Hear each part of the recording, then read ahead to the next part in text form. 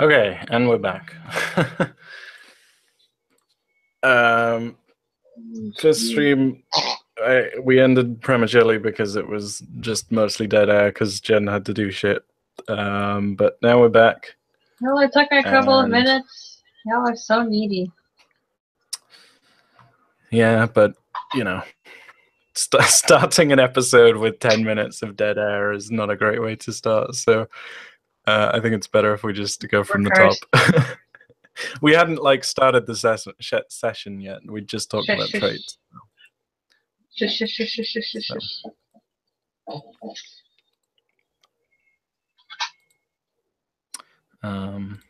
Cool. So, with that in mind, anyone who's watching live, feel free to come to the plug DJ that I just posted in chat and listen to music with us. And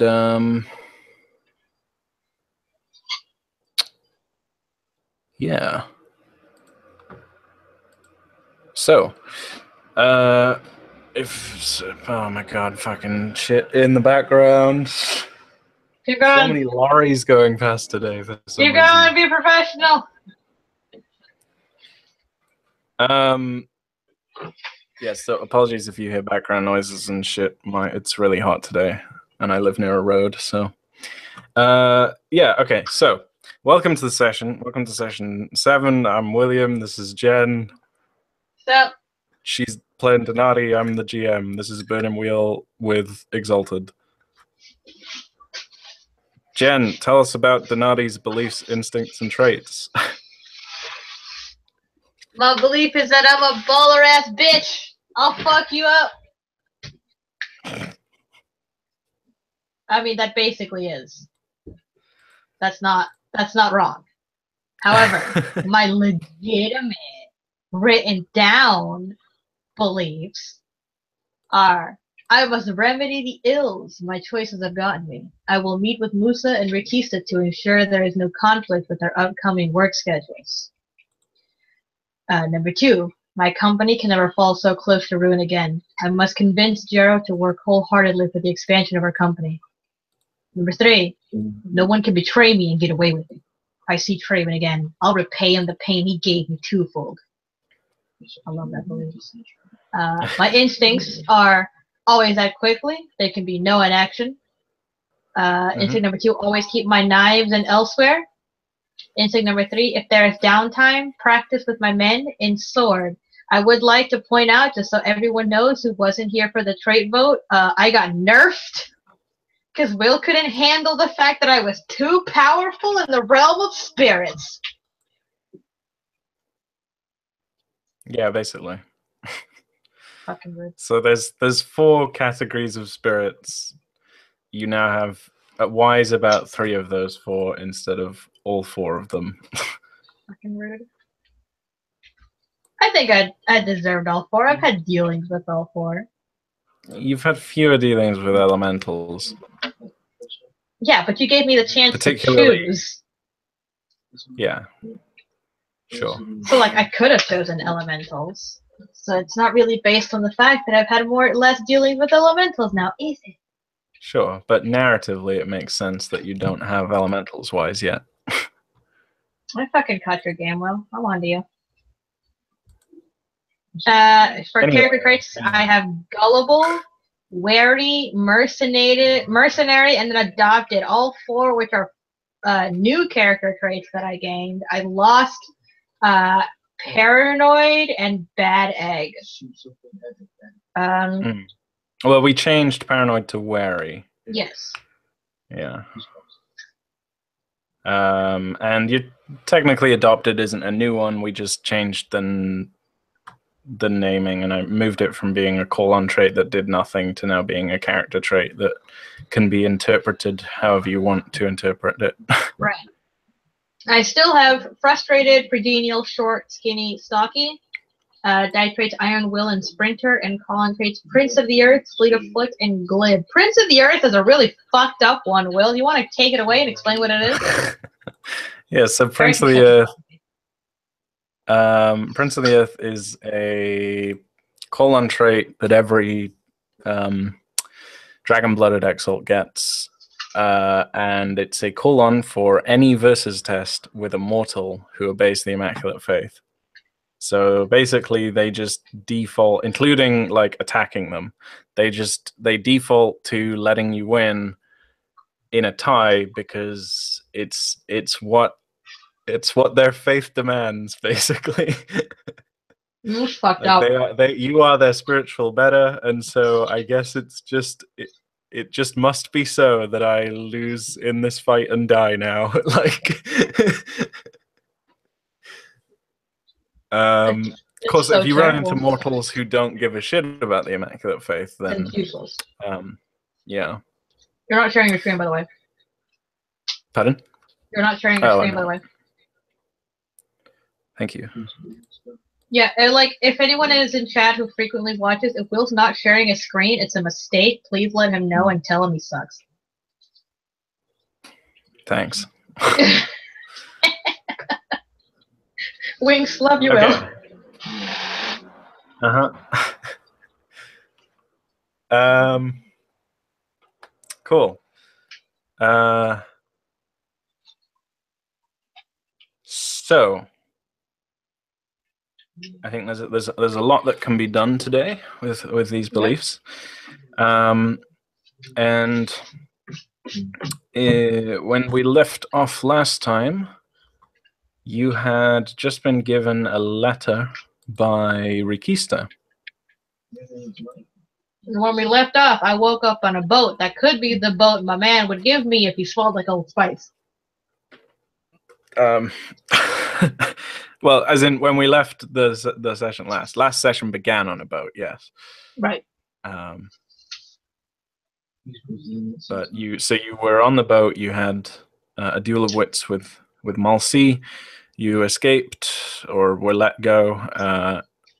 You came back to Imperial City, and you've been setting up some new contracts and stuff. And we ended the session with Rikista sending you a letter. Yep.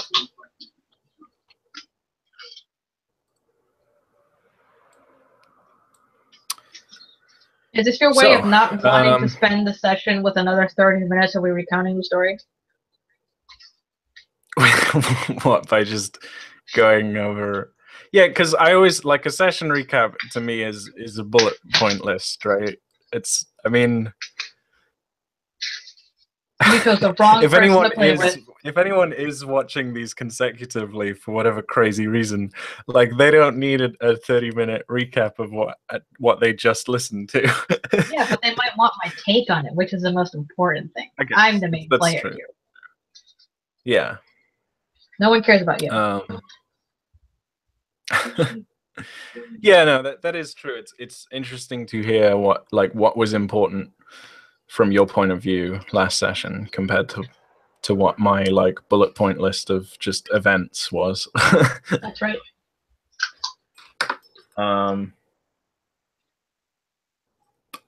So am I forgetting anything? What else happened? No, I just wanted to mention that I woke up on a boat that your man could have if he smelled like Old Spice because Ferris made it. Made that joke earlier. Right. I honestly can't remember half of the shit that went down because I've spent the last 3 days playing Dream Daddy consecutively.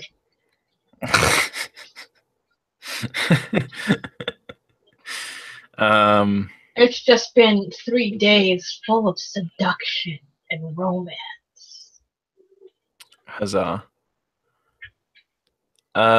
You circled up Nellen's Jarrow as well. I did! Oh my god, yeah!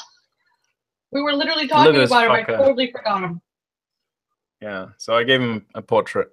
I was looking for someone like kind of young looking with a shock of red hair, and this seemed appropriate because he's like kind of bored looking and arrogant. I think this picture's a bit too like well furnished. I think if you zoom out on this picture, he's actually on a throne or something. So ignore that.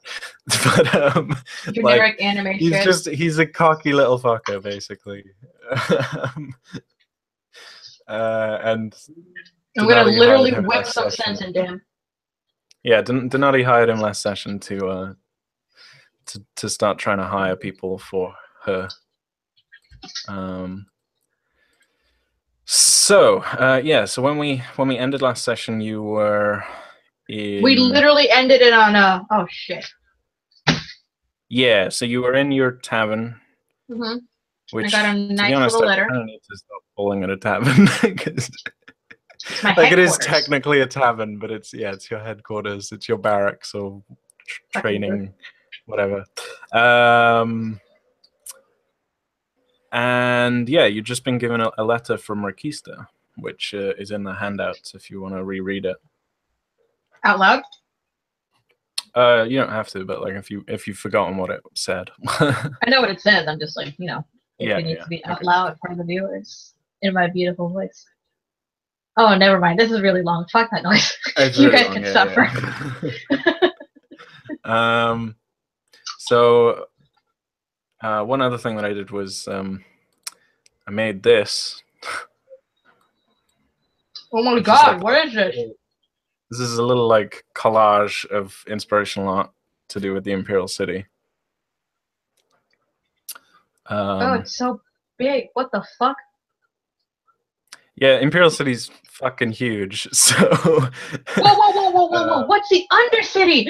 I've never been there. Can I make a believe about going there? You were there briefly in the first session. What? Right, like the drained away sewer area.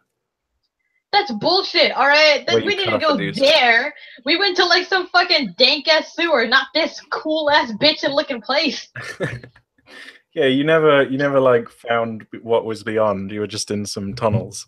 But there's. Oh my god. I think it makes sense to have an undercity as well. But as you can see, like I was mostly looking for like effectively fantasy Asian skyscrapers. Right. So like there's a lot of verticality in the Imperial City. Stuff like this one. I imagine this being. What the? I didn't know you could. I imagine this is like. Yeah. I imagine this is like outside of the town. So like to the right of this picture is like the Imperial City proper. So if this is the body of water in this image would then be like the small lake thing here. And I guess this building here would be like on top of this hill, whatever it is. So I'm thinking you're in this sort of slumsy area, so something akin to this. More ramshackled houses and little streets and markets and stuff. No, that still looks pretty baller. I've mostly been imagining that your tavern is somewhere around here. Oh, hold on. You've zoomed me in on this picture and I can't see. Okay. All right, do again. Click away. So somewhere like on the outskirts of town in the west end. Right. Cool. And yeah, there's some other like crazy. I don't really know if all of this is definitely in the Imperial City, but like this is kind of crazy looking. And I was like, wow. Didn't you say that like right next to Rokujai's place there was like a tower or something? Because that's what that should look like.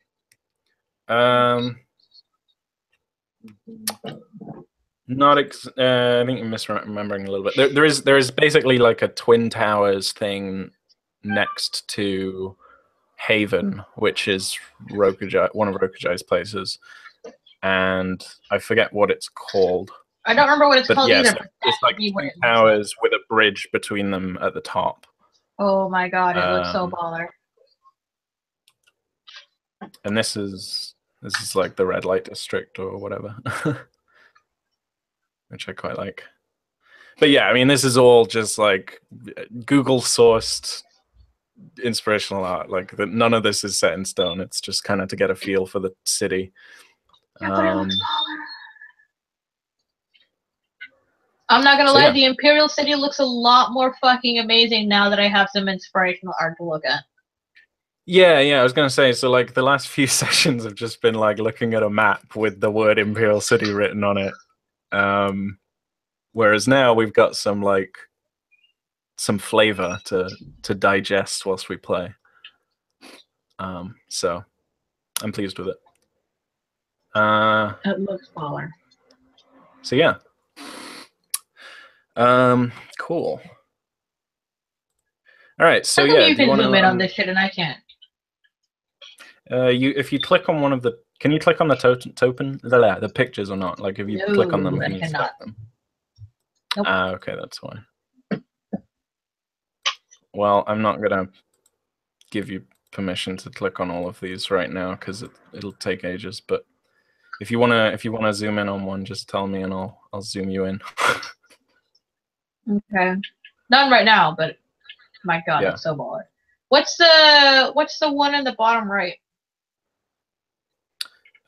This one is again, I was just looking for like vertical Asian style towns. Uh-huh. So this is just like, I don't know, a section somewhere deep in the This looks like way more 1,000 scales chaotic. Yeah, district or this looks something. way more chaotic Yeah, than I it's imagined the Imperial City to be. And I now know why, even with the distance, why it takes so fucking long to get anywhere. yeah. So just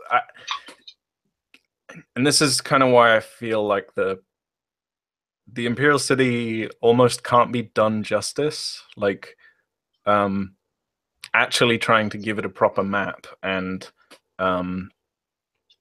trying to like say definitively like this building is here and this road is here and whatever else. Like it's kind of a fruitless, almost like self-defeating task. And I think it makes a lot more sense to just kind of generate the city as you need it.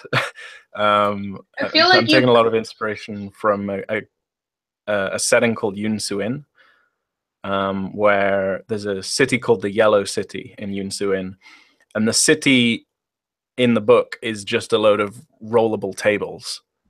Like it's not a definitive city. It's when you need a building or a location or a district, you just roll on the table and you generate something that exists in the Yellow City. So I'm thinking like something similar could work for the Imperial City.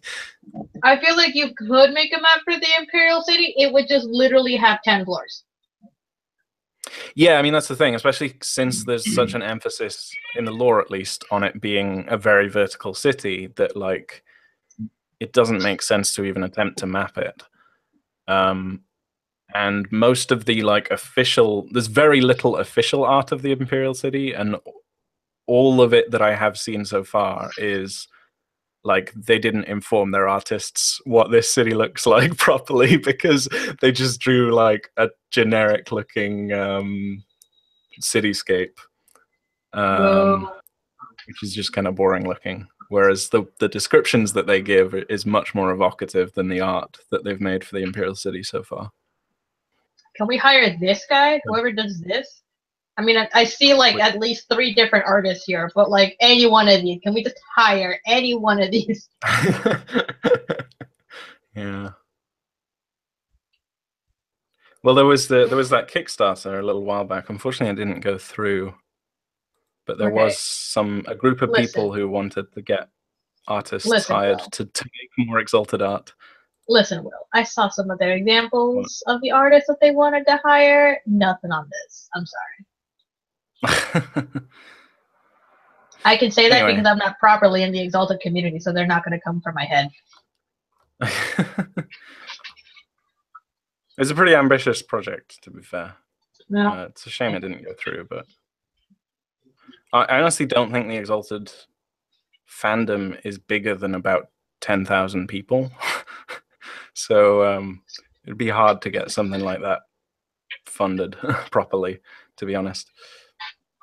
Anyway, so you were in your tavern or your headquarters. You were just having breakfast, and you got this letter,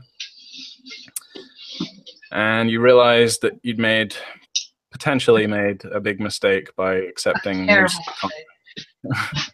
God, it's not like the fucking GM put it in front of me. Patience is a virtue. Patience is a virtue, my fucking ass. Yeah, Chinese Anolondo. That's a good description of it. Oh, God.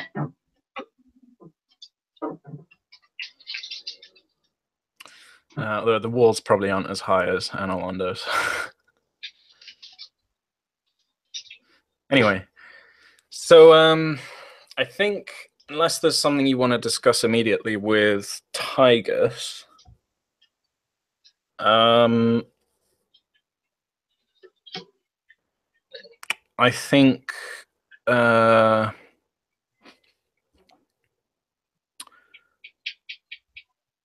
it's still the morning, so I think Jarrow is like just beginning to wake up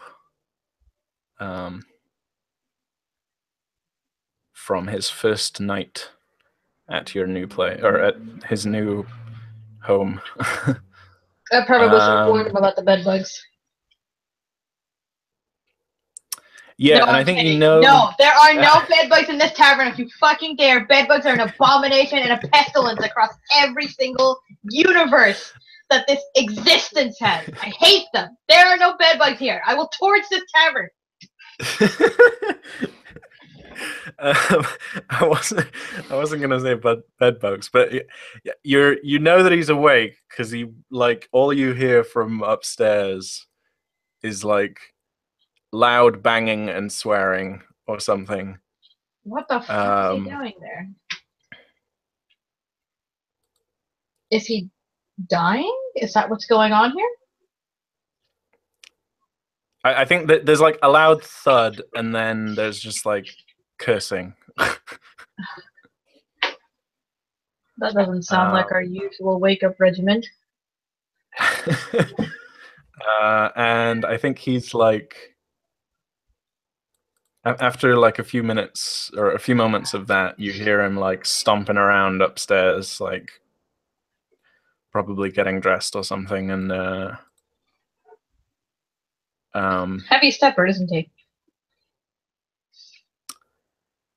Yeah, and then I think after a few minutes, you hear him like creak, like you hear the stairs creak and stuff as he comes down the stairs and into the main hall. And you all right? You sounded like you had a bit of trouble up there. Yeah, I'm fine. Just and he like stretches and like cracks his back, and he's like, real uncomfortable beds, those. You should think about replacing them, getting some better stuff. I'll make sure What's you're for breakfast? first on the list. I gesture vaguely over to, I don't know where the fuck breakfast is being served or is out, and I just kind of like lock eyes with Tygus, like, ah, jeez. This'll be fun. Mm-hmm. All right. Jaro aside, there were a couple of things that I did want to get out of the way first, mostly because I don't want to forget them. Oh, sure. I wanted to get out some messages. Right? Okay. The first is to Rakista. Like contact people, right? Yes, contact people. Yeah. I will send messages. So contacting Rakista is going to be difficult because she's in transit right now. No. Contacting her secretary, who I know is in the shop. Right, yeah. Because the first thing Rakista is going to do is go to her shop, where her secretary will be with this message. Yeah.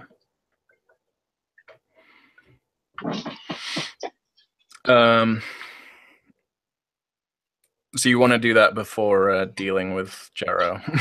Yes, right now. Fair enough. So you just like leave him to it in the kitchen, like trying to get food off of Amon. Essentially. I apologize silently for thrusting this brat child upon Amon, my beautiful hot squire. Who's now your beautiful hot cook. He's a man of many talents. He serves me breakfast in bed, as a good man should.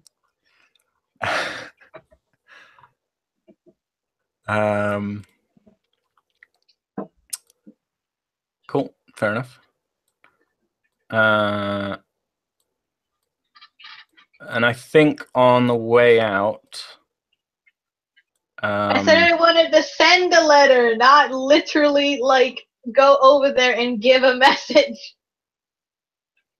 Right. Okay. Sorry. I want to be fancy and practice my beautiful calligraphy.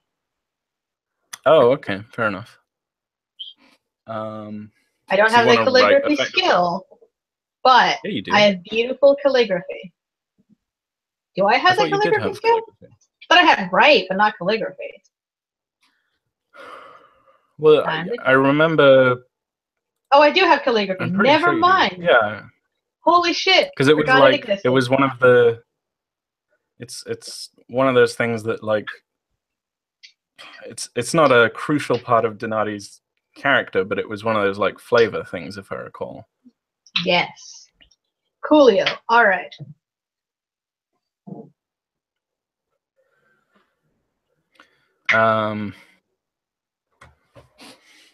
Okay.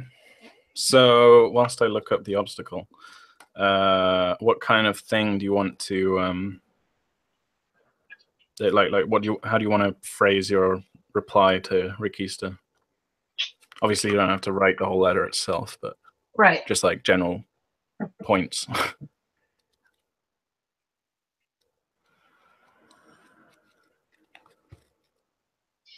Title it the same way she did, I suppose. My dearest cousin. I'm glad to know of your good business ventures, and I hope that your travels find you well. By the time you see this letter, you'll already be back in the Imperial City, hopefully safe and sound. I leave this with your secretary. In response to the letter that you gave me about possible job that you may have for me, I'm glad to see that your business is doing so well, so much so that you would offer me help. And I would be glad to take anything that you have to give me. I will be indisposed until after the 17th, after which my time is yours to meet and catch up and discuss anything further.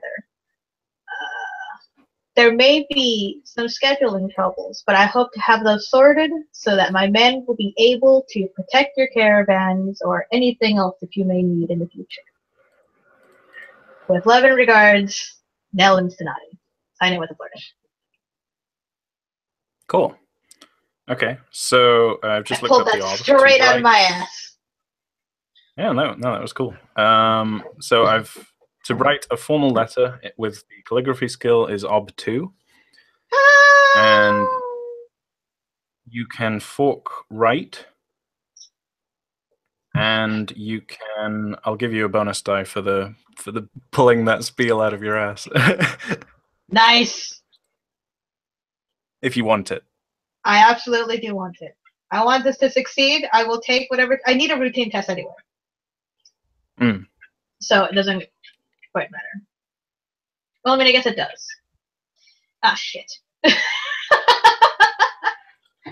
Hang on.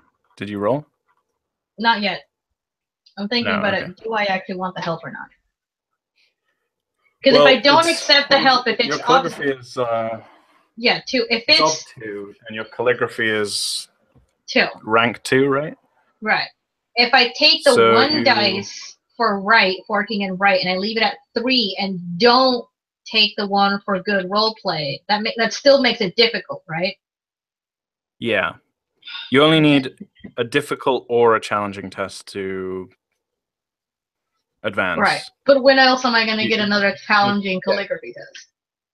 You need 2... Yeah, two routine and then 1 difficult or 1 challenging. Okay. It's up to you. I'll tell you now. So Ob 2 is always formal letter for calligraphy. Signature or identifying mark is Ob 1. Sacred texts is Ob 3. Imitating writing style is Ob 4. And imitating sacred style is Ob 5. Oh my god. I can forge sacred documents? if you wanted to forge a copy of like an immaculate manuscript, then it would be OB5. The fucking 9 ways of hand and mouth, or whatever that sex text is from the Immaculate Order. That was a I thing, don't know what though. it's called, but there was a thing, yeah. I've forgotten what it's called. Oh god, please help.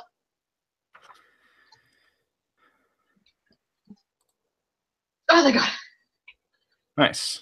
Oh, is that still routine? Oh. Okay. No. Well, I guess it is. Wait. What?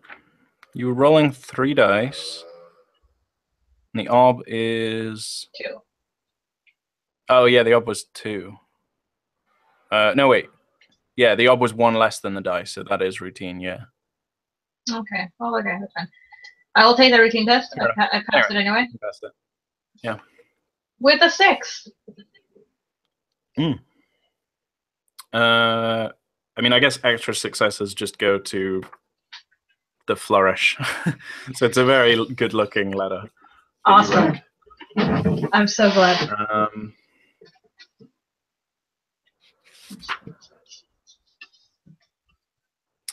Cool.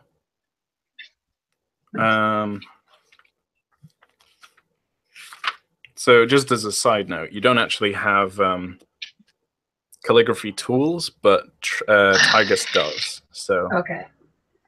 yeah. No, you're right. I lost all of my calligraphy tools at the bottom of an ice lake. Yeah. So if you ever need to write a letter and you're not at your headquarters, you won't be able to. Shit. All right, that's fine.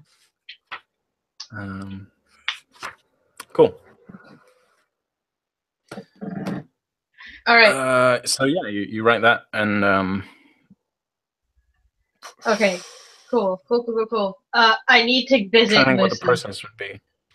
Yeah, I'm just trying to think what the process. Like you could either mail it or you could just go to the shop and deliver it yourself, I guess, right?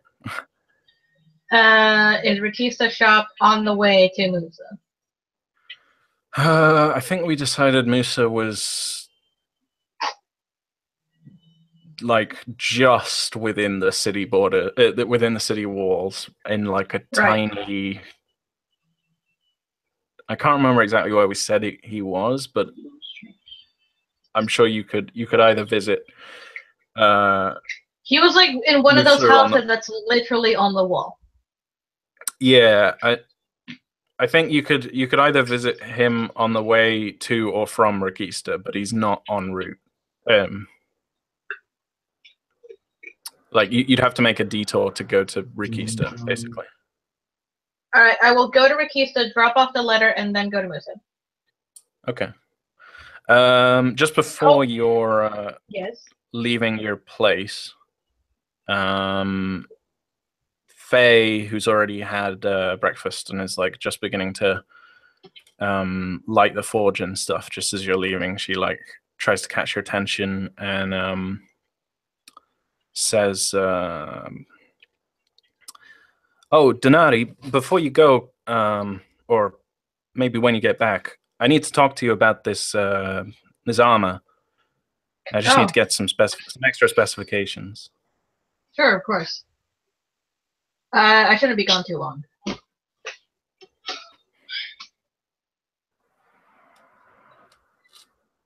Cool. I want to take Tigus with me. Okay, good idea. Please don't leave me alone with Musa.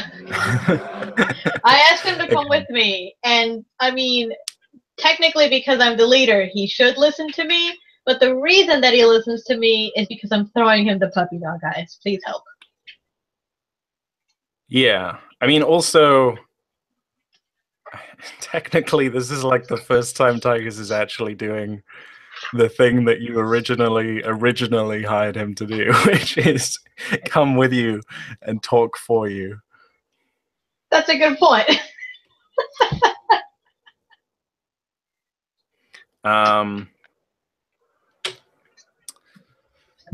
Okay.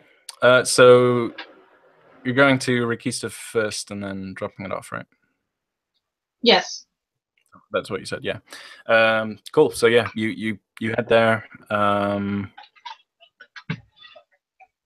You drop off your newly minted letter. It looks great. And it does indeed. I think the shop door has like a little post box thing. Awesome. I drop it in. Probably. I mean, what time do you reckon it would be? Well, I just got up and I just had breakfast and discussed with Tigus what happened. So I imagine it would be fairly early, but because Jero got up, it can't be that early.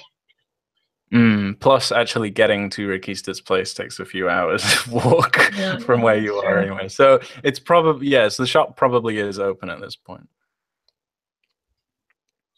All right, I leave it with the secretary. Yeah.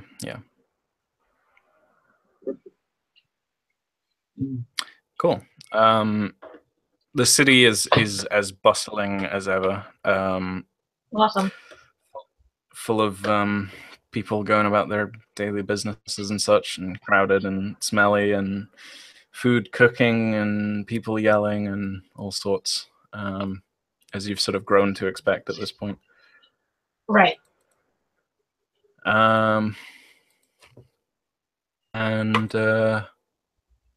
Yeah, you find your way back to Moose's place, having been there the night before.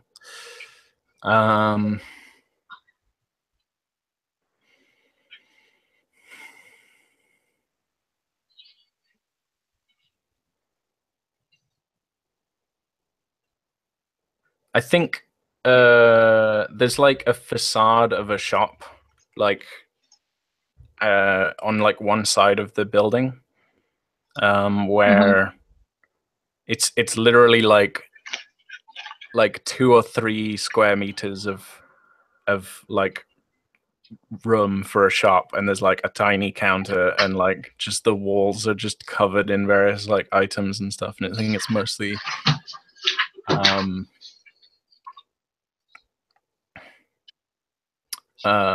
yeah, I know what it is. It's like this is just this tiny little shop that if it was modern times, it would probably just be a vending machine that sells these like very intricate looking bookmarks. They're just like little like woodblock print bookmarks, and there's like dozens of them, and they just like line the walls. So it's almost like a postcard shop thing, right? And yeah, like around the corner of that, and like down a very narrow. I'm not going to lie. Were I in the Imperial City and came upon the shop, I would absolutely buy literally everything.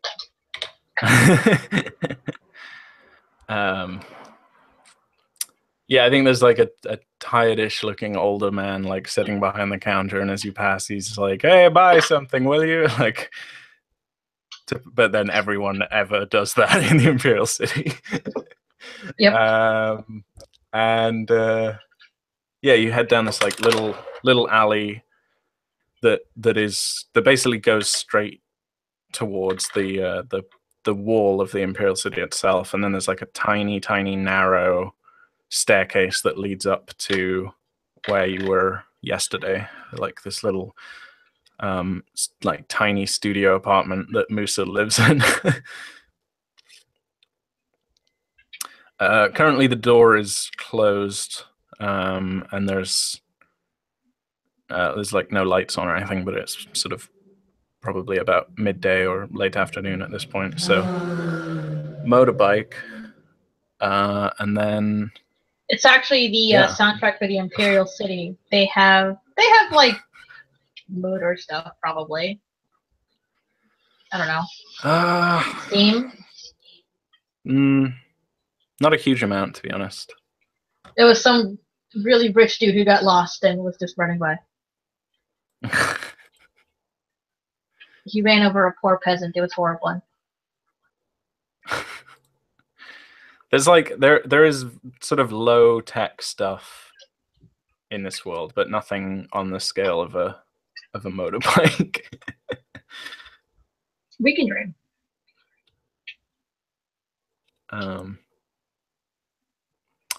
Well, actually, I guess there's probably some like old first age relic stuff that resembles motorbikes, but it's all like essence powered and bullshit and doesn't work anymore. But yeah, anyway. So yeah, you like knock on the door, I guess, or what are you doing? Yes. I knock on the door.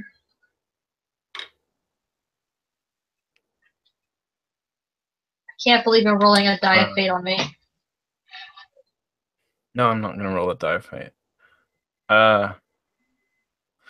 Yeah, I think it takes a while. Broom broom. And I don't know how much my mic picks up the passing traffic. So to me, it's really loud, but it might not. The first one it picked up like fairly solidly, but the second one that just passed by was barely a blip. Okay. I'll try not to mention it in the future. Yeah. So you knock on the door, and it takes a minute or so, but you can hear that there's someone inside, and they eventually come to the door, and you see Musa open the door. He's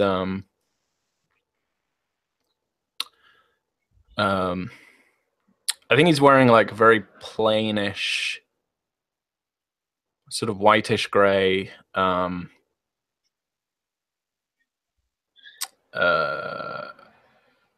Fuck, what are they called? Basically, there's very light robes that you see people in Middle Eastern countries and like Egypt and places like that wearing those just like white, very loose clothes that I'm sure they have a name, but I don't know what they are. How rude. Yeah, he's basically wearing that. And can't believe he came outside wearing his pajamas and opened the door, almost as if he didn't care whether or not he was seen in them. Because there's no such thing as dressing gowns, because they suck.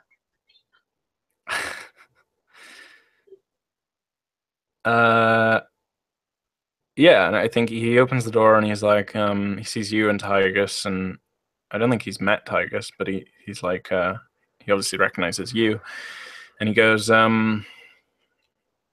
Denati, I wasn't expecting to see you again so soon. What? To what do I owe this pleasure?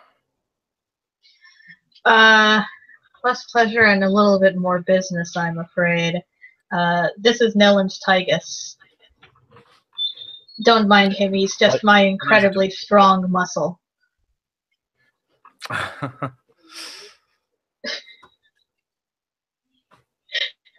try to say this with as much deadpan as I can in my voice. Yeah, I think he's my incredibly strong muscle. Tygus just like side eyes you.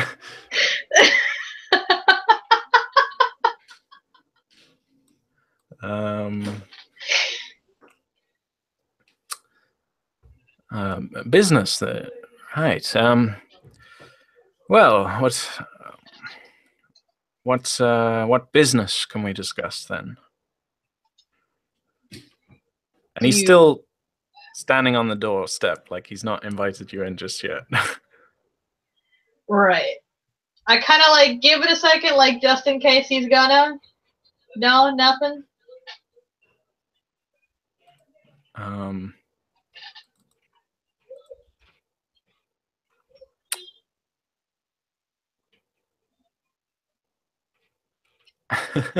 I think that there's like a short pause, silence, because he's he asks you a question.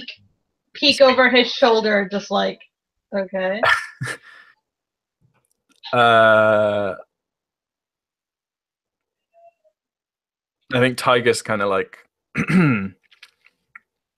just clears his throat, like,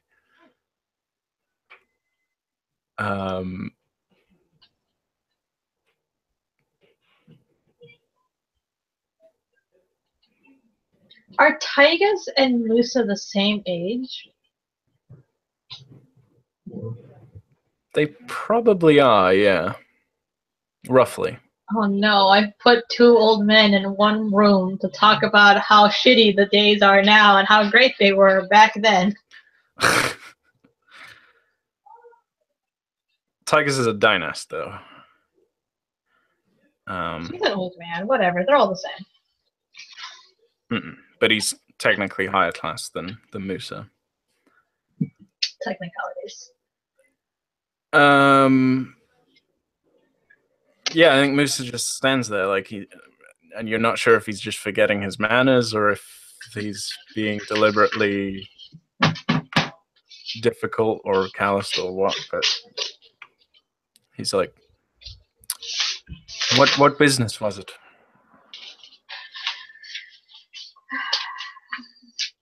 Well, I hope that we didn't interrupt you in anything important, but it's to do with the matter from yesterday.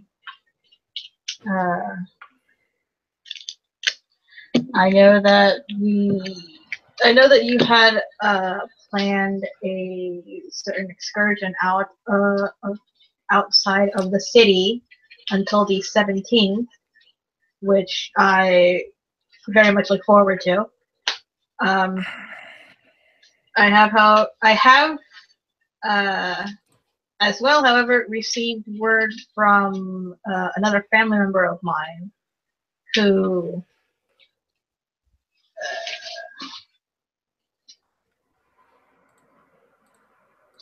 also has jobs that I could potentially take.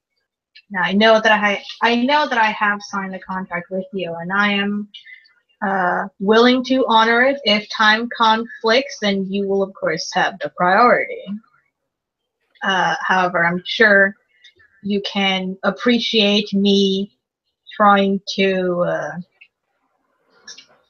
get as much as I can out of both sides. I see. Yes. It's perfectly believable, he says. Why did that sound so fucking suspect, Will? What are you talking about?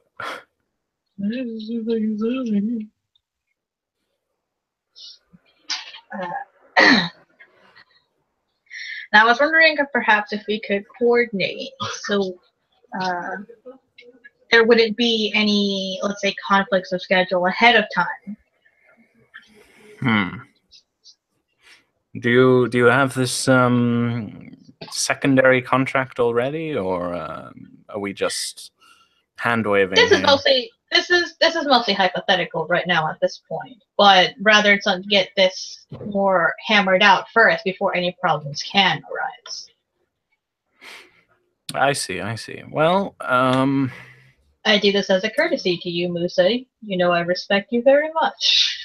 That's a fucking vulnerable line, but sure. I'm not doing it with the intent to lie to him. I'm just being like, listen, I'm coming to you first. Come on, chill out. Yeah. You know I respect our contract, mostly. Is I guess what I wanted to say. And I guess I... Yeah. I'm just trying to think, like, what his reaction would be. Musa, I'm trying to be nice, right? Can you just, like, chillax? Maybe invite Denati into your fucking house, maybe, instead of being a rude blight.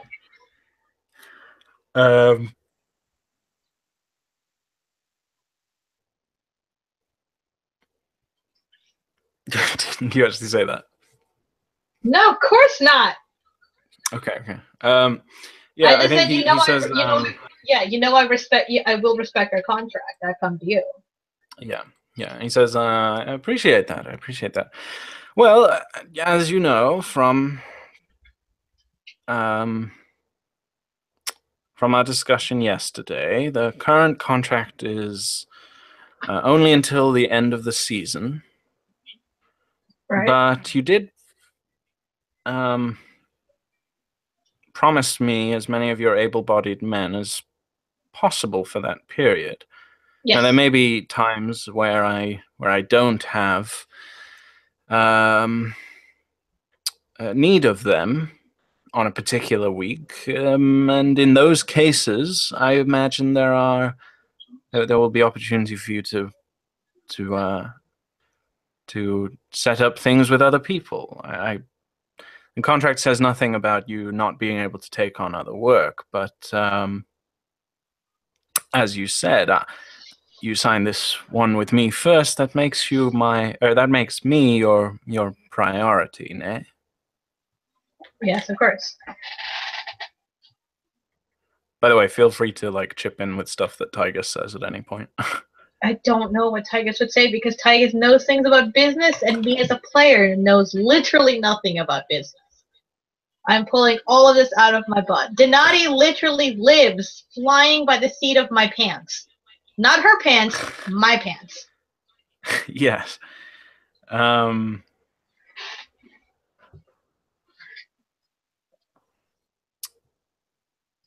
I guess mostly what I want to get out of this guy right now is, I don't know, some sort of assurance that he's not going to pop shit up on me unexpectedly. Like, if he has plans, I would like to know these plans ahead of time. Like, I understand that if he doesn't have anything right now, but if things come up, I would like to know beforehand so that I can try to finagle both of these. I don't know how long Rikista wants my dues.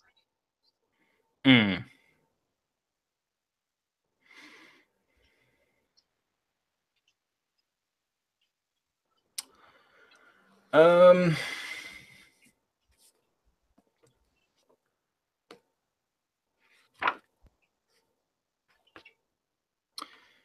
Okay. Well, so there probably is something that Tygus can do here,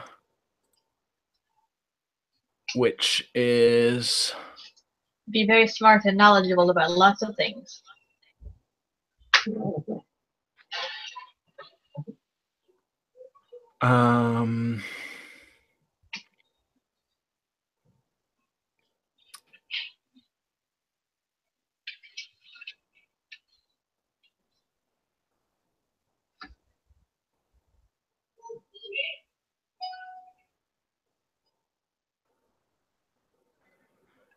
Yeah, okay. So I think actually, is there a specific skill for what I'm thinking of doing with him?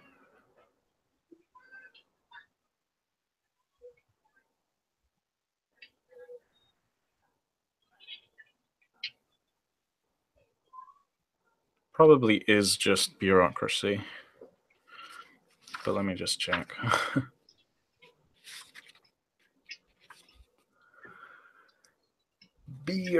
Bureaucracy.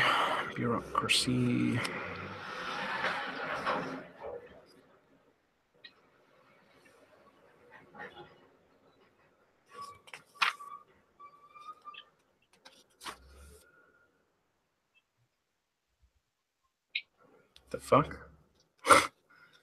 What? Oh, there it is. I was like, it's not here, but I was misspelling it. It's B-U, not B-E. Bureaucracy is the knowledge of hierarchies within a codified government of officials. Okay, so that's not what I want.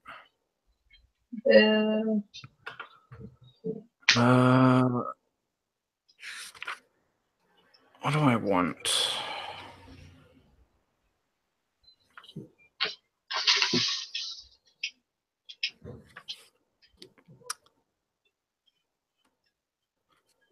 Doctrine is about faith.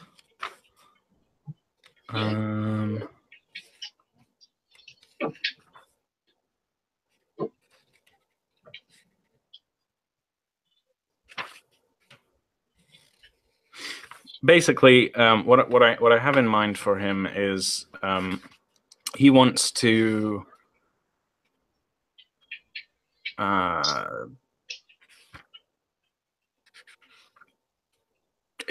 persuade, or he yeah. Actually, I think yeah. Okay, so I'll role play this out with you instead, and then that should be easier. So, what was the last thing that was said? in game? I think it was Musa saying that there's nothing in the contract that's stopping me from taking jobs in the time that he doesn't need my guys. But obviously, I did sign the contract with him first, so I do have priority. And I'm like, yeah, of course. Yeah. Okay. So I think Tiger says something like,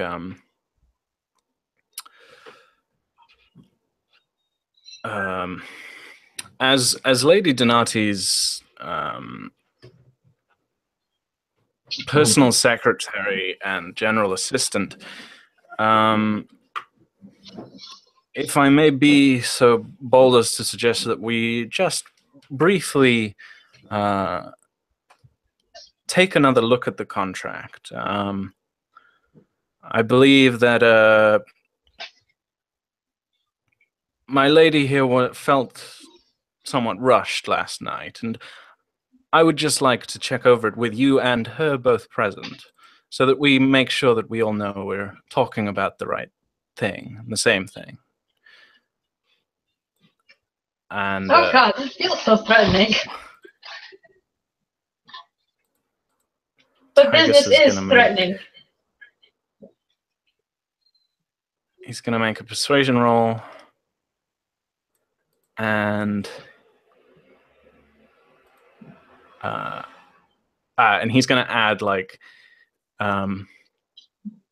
it would be the right and honorable thing to do in the presence of a prince of the earth, nay?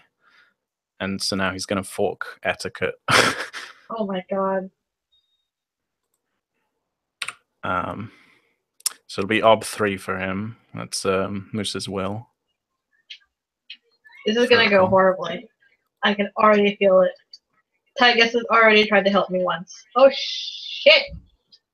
Wait, the obstacle didn't work properly. Okay, so he's one off. I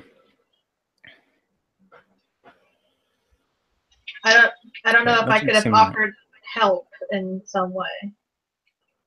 You don't have persuasion, so you can only help with the skill that's being. That's a good point. I don't suppose Musa does follow the Immaculate Faith. He doesn't strike me as the type of guy to follow that. Yeah, I don't think he does either.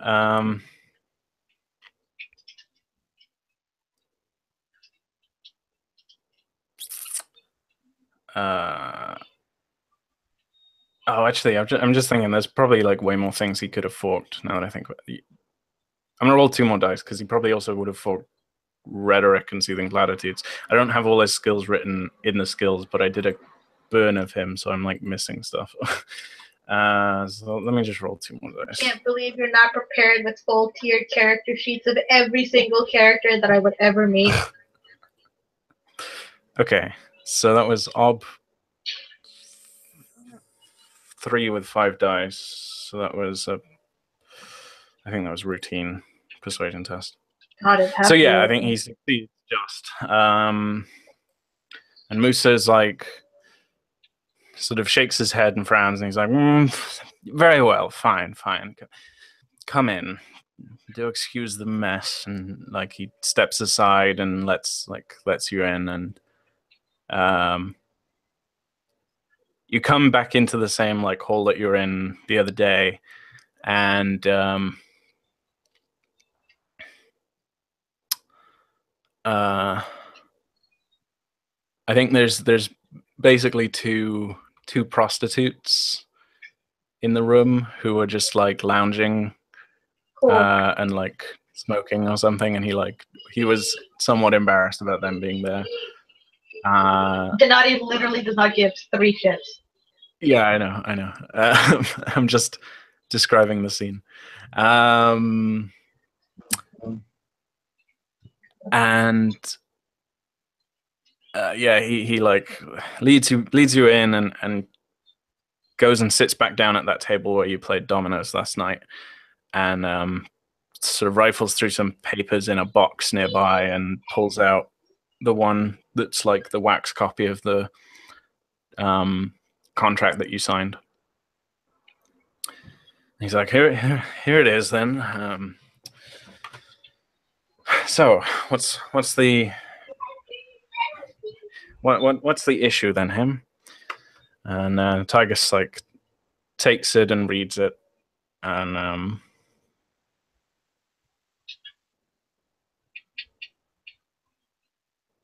says, well, like whilst he's reading it, like just sort of says casually, sort of, "Come now, Mr. Starlight, where is your manners? Have you no water or other beverages you may offer us whilst we take rest and read?" I want to make Starlight Musa a friend, not literally fucking just embed him deeper into the rut that is my enemy circles. Musa kind of grumbles and like snaps his fingers at one of the prostitutes and is like, "You get us some pitchers of water." And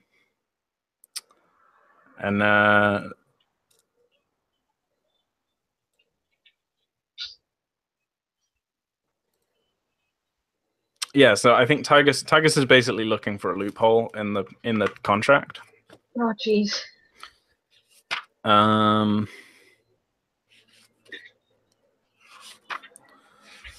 I'm not sure what that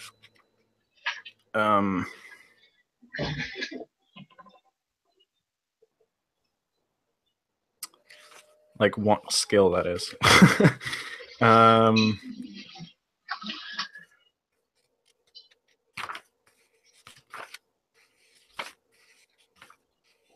I guess rule of law.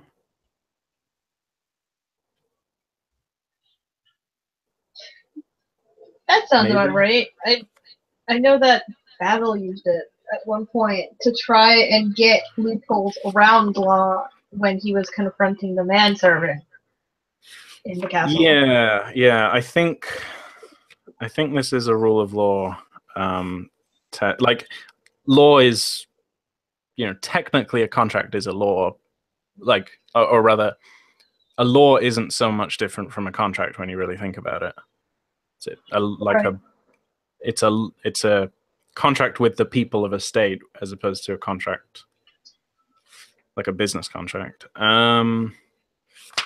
I'm gonna call it rule of law, and if someone wants to call me out at a later date and be like, "Oh no, actually, there's a different skill for this," then fine. But I don't know what it is if it's not rule of law.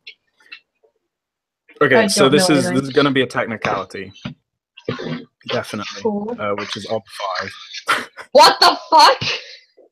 Yes. Oh my god! Why is that so high? Holy shit!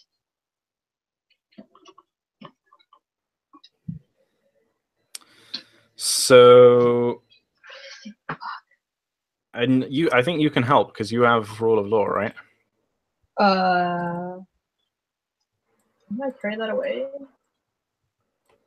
Oh shit! I do have rule of law. Cool. Yes, I didn't know I had useful skills.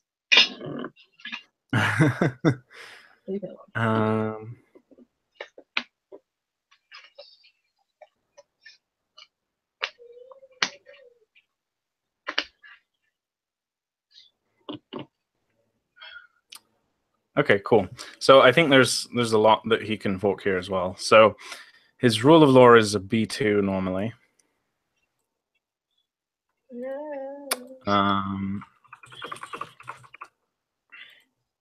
I don't suppose I could like give him fate or something. I can't do that, can I? No. But you can help with rule of law. The thing with helping, like you get a test for it too when you help, by the way. Oh, do I? But you're both bound to the result. Right. Yeah, so you can get tests by helping people. Cool. God, if only I had more people help. Yes. So yeah, I think he sits down next to you with this contract and reads it with you, and he's like going through it just word for word while someone gets a pitcher of water, and Musa tries to make kind of mumbling light conversation whilst Tygus just very like sternly sits there and reads. When the prostitute comes back and hands us that water, I give her a gracious nod because I'm not rude.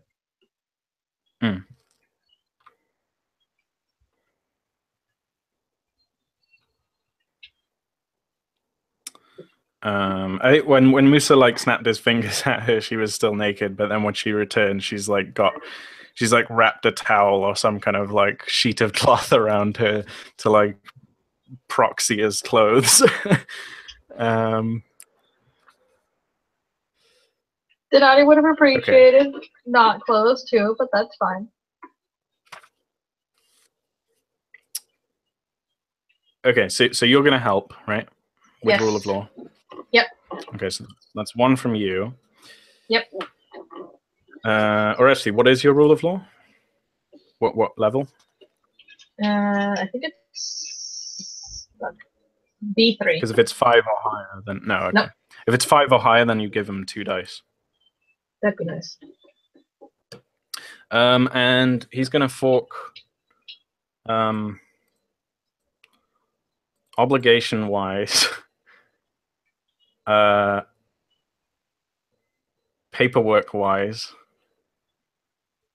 I can't believe you know real fucking things. Rhetoric. And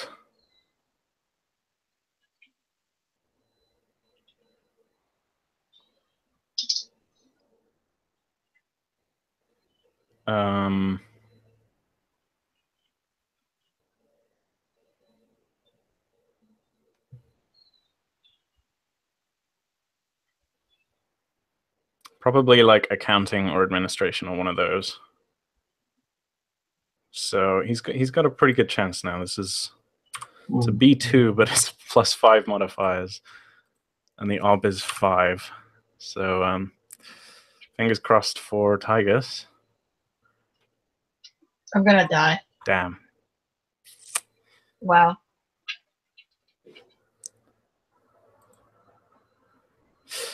So yeah, I think could have given him Persona. Or I don't know, art or whatever.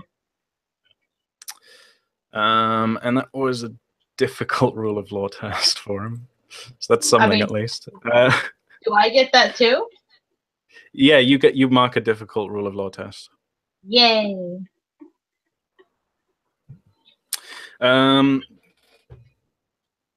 Cool. So yeah, I think you sit there for a while and you drink water and make very light, kind of awkward conversation with Musa until eventually Tigus goes,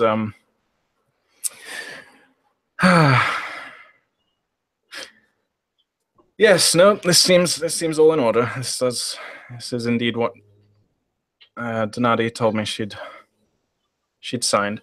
So yes, it looks to me like Denati will be indentured to your service until the end of the season, and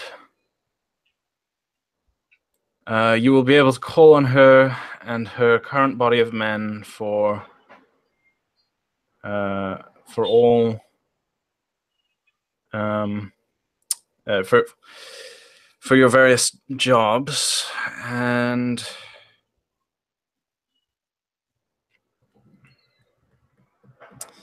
yes, well, I'm sorry to say, Denati, but it does appear to be a sort of call-on basis. And Musa sort of chips in. He's like, there may well be dry spots where there's nothing happening for a week or so. But yes, that was the intent. I never know when I need a bit of extra muscle, and so it's nice to have someone who I can rely on in those instances. I'm sorry if this upsets your other plans.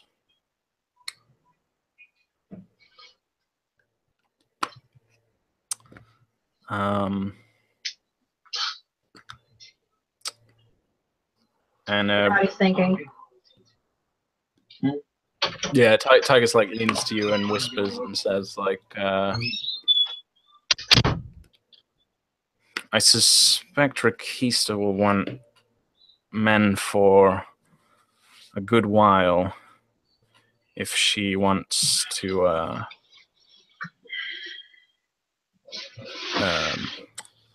set up a long trading route. So our best bet really is to just try and hire as many people as we can in the interim.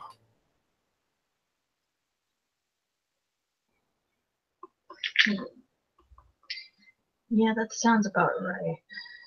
So then our problem right now is Jero. I can only imagine the trouble he's getting into right now as we speak.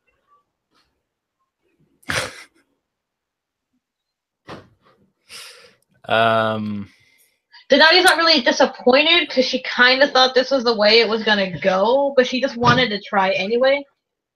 Yeah, that's fair. And Tigers gave it his best shot, but this is Tigers a tight did give it. Yeah. All right. So yeah, I think Tigers sort of makes a small apology for like wasting time, and Moose is like, oh, it's no worry. It's good that we get these things smoothed out. It's good to know, as you say, that we're all on the same page. And then I think he like reiterates what he said last night, like, I look forward to working with you and blah blah blah. Cool. And you make your leave, unless you want to escalate. No, I just thank him for his time. I'm just like, all right, well, I'll see you later. Cool.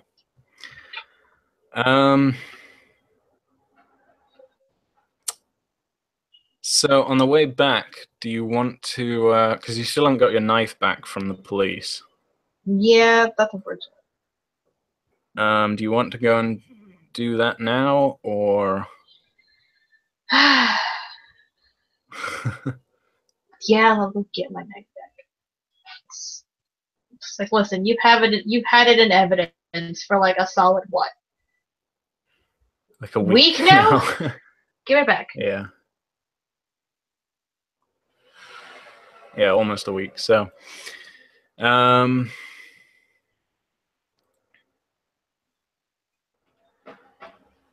right. So I think you go to the. I think we said he was captain of the guard in the Temple District. Right. Travan, I mean, and obviously the thing happened in the Temple District, so that's most likely where your stuff is. So you head to the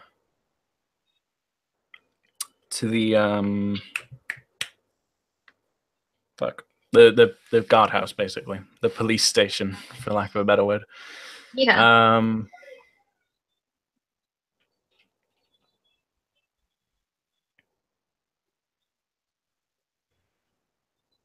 Give me my knife.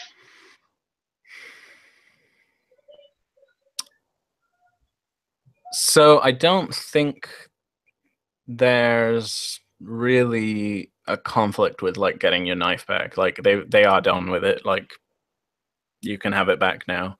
It killed a dude, and that's about as much as they can prove. Yeah, it killed a dude, and you are responsible for stopping someone else getting assassinated, and that's pretty cool. And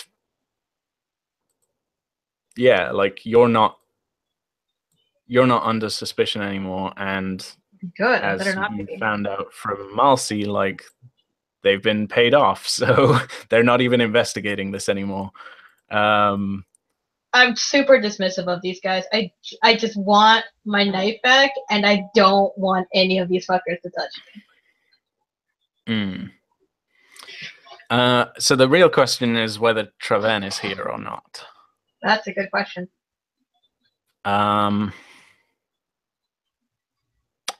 So my question to you is, do you want to run into Travan here or not? I would love to run into Travan at any point in time during this session. Just fucking fling him at my face. I got unresolved issues and the fist ready full of pain for him.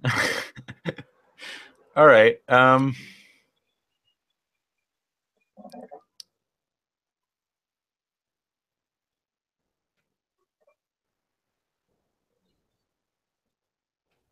you have a belief written about this, right? I do.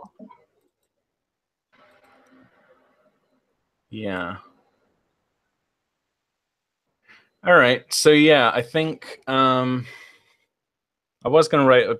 I was thinking of rolling a die of fate for it, but actually, since you have a belief written about it, I think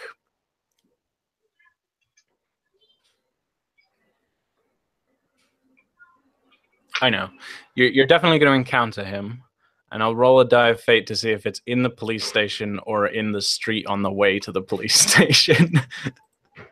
Oh my god. So 4 and above is in the police station. 3 and below is in the street. All right. So you're walking through the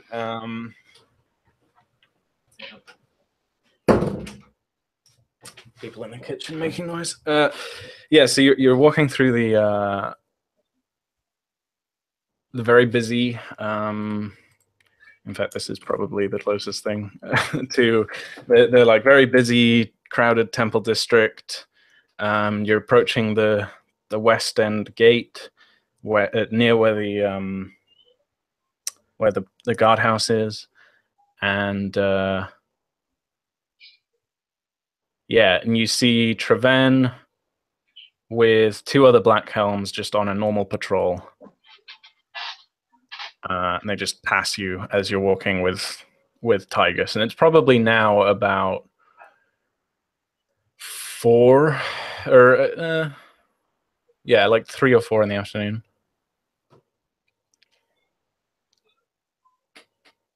Do they like legit pass me by, or do I see them approach? They haven't noticed you yet, I don't think, but you see them pass, like, and it's pretty unmistakable. The 2 black helms that are with him have their face plates on, and he's not got his face plate on because he's captain, you know. He's got the thing with the feather on him. Yeah, and it's like, and he's like quite big and bulky. He might even have like the big boned trait or something like that. And so like he's pretty like unrecognizable at this point, especially since you've encountered him suddenly so frequently in the last month. Don't you mean he is recognizable and not that he's unrecognizable? Sorry, yeah, I misspoke. Terrible. Get better control of your words. So what do you do? Denati calls out to him, Traven! Traven! Kind of like go up to him. Oh man. What's he doing as I approach? He's yeah, I think he's on patrol and he's like just about to turn a corner, and you call and he stops. Is he surprised to see me alive and well?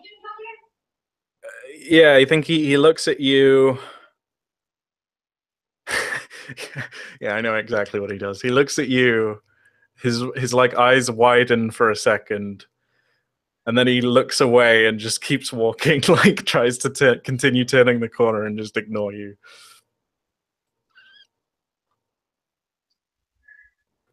I run up to him anyway, and I say, Traven, oh my god, I was so worried about you. And he's got his back turned to you because he's now walked around the corner, and he stops when you've run up behind him, and you see his chest like inhale and exhale slowly, and then he's like turns and he's like,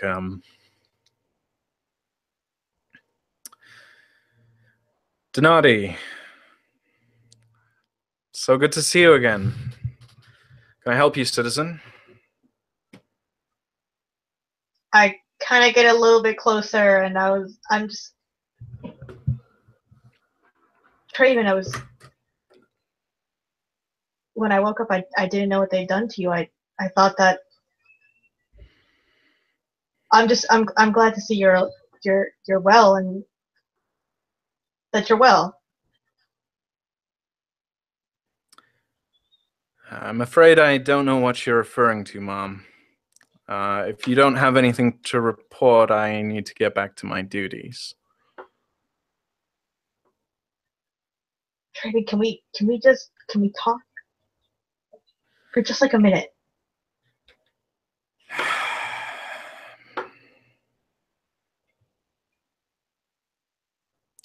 I think you're gonna have to make a persuasion test. All right.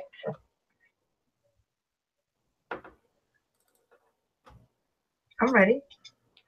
And unfortunately, it's a persuasion test you're quite likely to fail. That's fine. Unless you want to chip in with Tigus, and he could help with persuasion.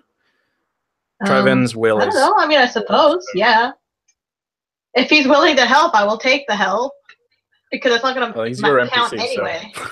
Yeah. If there's something you want to say with him, then go ahead. Oh, no, wait. You're still learning persuasion, I'm still learning right? persuasion, yeah.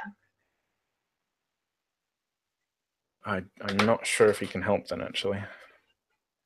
Or he might be able to help, but just with will instead of with persuasion. Let me double check. Time for rule checking.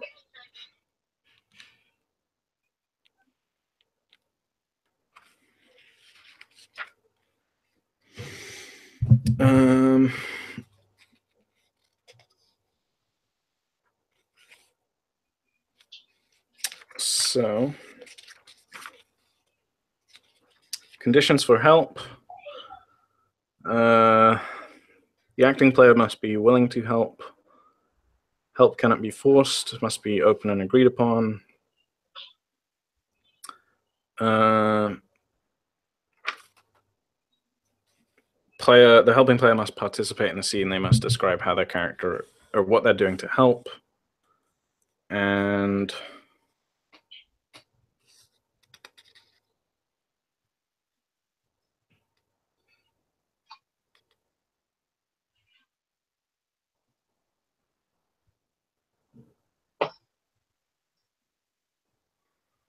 So describe what he's doing then? Yeah. All right, so... And he'll be helping with will, not persuasion, I think. Okay. I basically ditched... I basically just, like, ditched him as soon as I saw Traven. So it's taken him, like, a couple seconds to kind of, like, old man huff and puff his way over there. He can't run. He's an old man. An older man, whatever. But I think he would recognize Traven because I think he was acquainted with him, right? Because he knows who I'm talking about. Yeah, and you've both got Nellens wise, so yeah. So he recognizes him as well, and he says, Traven, it's good to see you out and about. Like, sort of like, yes, I also recognize you, fucko. Can't bullshit your way out of this one.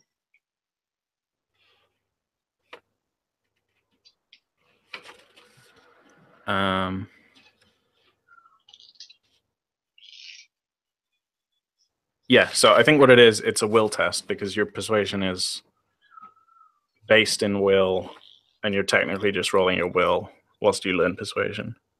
Okay. So yeah, his will is 4. So the obstacle will, the macro will automatically double the obstacles. So thanks. Just put ob 4. So you can take a bonus dice from Tigus's help. Nothing for that beautiful roleplay I just did? Yeah, I'll give you +1 for that. Nice.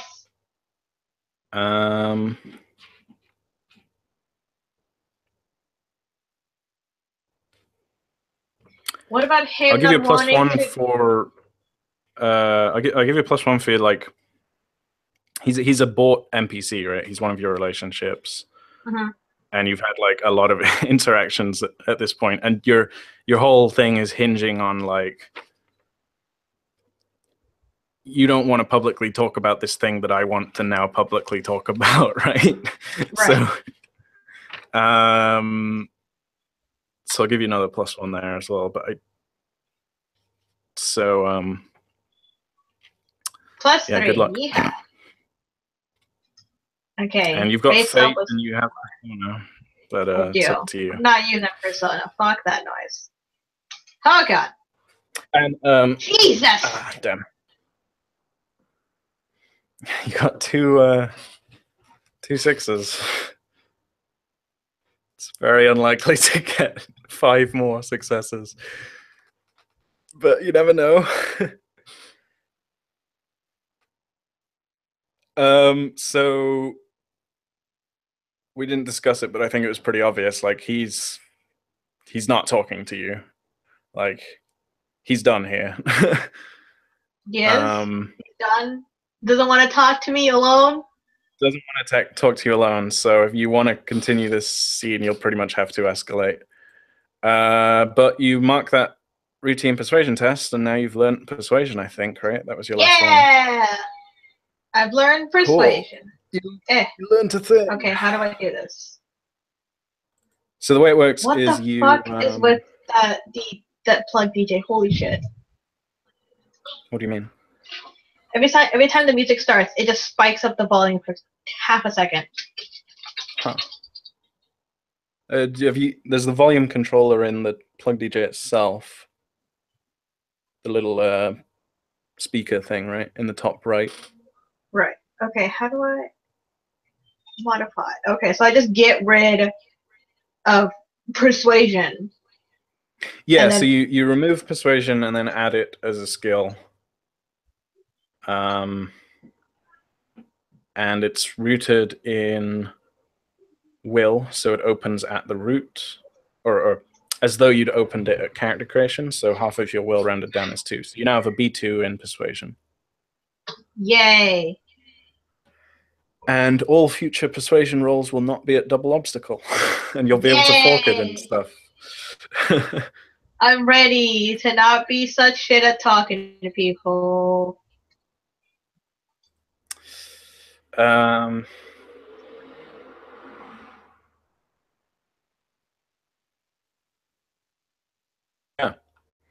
So I found out since last session that right.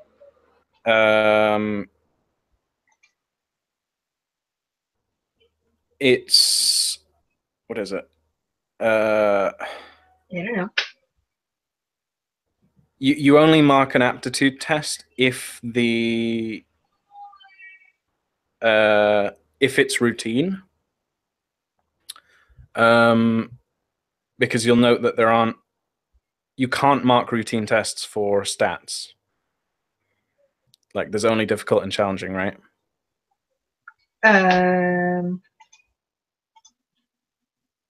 Yes. Yeah. So basically you only mark the aptitude on a being learnt skill if it's routine. And if it's difficult or challenging, then you mark it on the stat instead of the aptitude. Oh. Huh. Yeah. So okay. I've no idea whether we've been doing that properly or not. We may have done it properly just by coincidence. There may have been occasions where we didn't obey that rule, but now that I know about it, we probably fucked up. Yeah. It doesn't matter too much. I honestly don't care that much about it. It's just one of those extra things, like. But I think the macro counts for it because this was ob 8 with 8 dice. This would have been difficult, but the routine accounts for the fact that it's doubled. Right. And so it thinks it's routine. So the macro is working properly. Cool. So yeah. I think Treven looks at Tygus, kind of scowls at him, and just says, yeah,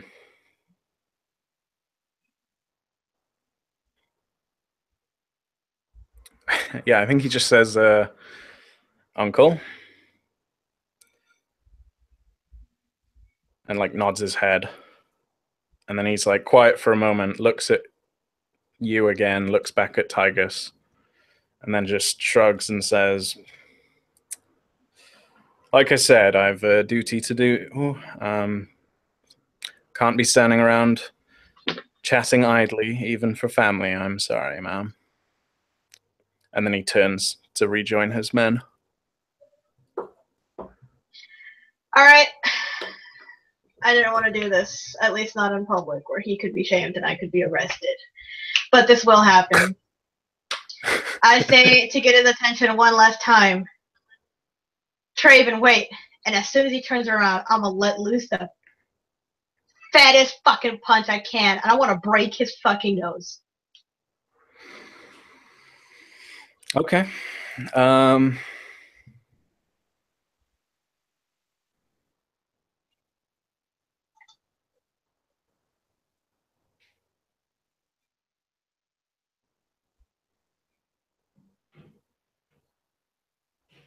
All right. So I think what we'll do is you make a brawling roll and he'll make a speed test. Ah, shit. But I'll give you a bonus die for like him not expecting it. Cool. His speed's shit, to be honest. So you probably will do the this. The dice decide, not the stats.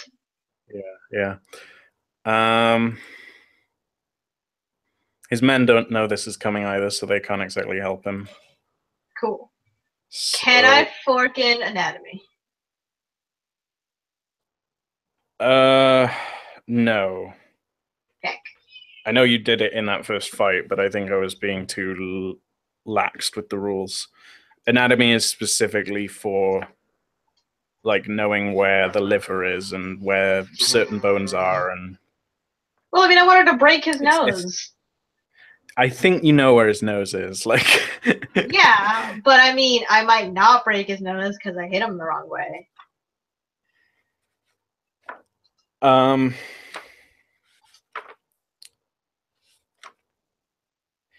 Like it's a nice idea, but I think it's pushing the skill to its like a bit too far, and it makes it like, you know, because otherwise, like, when would you not fork anatomy? Like, anytime you're fighting anything that has anatomy, in theory, you'd be able to fork it. So it's the study of the human body and internal functions. Yeah. Okay. Cool. I don't think that will. Yeah. Oh my god. Okay. What? Oh wow, 3 6s. You might as well spend them because you can add and do extra damage. Or you might as well spend a fate. I mean, sure, why not?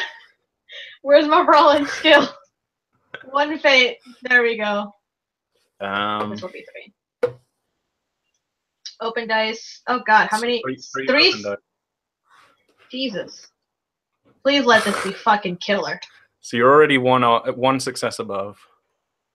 All right, nice. You're now 3 successes above. And you're punching. Did you add the bonus die from the surprise attack as well? Yes. Yes. That was the only modifier I got. Okay, so you're rolling 4 dice against an ob of 2, so mark that routine test for brawling.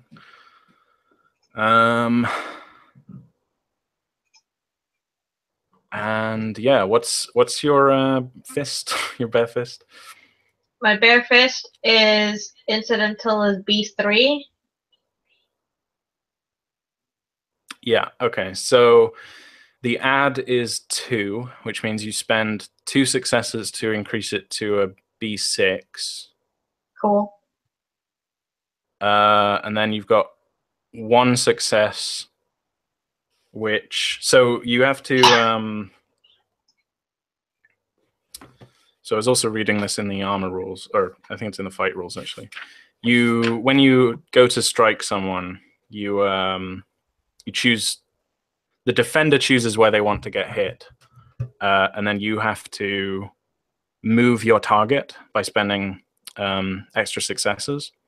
So the default is chest, and to move it from chest to head.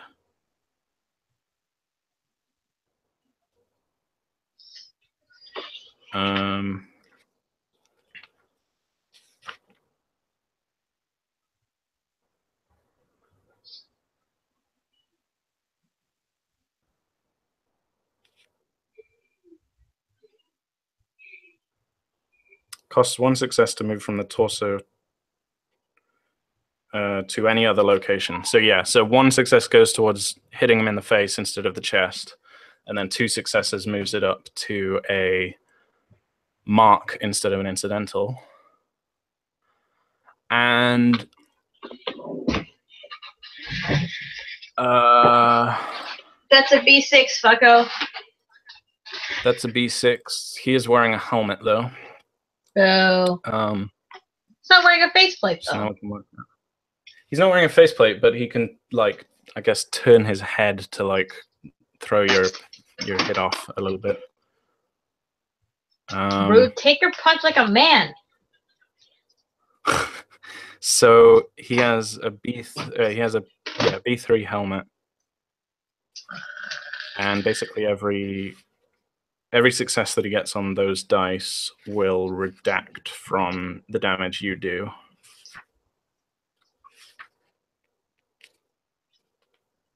Let me just double check this. Please do 0. Please do fucking 0 successes. That would be so good.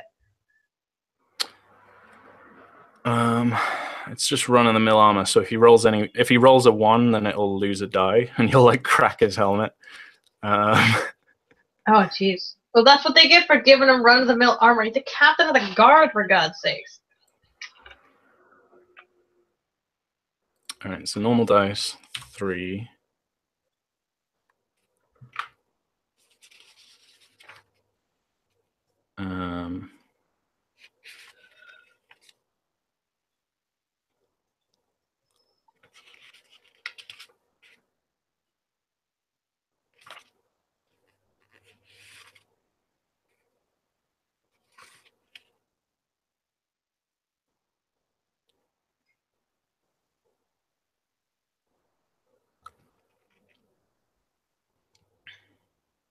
Oh wait, as long as the obstacle is met, the blow is warded off completely. Okay.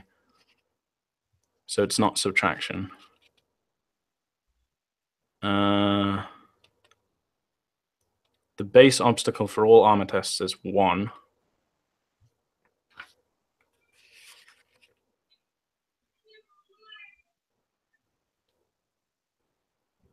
Armor is pretty strong, to be fair.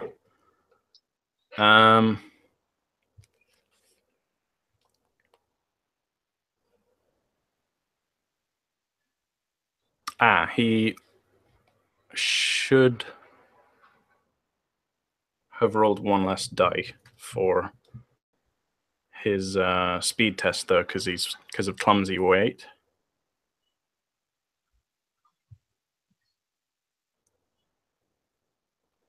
Oh no! Does this mean that? Actually, it doesn't matter. No, that doesn't matter. Well, the result of his basically he's rolling 3 dice on his armor, and if he gets 1 success, then 1 or more successes. So I don't think there's anything you can do to increase the obstacle of his armor test.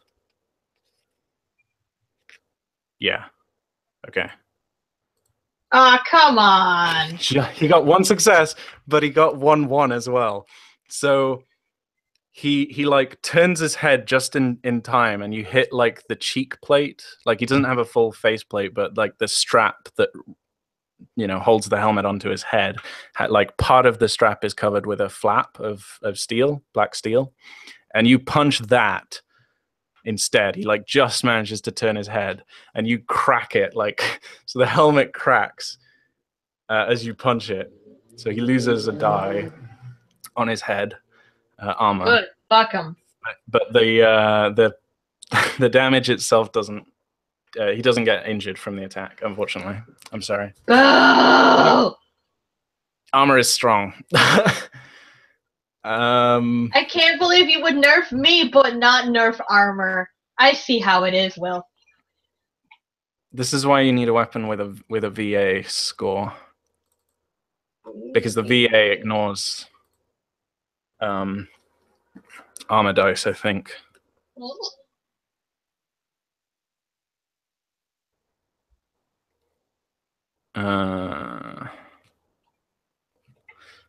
All right, and I don't suppose I could decide. dragon like grace strike my fist, could I? Technically, you can. Yeah, we're still in the Oh instant of that moment. Please let me dragon strike my fist. If you fail, you'll hesitate at the beginning of whatever happens next, though. So it's you may immediately test essence instead of brawling to perform a throw person action as well. Okay. How does throw person work again? Mm-hmm.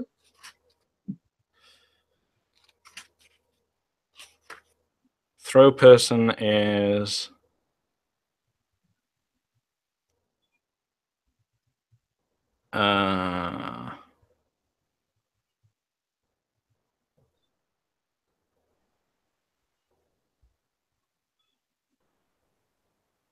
yeah, so you test essence, and it'll be against his speed again. But I'll remember the -1 die from his armor this time. So it's ob2. You make an ob2 essence test. Oh god. And you can throw him with your fist. And I can't fork anything in this. You throw him off his feet, and he suffers appropriate penalties until he rights himself. Yeah, there's nothing you can fork into essence test. All right. And it's 2 in the moment to set up a linked test. Cool.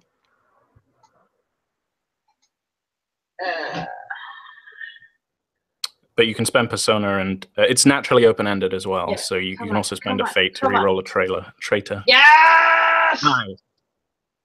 Oh god, 2-1. All right. So yeah, so I think it's like he turns away and he tries to walk away, and then you're like, "Hey, Traven," and he turns, sees that you're about to punch him, turns his head just in time, like doesn't avoid getting hit, but turns his head just in time to like put his helmet in the way instead of his face. Your fist cracks the steel plate in his ear, or that's covering his ear, and then, I mean, you describe it. What happens? Like, there's a huge gust of wind, or what? Like, yeah, the at first, like in the half second, it doesn't knock him back. It knocks him to his feet. To his. It knocks him prone. Just to make that clear. Yeah, like as the fist is coming, like there doesn't, for like a tenth of a second, there's nothing but the fist, and then you hear like the whistle of wind as it just like shoots a gust of wind back and just knocks him flat on his ass. Cool. All right, so I think you've just initiated a full-on fight. He's going to begin the fight on his ass, so he'll have to spend the first 2 actions of the fight to get back up. Oh, cool. And you have a belief written about this, so I think we should do the fight properly. But I also want to go for a quick break first, if that's all right. Cool. So, say literally 5 or 10 minutes. Police. Literally fuck the police. And so in 5 or 10 minutes, we'll come back, and we will have Denati versus Traven round 2 in... Oh, this is going to be a full-on street fight with, like, monks watching.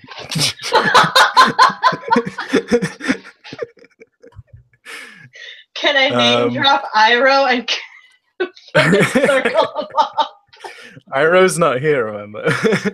I can. If I circles him up successfully, he will be. True, it'll be a difficult circles test, and I don't know if you can circles people in the middle of a fight.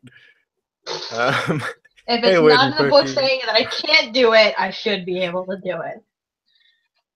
Well, you can speak as a free action, so you could be like, "Iroh, help!" in the middle of the fight. He jumps, holy shit! Oh my god. All right, so yeah, All right, okay. and I think this is either just going to be a fist fight, or he might pull out his baton, and his men might try and help him. But I don't think this is going to be a fight to the death. Like they're going to try and subdue you, basically. Cool. I want to And you knock can him decide unconscious. whether you want to try and kill him or whatever. No, no, no. I want to knock him Uh, unconscious. I want to let him know that he's nothing to me. yeah, All right, cool. I'll see that's you. fantastic. Cool. See you in 5 or 7 minutes.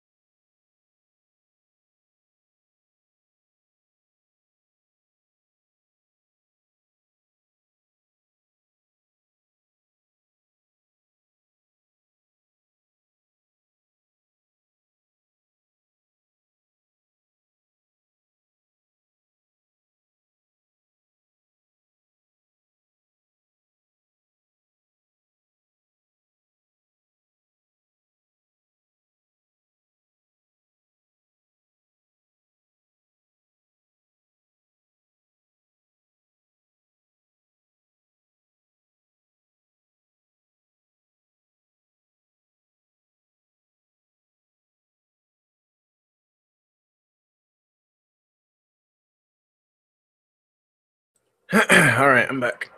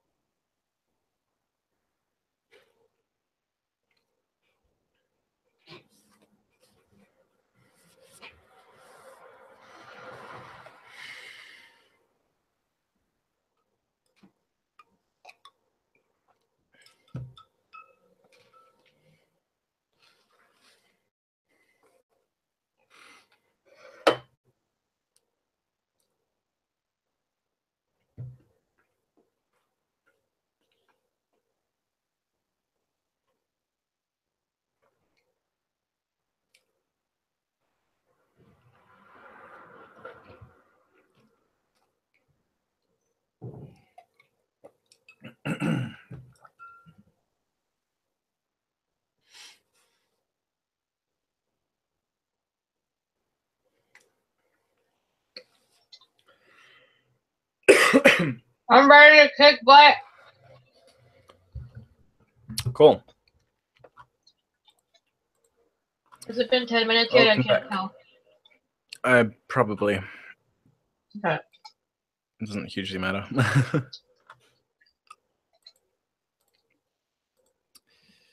All right, so you've just punched a policeman. Captain. Captain of a policeman. So we're gonna have to fight. Cool. Now, I think that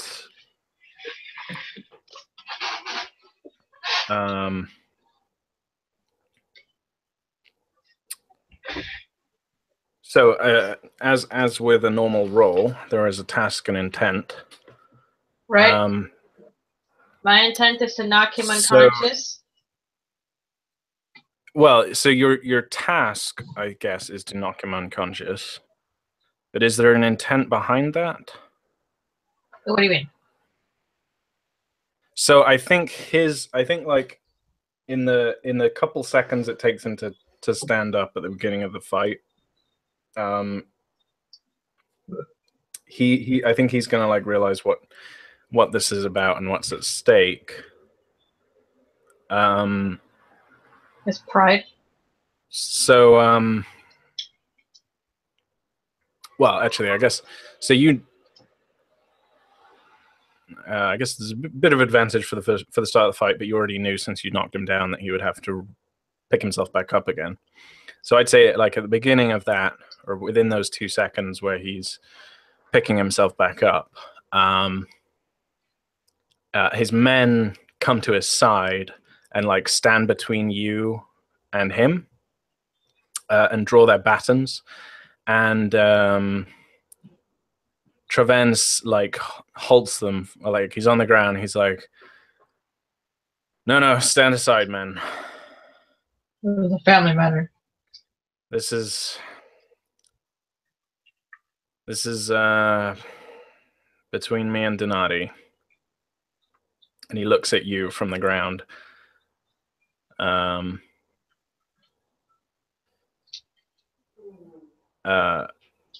Because I think he knows you've put him in a situation where he has to do something about you, right? But he doesn't want to arrest you again, because that will escalate things politically in a way that he doesn't want them to escalate. Because he's been bought off by the Nemons. You know this. You're the only one that knows it, ostensibly, or who cares? Who knows it? So he wants to settle this, mano a mano, or mano a womano, whatever the fucking equivalent of that is. And I do hope that you know that mano just means hand. Does it? Oh, I thought it meant hand man to hand, mano a mano. Oh, I thought it meant man to man. No, it's Spanish. Okay. I don't speak Spanish. Oh my god. What do you want from me? Anyway,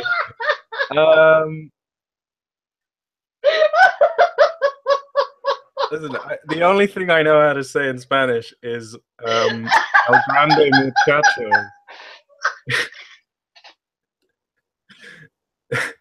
The only thing I know how to say in Spanish is Grande Muchachos. I think that literally just means like big little boys or something. The big boy. It just means the big boy. Oh god. Which is great.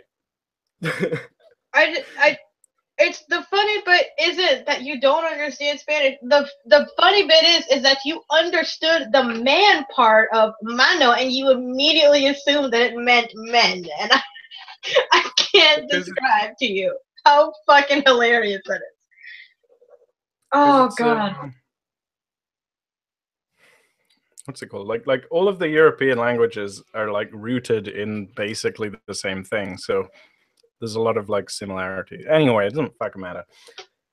Point is, his intent in this scenario, like his task is also to beat you up, but his intent is to get you to shut up and leave him alone. Okay, well, my intent is to fight him and win. Or my task is to fight him and win. My intent is to essentially just get payback. Right. I just want to make him hurt. Yeah. He wants you out of his life. Right. Wow, with this fucking GM at the helm, fat chance of that, son.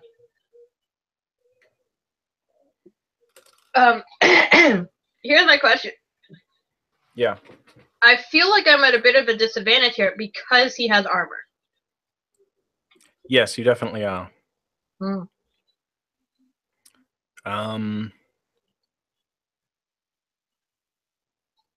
Basically, in order to deal with armor efficiently, to deal with efficiently, you need to use a weapon that has a VA. I don't know what that is. It's a stat in the combat section for your weapons. It means versus armor. Yes, but like I don't know that I have one. Like I don't know what would have that. Your sword does. I'm not gonna. Oh my god! If he draws his baton at me, then I will draw my sword. But unless he does, then I will. It'll just be like. Yeah, the inefficient way to fight someone in armor is to just keep attacking their armor until they roll enough ones that their armor falls apart.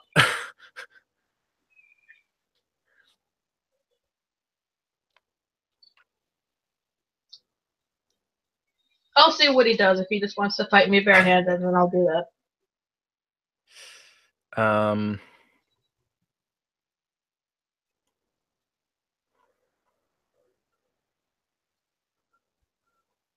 Now, I just want to double check how VA works in case you do want to use it.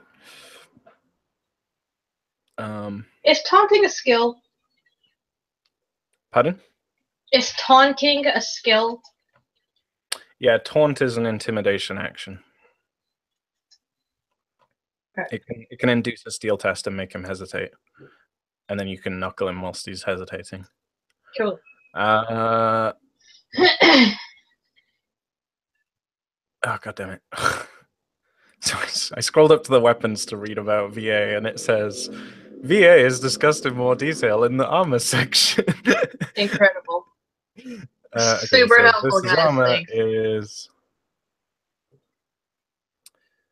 The number indicates the obstacle penalty for any armor test caused by that weapon. Right, okay, so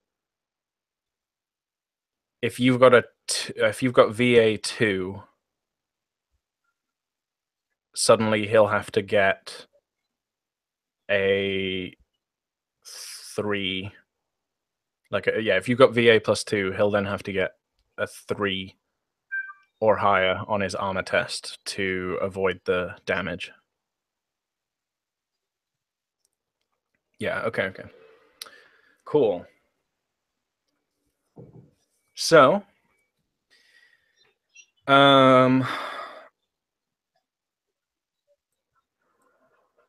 the fight begins with, or would ordinarily begin with a vying for position test, which is just a speed test. But since you're both currently unarmed, this will begin with without a test.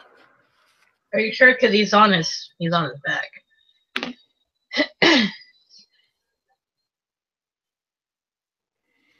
Could I not use that to get the best position?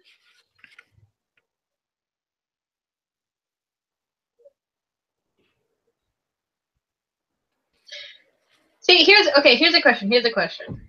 All right. What happens here if, like, we've obviously initiated a fight and I've given my intent and everything like that in the situation of a fight, but like I never wanted to fight this man. I just wanted to punch him to show that I hate him and then leave. Right, okay.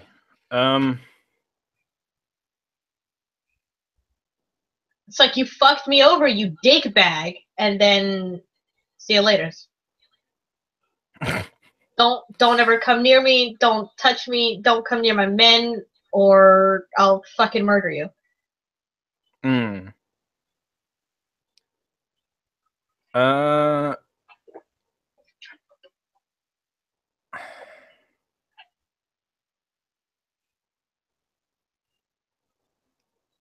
All right. So, I mean, I guess what we could do instead is like, he's not going to let you leave, right? Like, he's cool. But if you want it to go quicker, then we could just do a bloody versus test. So, like, he picks himself up and is like, all right, let's do this. And then we surmise the entire exchange with a single roll, or 2 rolls, 1 for attack, 1 for defense. Oh, God. And then it's not about the fight itself, and it's about the intent behind the fight, which is, and then the armor, then we don't have to care about armor, then we don't have to worry about spending ages with this, potentially. All right, okay. It'll just be whoever wins the fight. Well, whoever wins the roll off gets their intent. Whoever wins the fight is actually not important. Right. Okay. I can do that. Or is Men gonna help him? Or because he said, hey, this is a matter between us, and they're just gonna stand back? Yeah, I think they're not gonna help. So I mean, yeah, so you can see like he's beginning to pick himself up. You have an opportunity to engage in a full-on fight, or you can wait for him to stand up and then you just duke it out. I wait for him to stand up. All right, yeah. So he picks himself up, he brushes himself down and like shakes his head, and he's like, he's got his serious face on, and he steps forwards. All right, so yeah, so we'll do a bloody versus test, and since the intent is not to kill each other, the exact details of the fight are actually sort of innocuous. So we'll do bloody versus. Okay. So bloody versus is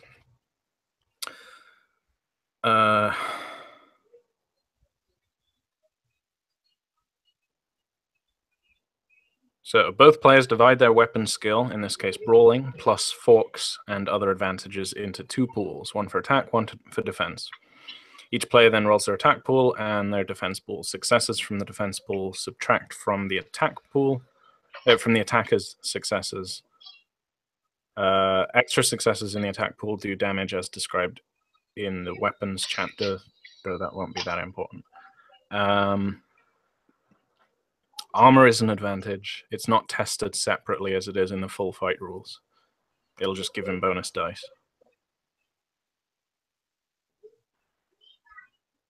All right, so We're both gonna have pretty small pools. yeah. So your fists don't have a versus armor, so you don't get a bonus die. No. He has +3 dice from his armor. And you have higher reflexes and longer strides, so you get +2. Oh shit, I gotta keep track of all this. And might need you to repeat yourself. Okay, so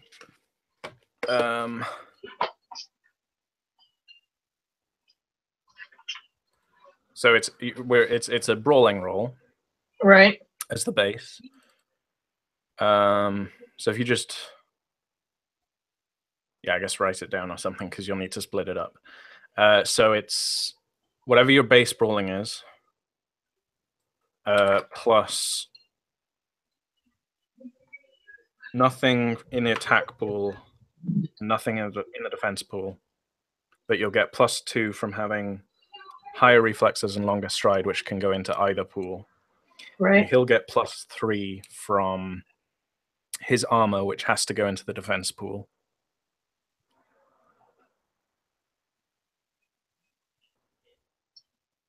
Now can I fork in anatomy? Yeah, and then you can fork appropriate things.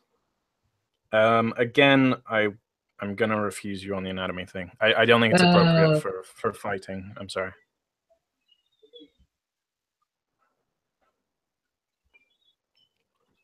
Can I fork in astrology in a bloody versus? You can. Oh no, wait. Astrology. No, sorry. I looked this up as well. Astrology can't be forked for physical things. It can be forked for everything but physical stuff. But the stars are with me.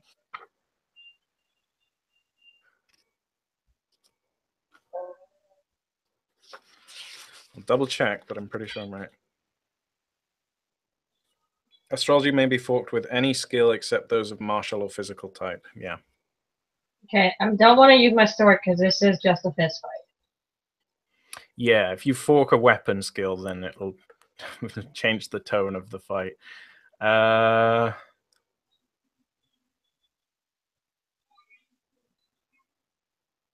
He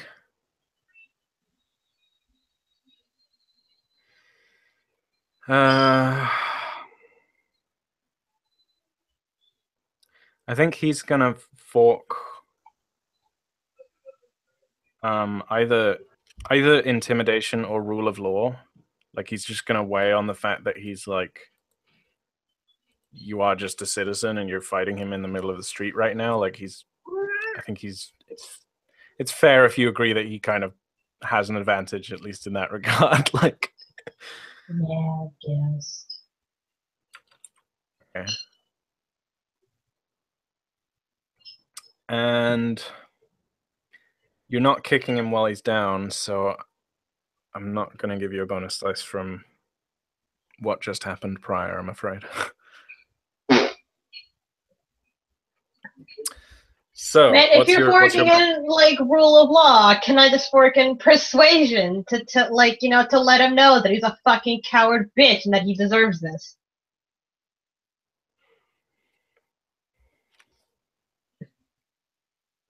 If you yell at him during the fight, which I plan to, that is like what you like. If you're taunting him during the fight, then I guess that's probably more ugly truth than persuasion. And you can't fork stuff that you don't know yet. Is that a yes or a no? No, I don't think. Unless you want to do it with intimidation, if you have intimidation. I don't have it learned. Right, yeah. If you don't have it learned, you can't fork it. Can I fork in trouble-wise? I did go around searching trouble. Yeah, I'd say this is pretty troublesome. No, really.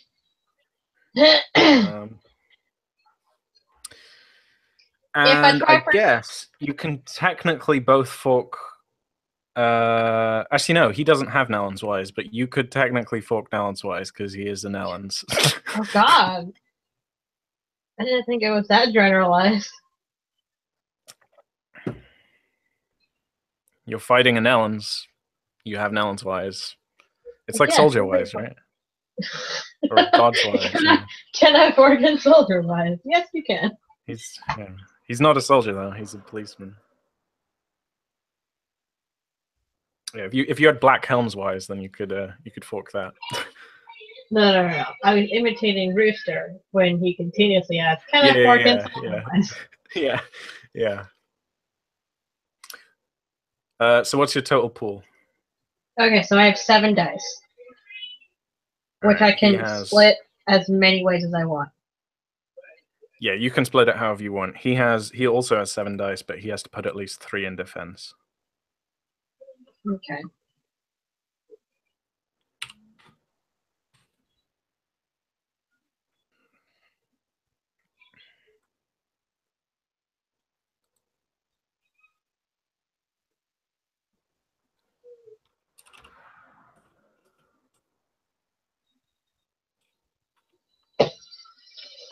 All right. Okay, so let's do the attack roll first. If you're ready. I'm ready. So I just roll norm dice, and I can spend fate on this, right? Yeah, you can spend fate or persona technically. Cool. It's a boxing roll, so the fate would go into boxing. Brawling? All right. Oh, sorry, brawling, not boxing. Yeah. I was confused for a second. Okay. Oh, it's just. Never mind. Damn. So you got 3 successes. Hold on. I didn't know that this was actually a brawling roll. Well, you can do it either way. You just change the modifiers so that you have the dice that you need.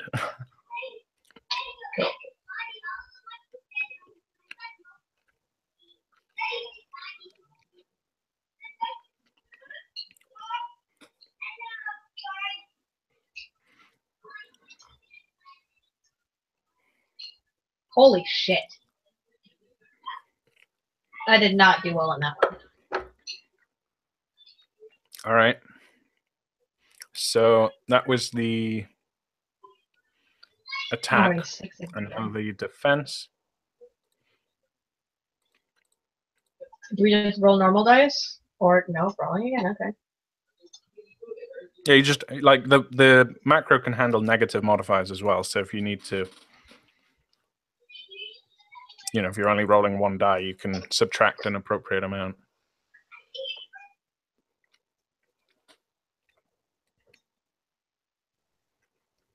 Damn. Did get a 6 though. Okay. And I will you roll got a that. 6. Yeah, you could roll. Nice. Okay. So one open die. Wait. So My boss is texting. I don't care. Hold on. Number of dice, 1 and 1 fate. Is that gonna be still in brawling that I put it in? yeah, it's in brawling still. Okay. Well. Damn. So he did thoroughly trounce my ass this time. So yeah, I think let me just double check this. So extra successes in the attack pool do damage as described. No, wait. Successes in the defense pool subtract from the opponent's attack successes. So you got 1 success in defense. He got 2 successes in defense. You got 1 success in attack. So you do absolutely nothing. Your 1 success in defense subtracts from his 3 successes in attack. So he wins with 2 successes above.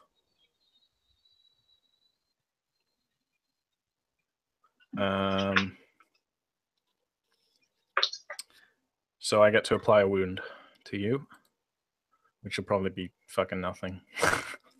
So he's 2 successes above. So mark a B6 wound.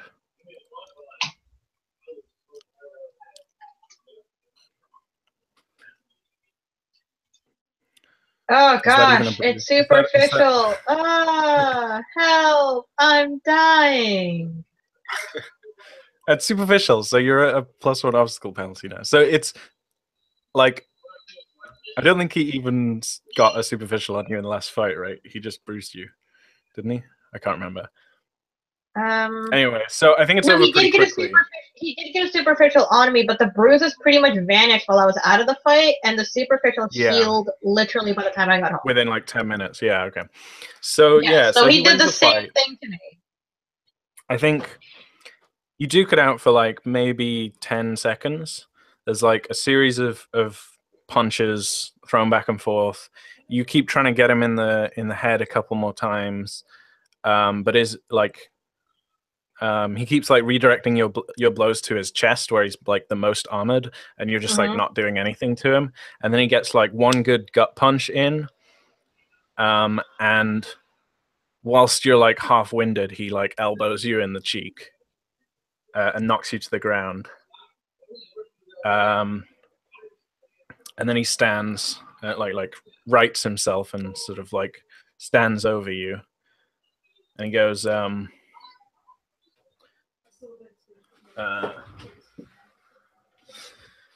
don't ever assault an officer of the law in the middle of a street in broad daylight ever again, or so help me, I will do more than just pummel you into the ground. Now leave me alone. He says, like a bit lower, like a bit more genuinely. I spit on the ground. This wasn't me assaulting a police officer. And I say this low enough only for him to hear. This was me assaulting a coward. I know you are one. That's all I need to know. You don't need to worry about me ever coming to your face again. Yeah, I think his eyes go kind of low, and he just shakes his head, and he's like, says almost under his breath as he's turning away,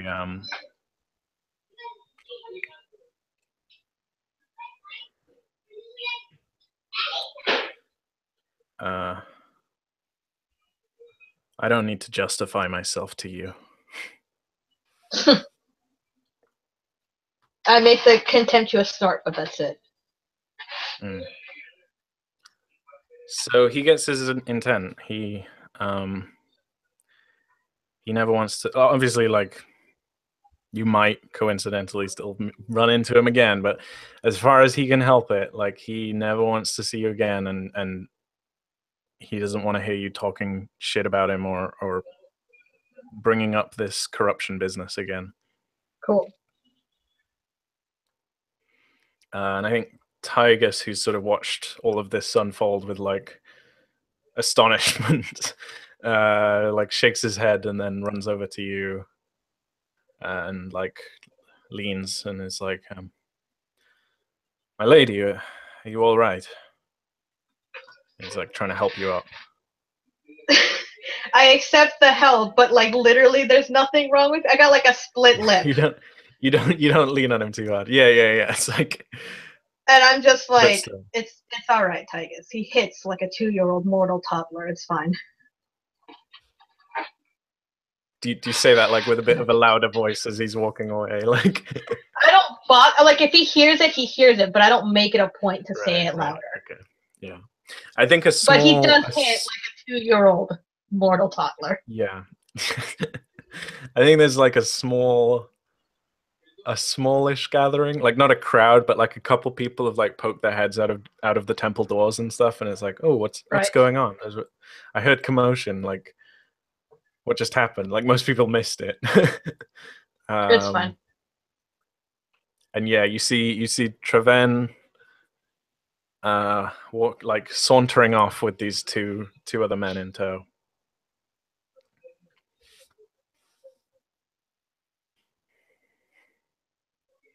And I think Tygus is like, that could have gone a lot worse, you know. Yeah, he would have thrown me in prison and risk Malsey finding out.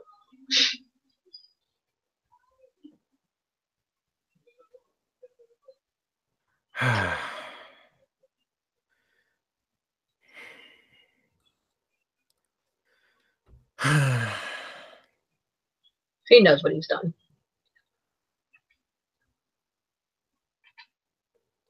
You can see like Tygus is he's like biting his tongue back like this. You can tell there's something he wants to say, but he's like holding himself back. What?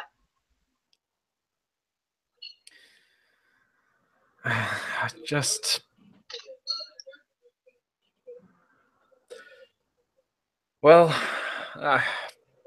it's just you've been in so much trouble over the last few weeks, and this is the first time I've been out with you on any sort of excursion in months, and the first thing you do is try and beat up a police officer. I would have done it too if you hadn't been wearing the armor. That's not my point. I'm worried about your temper, Mom. I'm doing perfectly fine. He had it coming.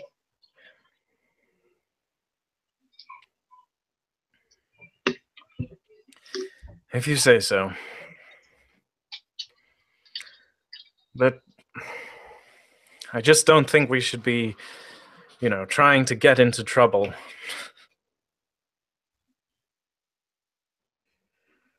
On purpose.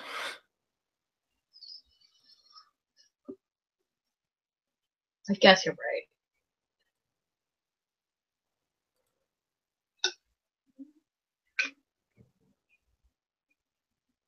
And yes, you stand up, and there's like you can taste blood in your mouth, but you're otherwise pretty much fine.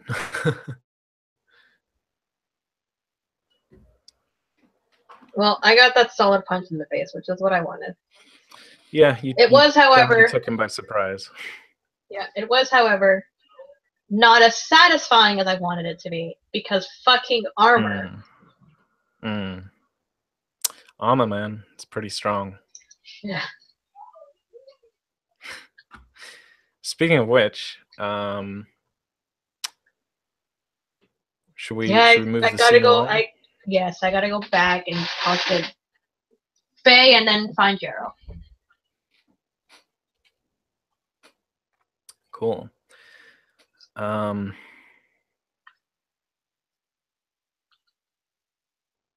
You got your knives back at least. I did! Yay! My knife goes elsewhere. Cool.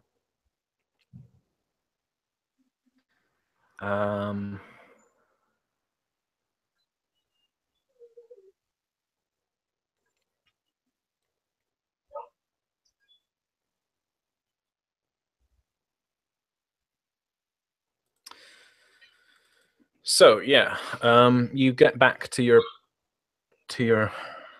barracks, and so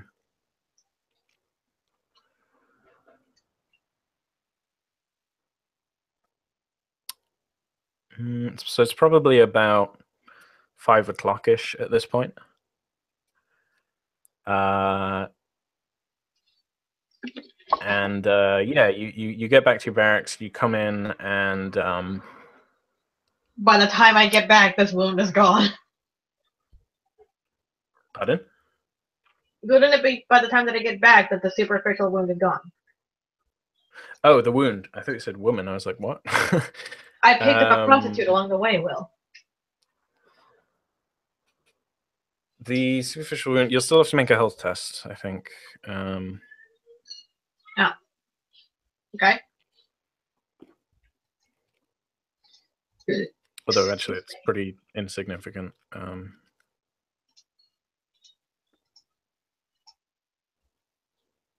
Wow. Yeah, I think it will be a routine health test, whatever it is. Yeah, I already rolled it. I got a 4. Yeah, and you're out of routine tests for health anyway, so it literally doesn't matter. It means nothing. Yeah. Okay. Did I start today with 3 fate or 4 fate? I can't remember. You're meant to be tracking it. I think it was 3. So that means I take away another one. And put that into rolling. Yeah. Right, okay, the first one I did was when I punched him in the face. Okay, so yeah, this would be 2. Cool. Ah, yeah. Okay. So does this Bloody Versus count as another test for brawling or what? Yeah, so it'll count, let's see, so the first one was technically Ob 3, which would be difficult. Like, you'll only count one of them. And the second one was technically Ob 2, which is routine. I'll take the difficult one. So you can either take a difficult or a routine test. Yeah, I'll take that difficult one. Fair enough. Awesome. I'll let you do 1 difficult, 1 challenging, and 1 routine, and I'll level it up to B4. Nice. So you just need to punch some more people. Awesome. Cool. Yeah, so I think you get back to your barracks and enter the main hall again.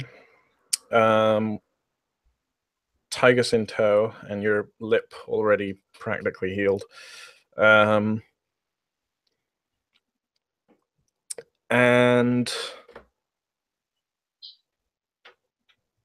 you can see that Jarrow is sitting like in a very reclined position in like one of the benches with his like feet up on the table and like cross-legged and his hands behind his back, and he's like just sort of almost lying on the table itself. Incredible. And sitting opposite him is Faye, and they're just kind of like idly chatting when you come in. There's a couple other men who are like training with their swords and stuff. Cool. All right. Well, I go up to Faye and I say, "Hey, Faye. Sorry that took so long, but if you still need me around for the armor thing, I'm available now." Oh, cool. Yeah, I just needed to make sure you want that these specs are right, and I needed to take some measurements if that's okay. Sure. And she stands up and like she says something like, "It was nice talking to you, Jarrow," and like nods as she turns to leave. And I think Jarrow just does that like he flicks his head up and goes like, or whatever. Oh my god, that's it. I'm dropping him off a cliff. Like that thing that fuckboys do. Well, you can't use the word fuckboy. You're practically a fuckboy. Yeah, but you know what I mean, right? Yeah, I know.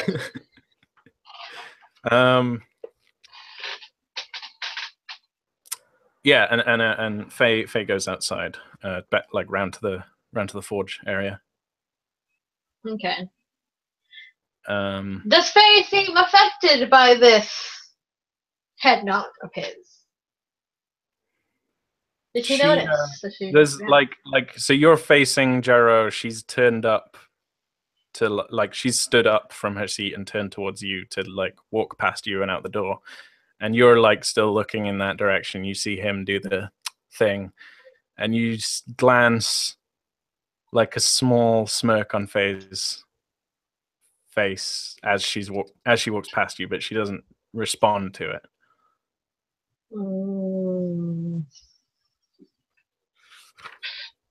Okay. I can't believe I'm gonna have to have the sex talk with Faye.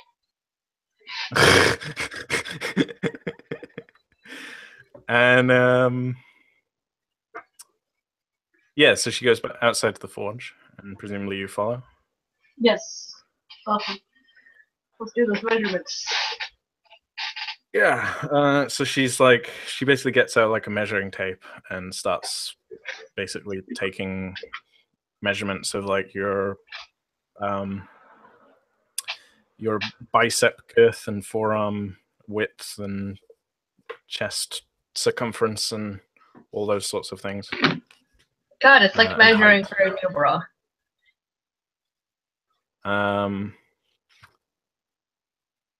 And whilst she's doing that, she says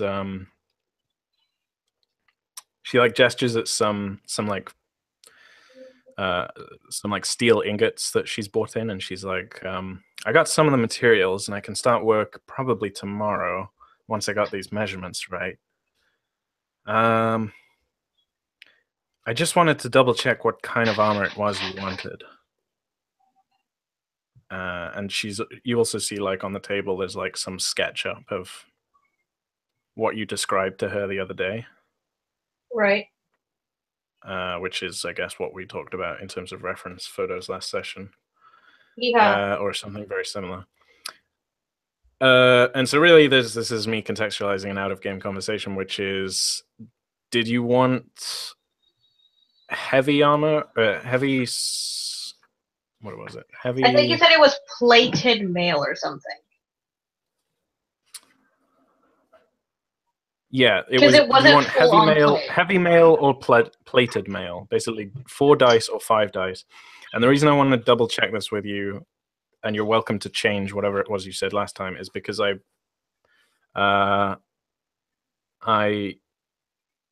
misread what armor training does, or how clumsy weight works, to be precise. So last week I told you that like if you have armor training, then you just ignore all armor penalties. That's not technically true. Can't believe I'm being nerfed again. If you have the book, it's on page 78. Oh god! Do you know how long that thing takes to open? Well, I'll just read it to you. So I can get it. Fucking told your goddamn horses. So nope, the armor training does do something. Basically, you would ordinarily get a bonus obstacles to health and fort tests for fatigue and athletics, and sorry, that's in light mail. And then for heavy or heavier, you'd get ob penalties to like all actions. Armor training gets rid of those, but even to the untrained, armor is still bulky and cumbersome. And there's a clumsy weight table which will give you bonus obstacles and die penalties for various things. Okay, what page is this? This is 478. Okay. So basically, heavy mail will give you a +2 agility ob, -1 dice to speed, +1 obstacle to climbing, +2 obstacle to swimming. The health and fort for fatigue is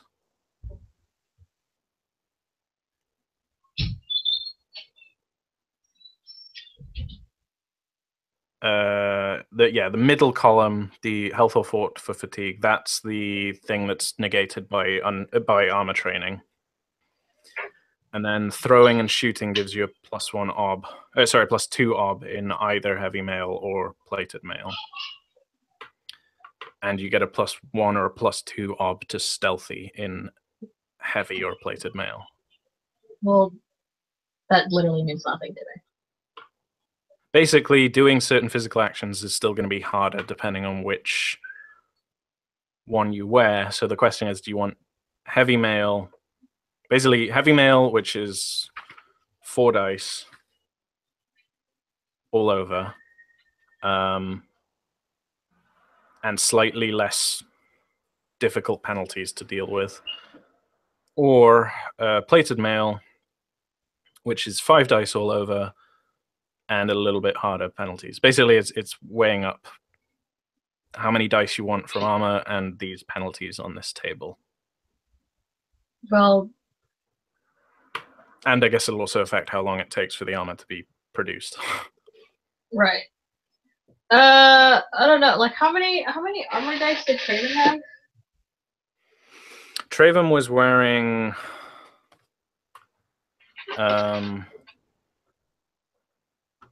let me find it.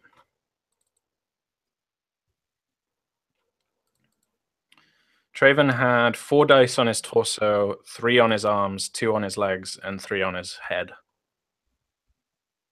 But now he has 2 on his head because you cracked his helmet a bit. Good. How does armor fixing work again? You either use the sewing, tanner, mending, blacksmith, or armorer skill. Okay. And the ob changes depending on what you're trying to fix. Right. But like once you fix it, doesn't it become less strong or something? No, once you fix it, the dice get restored. Okay. But the more damaged it is, the harder it is to repair. So if it's lost all of its dice, if it's ruined, then it's ob 8 to repair with mending. Ooh. But if it's if you're using armorer, the armorer skill, then it's only ob 5 to fully repair it. Okay.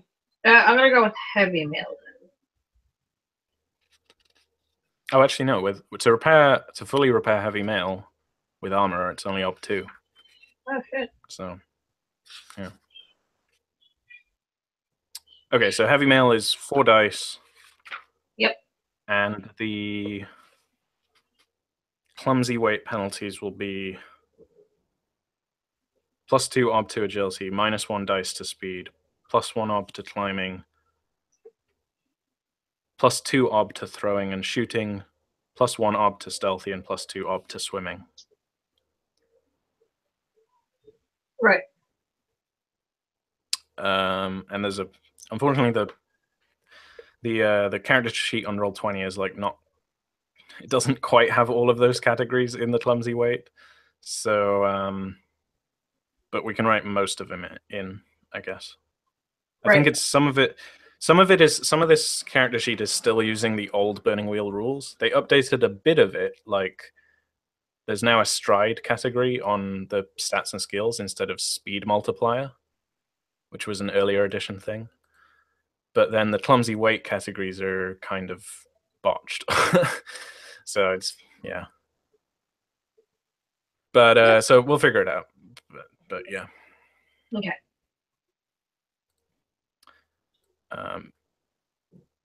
Basically, it'll just be like a little thing that we'll have to remember to consult when you're doing something like climbing or swimming and wearing armor at the same time. Okay. And obviously, you don't have to wear the armor all the time once you have it. So that's also another question. Like, if you're just wandering around town, you may not want to be wearing your armor. Right. I miss the days in Exalted when just buying armor training stuff would negate these shit. Except, I think... Well, the thing is that the armor training reduces the fatigue from the weight of the armor, right? But the fact of the matter is that the armor itself is still only articulated in a certain way, and it reduces certain hand and arm movements, and that's why your climbing and swimming and stuff gets penalties. It makes sense. Like, the armor training is... No. I know. This makes sense. Yeah.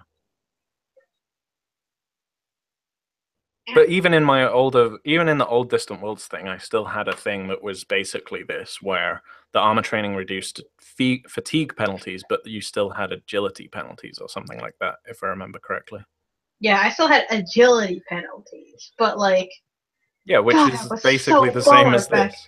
Yeah, but I was so baller back then. I wasn't nerfed to hell and back. It meant nothing to me. You're not being nerfed. We're just using the rules properly.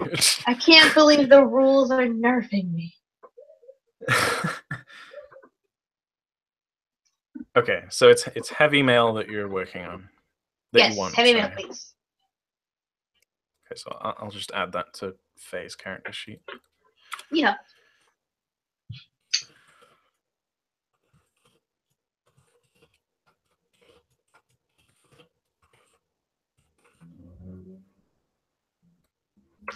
Cool.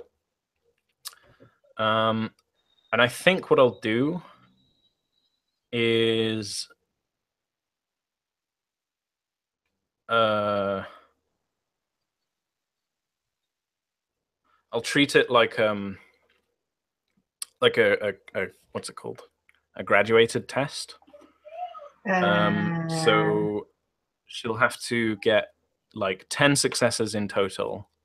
Ah, okay. And every week, or she'll have to get, or it'll be ob 4 every time she makes a roll, and then successes above ob 4. Like margin of success will then be added to the total success count, and once she reaches 10, you'll get the armor. But she'll only be able to make one of those rolls per week. Good lord, that's pretty hefty. So she can make the first roll right now if you want. Sure.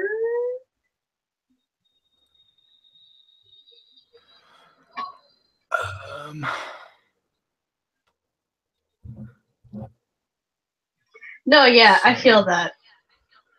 I'm not being serious about the nerve thing. So she's gonna use. She'll initially be using blacksmith to like work the material, and then towards the end she'll have to use armor instead to make it into armor. So it'll start off as a blacksmith roll, but she's gonna fork armorer.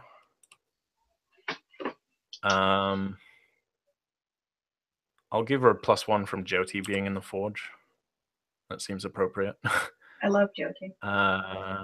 So much. Like Jyoti can get the heat of the forge to like exactly the right temperature that she needs it to be. And it makes it easier because she doesn't have to spend time like building up the fire or using bellows or anything like that. Yeah. So this roll will account for like her first week's worth of work on the armor.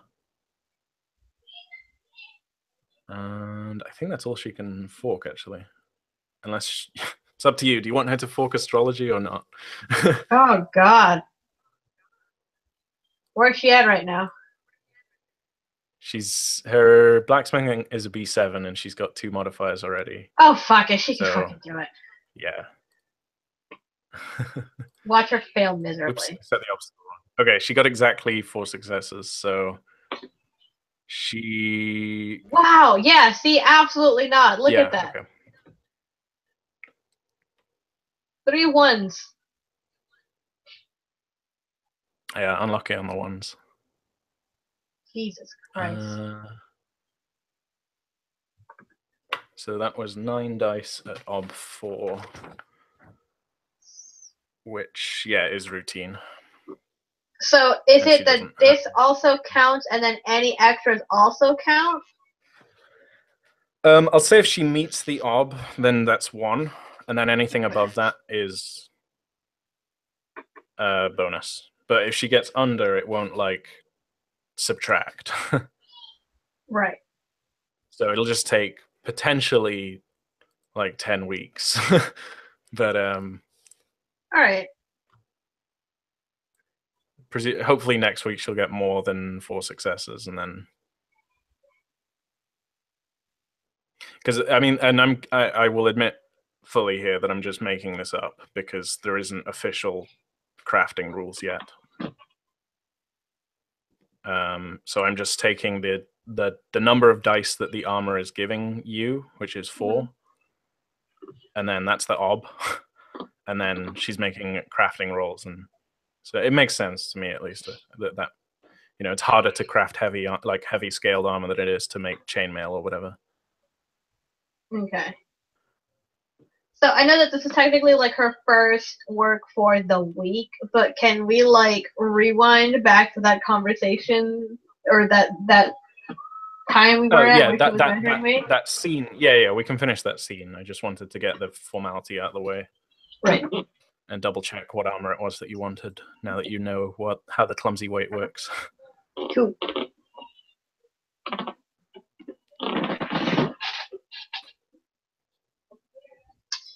And while she's like, you know, taking all of these measurements down and whatnot,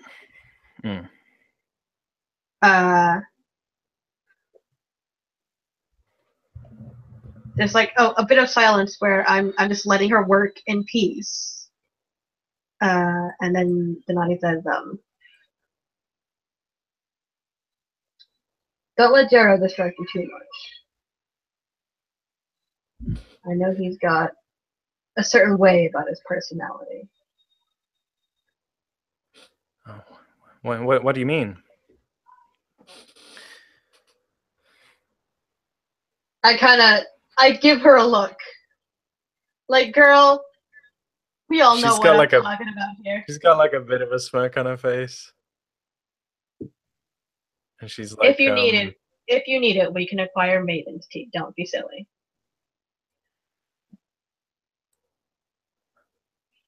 I'm not sure she knows what that is.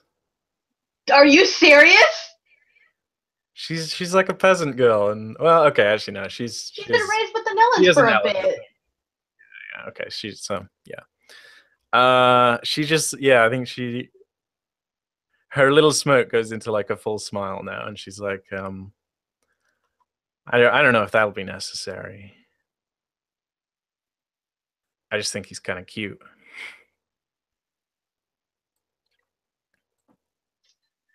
Yes, well, just remember that you're way more than he is. Say again? You like your chair creaked whilst you were talking. Well, just remember that you're way more than he deserves. I say that bit kind of dismissively, like in the tone of, like,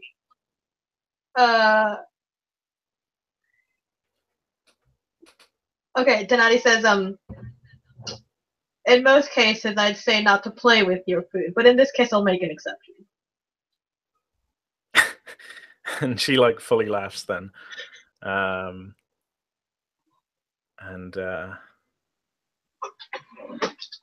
says, "Well, I think he's better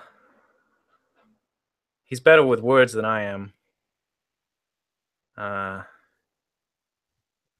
Mighty silver tongue on that one. Though, hell of a bad mouth too." Well, He can keep that bad mouth so long as he uses it to our particular purposes. Like I said, She just I nods. know, yeah, like I said, I know he has a particular attitude about him, which is fine. But not if he's using it to distract everyone else here. I hired him for a purpose. That's understandable. I'll try not to get too distracted. Besides, now you set me to this task, I'll have something to focus on, right? Well, that's the plan, but like you said, he's got a silver tongue. They can be distracting.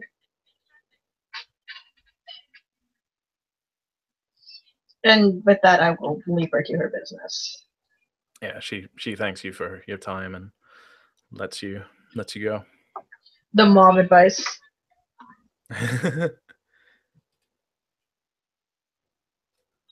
Like, listen, you can drink, but you gotta drink under my house so I can keep an eye on you.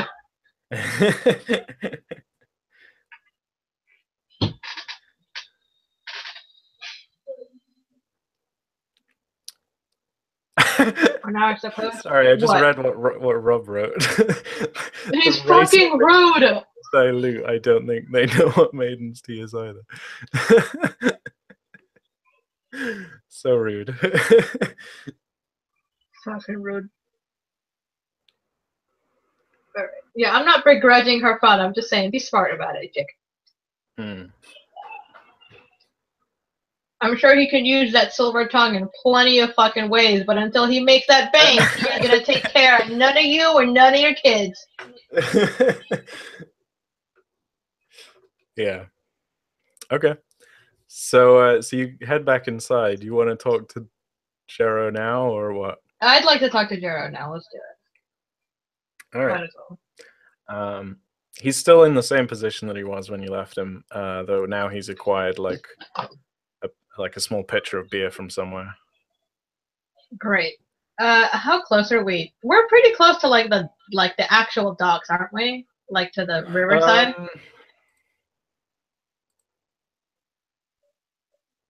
Yeah, I was thinking you're close to the river, not the harbor. Like I think if you're looking at the map, I reckon you're somewhere around here. Somewhere in this circle. Again, I don't want to be too specific because I don't think it makes sense to properly map this town. Right. But like you can hear river water faintly from where you are. But it's very drowned out from just like general busyness of the town.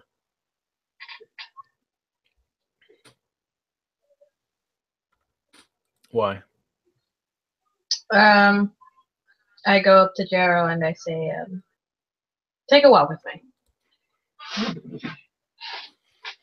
Denati is gonna have to be the proper mom today. Even though she literally just came back from punching a policeman in the face. Do as I say, not as I do. Pretty much. Cool. Well, Yeah, I mean, you can do as I do too. Just make sure that like the circumstances are with you. Yeah, he swings his feet over the table and like stands up and kind of yawns. He's like, "All right, where are we going?" We're just taking a walk along the river. I feel like a bit of relaxation. He shrugs. Okay. Too bad you don't have like a scenic river view that I could look at. Aside from, I guess, the literal harbor picture that you have right there. Darius, leave me the fuck alone. I am a good mom.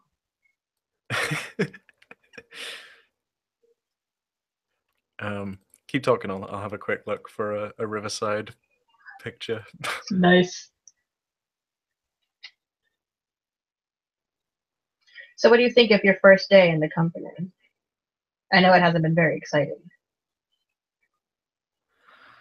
Well, Well, I haven't really done much yet. Been pretty fucking boring, to be honest.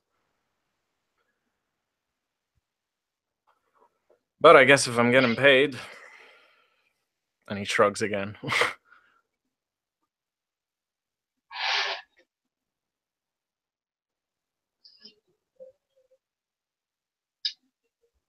Remind me the name of the school. Was it Palace of the Tame Storm?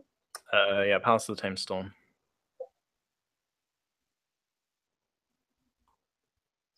How did the Tame Storm treat you?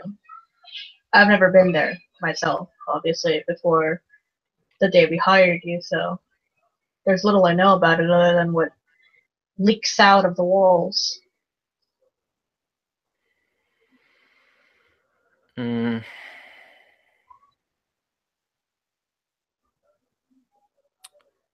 I think his face kind of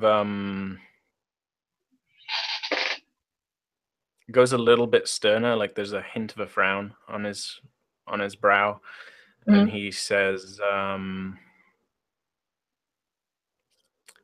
"It's a tough place. Only the tough get through."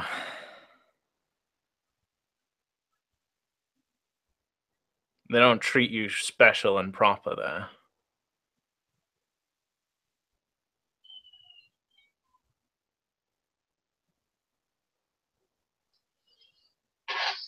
I mean, and he like looks at you and he's like, he looks at you with just like a look on his face that's just like, what the fuck do you want from me? Like,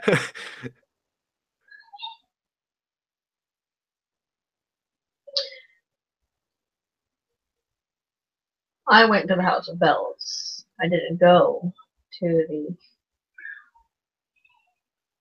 the palace. I was lucky. But they have a way of training their students there. And the teachers don't do it themselves. Not after a while. You see the new ones, the fresh meat. They come in there not knowing the rules. But when someone is punished, they punish them together. Usually by breaking their legs. So it comes to a point that obviously the people, awesome. Obviously the people who've been there a while, they don't like that. So whenever the fresh meat steps out of line, they do the teacher's work for them. I was on the receiving end a couple of times.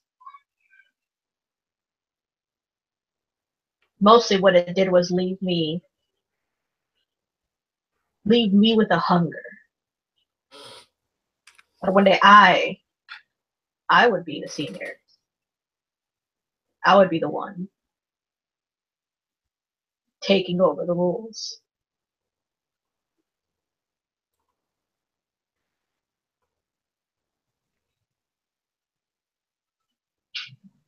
What sort of hunger for life do you feel, Jero?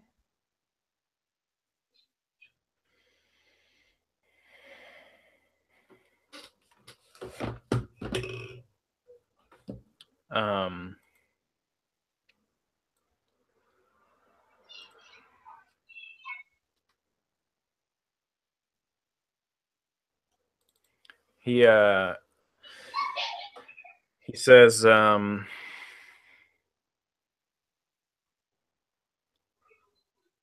don't really know.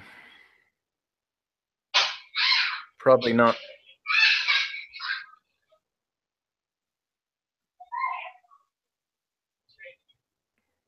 Probably not old enough to make that kind of decision yet. Probably not, but you're out now. You're here with us, well, you'll be earning money.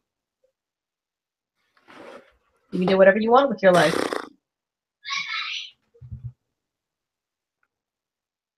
I just want an easy life. You know, Palace was hard. They'd beat you up for your breakfast. You know, you had to fight for what you wanted there. So I'm pretty used to that. But you know, I hardly know you. Why should I fight for what you want? This company's been a dream of mine, Jero, for quite a number of years. I'm filling in a gap in the household family, as maybe you've ascertained by now, but the Nellans don't have much of a standing army. In fact, our contacts are pretty much the only reason that we've stayed out of trouble so far. Surely you know at least that much. I'm not much into military stuff, but I figured something like that, yeah. So, where there is a need, I hope to fill it. I want my company to be, maybe not the army, but the beginnings of a force. After all, there's no competition, not in the Nellan family. Anything I do will only be raising us, I suppose. Anything that I do will only be for benefit, for profit. All I need to do is just make sure that it works.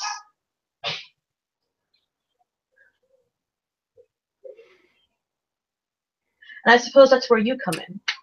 But think of this less as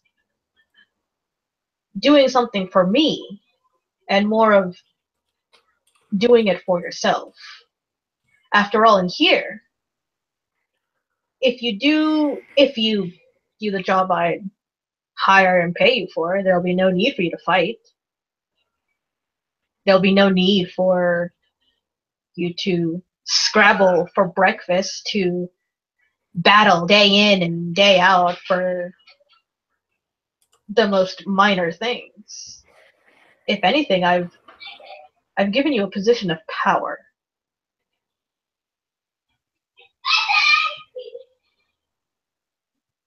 You are my recruiter. You may be young, but that's only for now. The more our company grows, Jero, the more benefits come your way.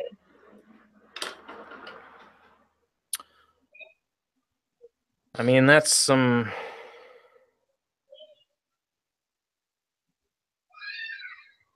pretty fucking big ambitions you got.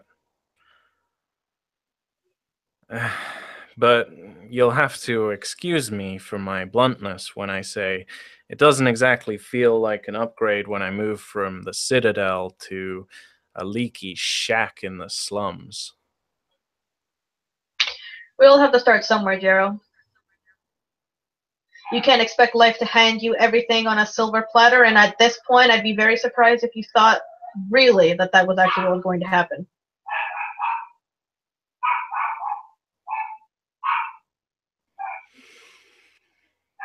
Where did you expect to go from the Palace of the Tame Storm, Jero? I don't know. My parents just kind of threw me in there after I killed some kid.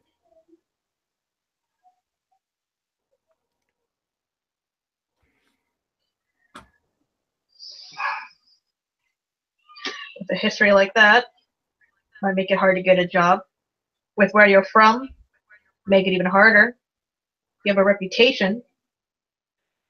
Something that doesn't easily go away.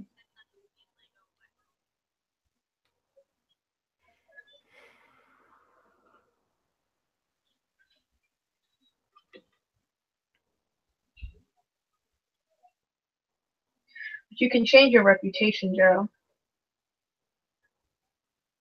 I have. And I want to help you do the Have same. you?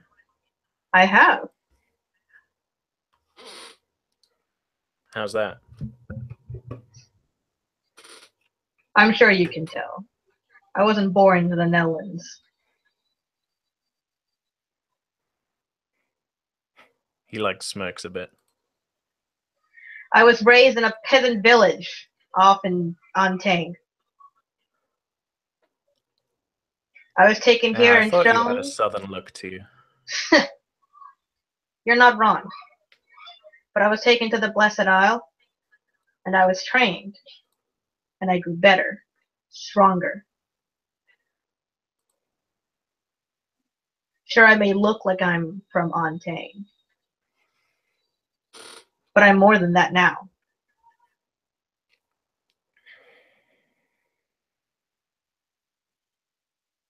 So why'd you do it? Why'd you care about our house so much? You don't even belong here. For the same reason that I ask you to care about this company. Anything I do for the Nellens will in turn benefit me. Give me greater gain. Here, hold this for a second. I pull out my sword and I hand it to him. I hand it to him super. No, I hand it to her super casual, like it's really light.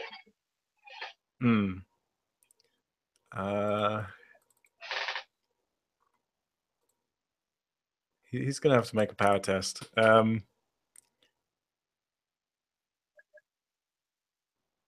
What ob would you say it is to carry the sword unattuned?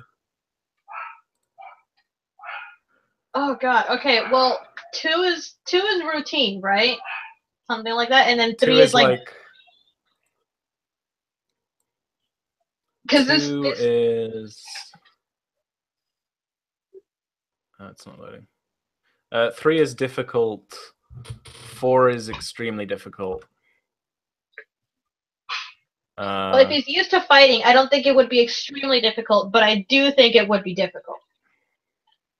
Okay, so Ob 3, power test. And this is really just for flavor more than anything. The outcome doesn't matter. I just want to see if he can hold it, because he's only got a B3 power. Oh, no. I keep changing the Ob. I keep clicking through the Ob too fast. Okay, so he succeeded. It was Ob 3. He got 3 successes. Nice. I'm impressed. He thrusts this thing at him, and he stumbles for a second. He's like, whoa, oh god. And he's like, just manages to grab it and like hold it up. And he's like, yeah, he's like, fucking, what was that for? Look at it. What do you think this is? It's a sword. It's a, what do they call them? A diclave? The sword in your hand is worth more than you, me, or this entire business, Jero. Why don't you sell it then?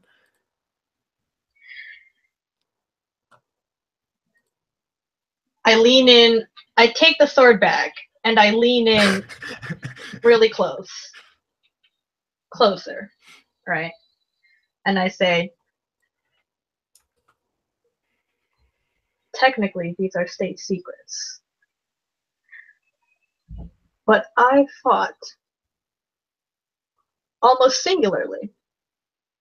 That one may be a bit of a stretch, but ignore that. Almost singularly with the undead soul of a lunar for this. And I won.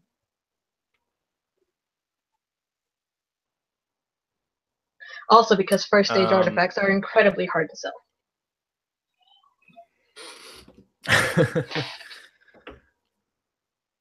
So I think there's a little test here, like whether he believes this story or not.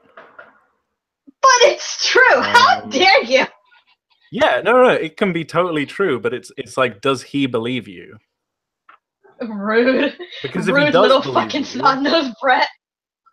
If he does believe you, then like that might inspire him, right? Okay. True this. I'm not convinced it's a persuasion test, though. Boo! I know you just learned it and you really want to try it out. I do want to try it out. You've bruised Sasis's ego. or someone's ego. He's off getting laid with his wife on his honeymoon. I don't care. Your entire life has been handed to you on a silver platter. Shut the fuck up.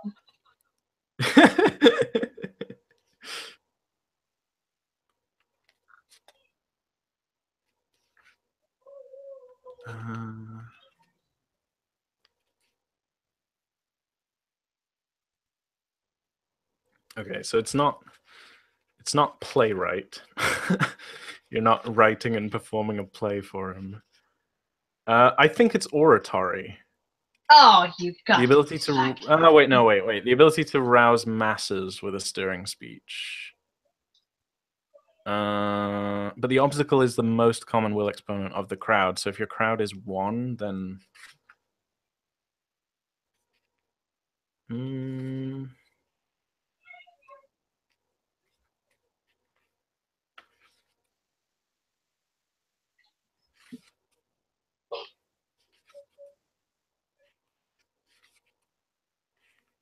I think it's either oratory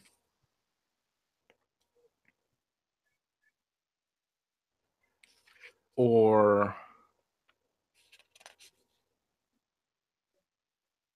Oh, no, it's not conspicuous. Conspicuous is ability to make yourself noticed in a crowd. It's not command, because that's military only.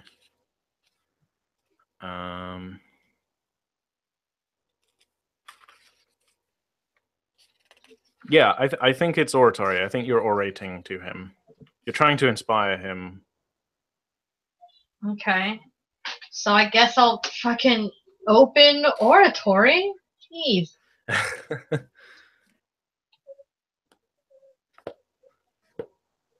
don't know what this is. What is this rooted in? I'm gonna assume it's just will. I think it's just will. Yeah, just will.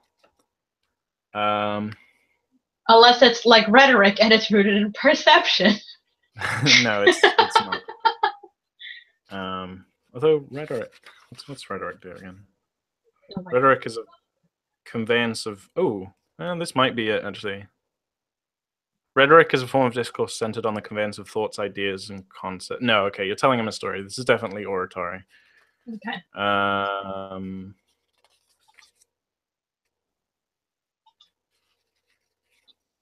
Although, okay, hang on. Persuasion is the art of convincing someone to act on your behalf because it is in their best interest. This skill often exchange of agreements. This skill often involves an exchange of agreements, something very different from falsehood or oratory.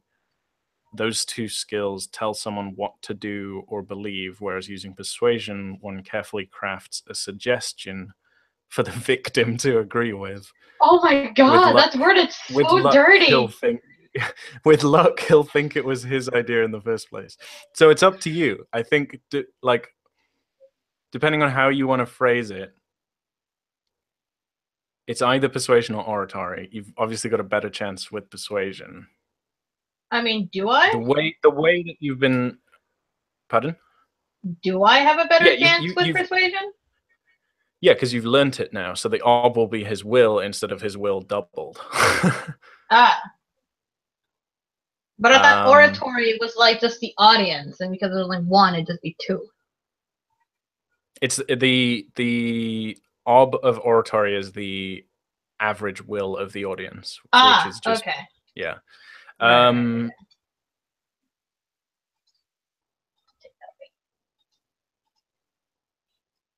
I don't know what his will is.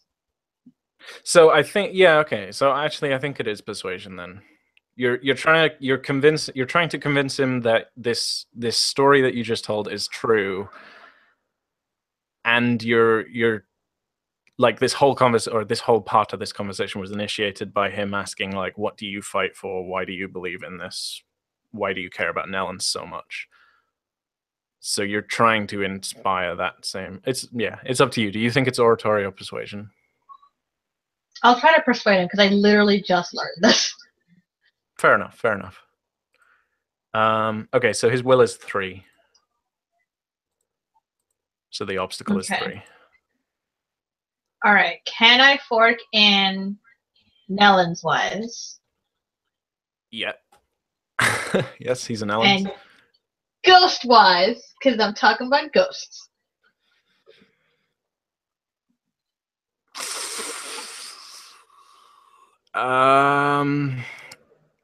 If you say like one more thing to be like, you know what ghosts are like, blah blah blah, like because all you've said so far is like I fought a lunar ghost, and like he doesn't necessarily even know what that means.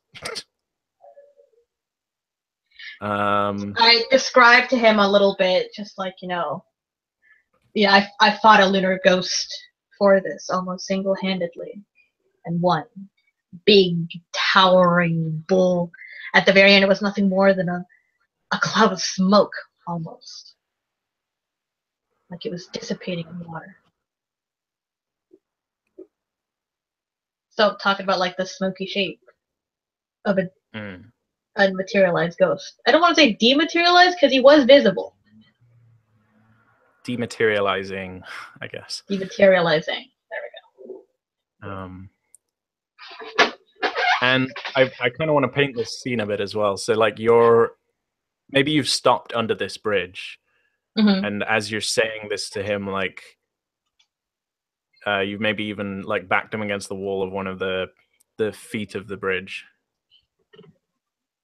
Can we please say that Jero is taller than me? Yeah, I think he is taller than you. Awesome. He's like cowed by this tiny woman. A little bit. And there's like some kid like playing with a loop or something. It just like runs past as you're saying this. And I think if you want it, I'll give you a gray shaded stunt dice for just this good role playing that you've been doing. Oh, thank you. I guess also I should probably make it a little bit more. Here's something actually that I didn't just take this back. Jody also comes from there.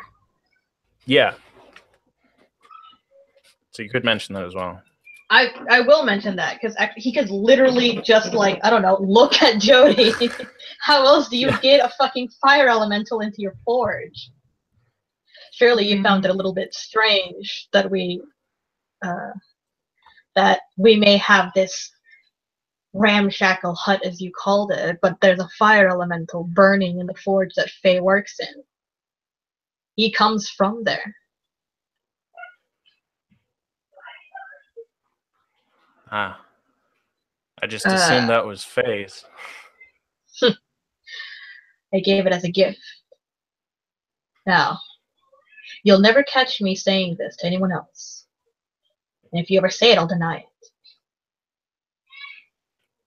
But just be glad you never attended Pijap Stairs.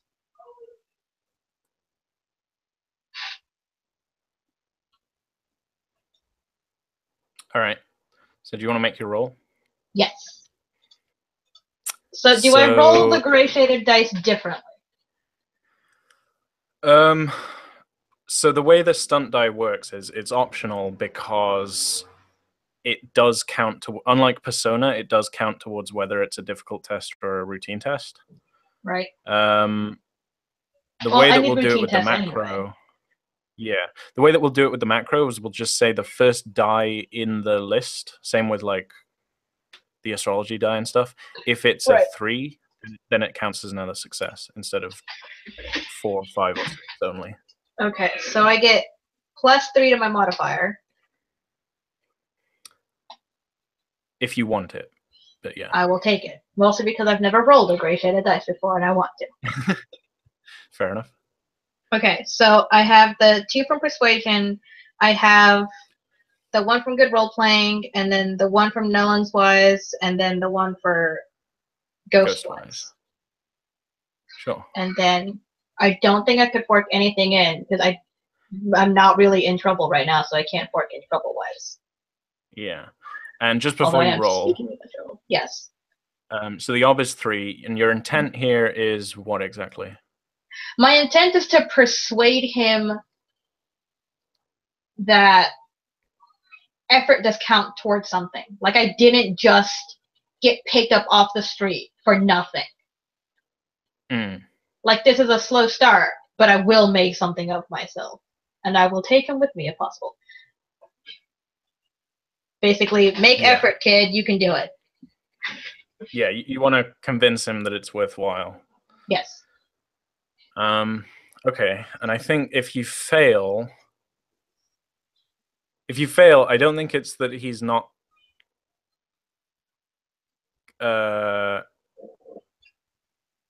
convinced. I think if you fail, he just doesn't believe. Like, you'll have to try another way to convince him.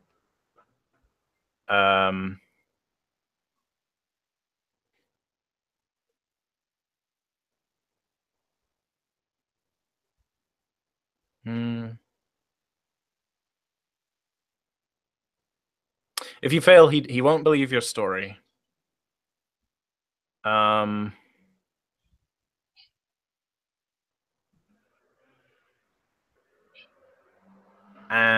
I think he will see the message in your story. Mm-hmm. Like, he'll think you're bullshitting him, but he'll still appreciate the sentiment of what you're saying. That's nice of him. He might take it more seriously.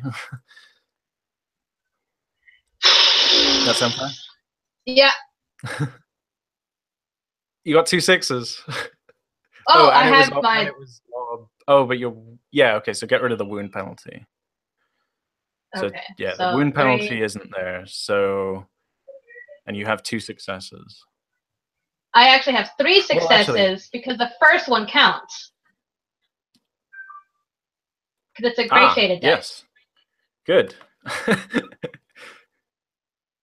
And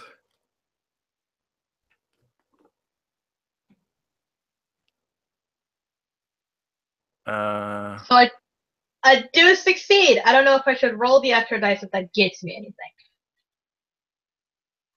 I'm just going to very quickly check how long, because you passed your health test, but I just want to double check how long it takes for it to actually pass.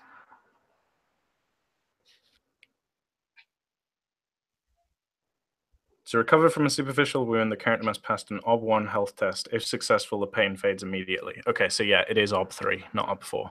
So yeah, you've passed. Extra successes probably won't really do much, though I guess they'll just inspire him even more or something. But what does that mean? The main reason you spend fate here is the main reason to spend fate here is if you want to start pumping fate into persuasion to get an epiphany for persuasion. Getting successes above the obstacle.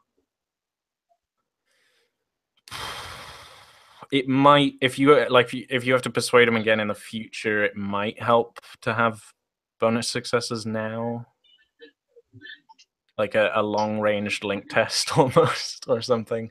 All right, I'll do it. Does it count as a routine or a difficult? So you had 5 dice against OB3. Yeah. No, it was routine. Cool. All right. You don't have to. You can save the fate if you want. Like, you've passed, right? Yeah. So I'll save it this time because I'm not. If anything, if this does happen to inspire him, then I will have done my belief, and then I've gotten persona, but I won't be able to get fate for it. Yeah. Want to do one or the other? Yeah.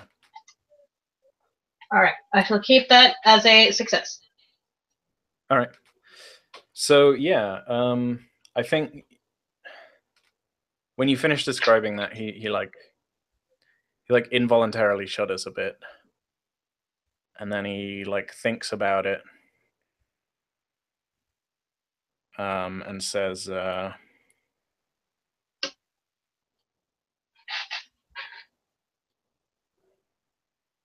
he realizes that you've leaned in close to say this to him, and so he also responds kind of under his breath, and he's like, I had heard a couple rumors when I was in school about Pejap's stare. Kids go missing, stuff like that. Something like that, yeah. We found a few of them.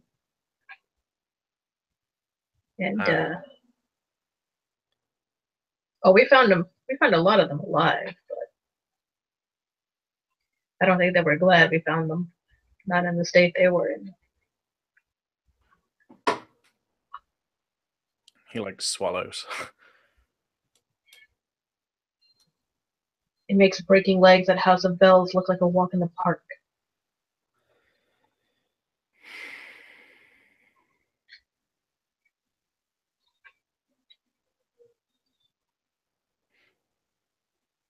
But and I think he's like he's like quietly looking away now, like down at the ground to the left or whatever now, yes. and thinking to himself. And I clap my hands and I say, "But," and I give him space. I just kind of like abruptly step back. Yeah. That's all said and done with. No more of that happening.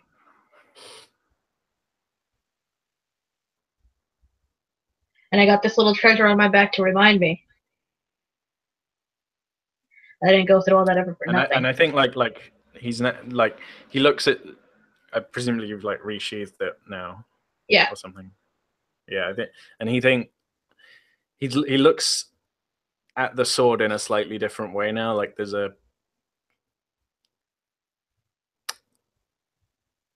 previously, like he just thought that the sword was like you like showing off, or like that it was a hand-me-down or something like that, like so many other people's artifacts are, but now there's like a glint of like admiration in his eyes as he's looking at the blade.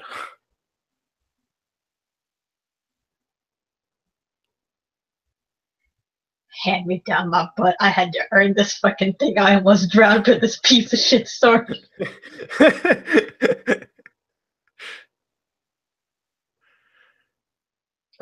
Yes, I'm absolutely trying to traumatize this kid, Ferris. Thank you. Yeah, I think he sighs and says,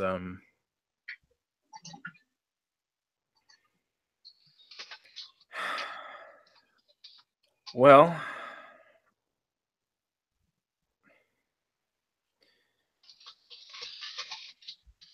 I can't give you my word that that I'll succeed. I don't know if I'll really be able to help you grow your dream legion, but I'll give it my best shot. That's all I can ask for, Jero.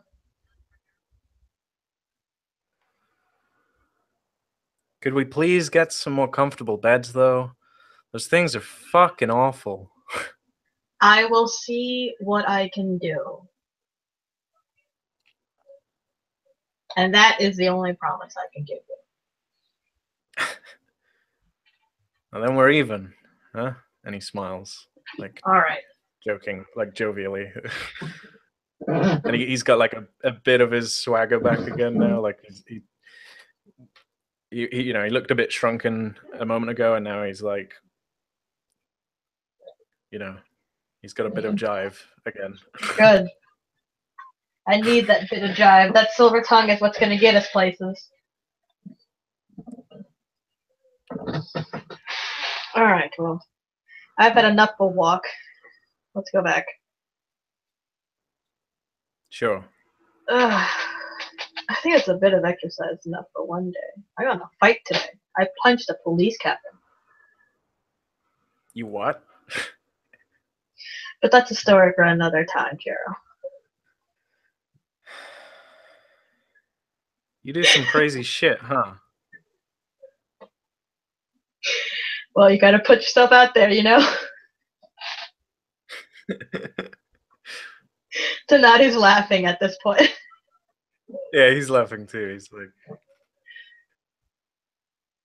yeah, and I think he's thinking to himself, like, huh, this This lady ain't so bad after all. Like, I misjudged her. Good.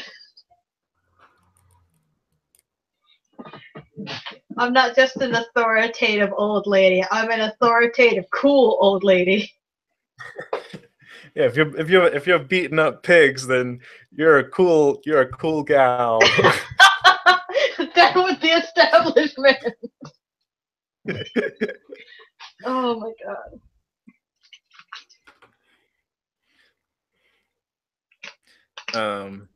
Awesome. Cool. Yeah, so you go back to your town tavern.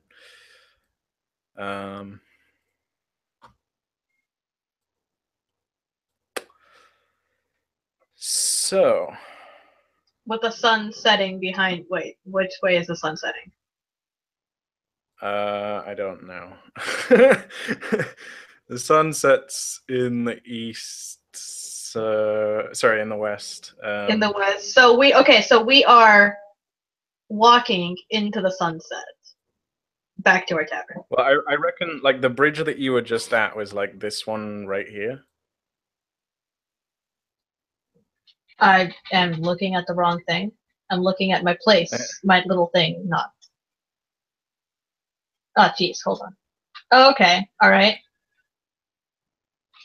But yeah, the Imperial City is to the left. I mean, you're probably in the shade, to be honest. Yeah. Yeah. No. The Imperial City's to the right of the river. Is it? Oh shit. Right, like, okay, so we're walking. City.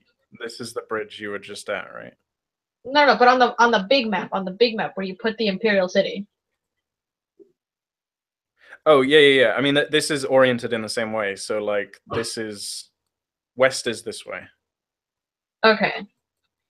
So we walk back to the tavern with casting your shadows this way. Yeah. The setting sun casting our long shadows to the left of us as we walk back. Yeah.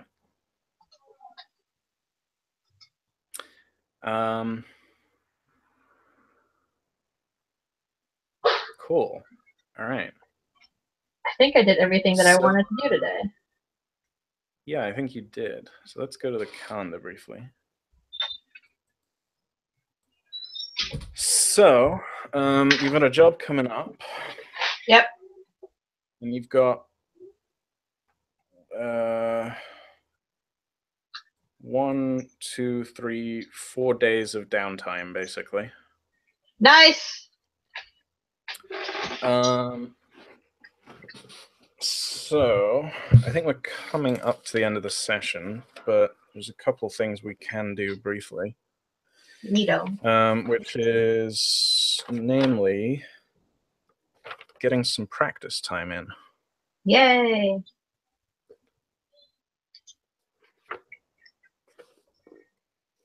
So you are training your sword with your men, right?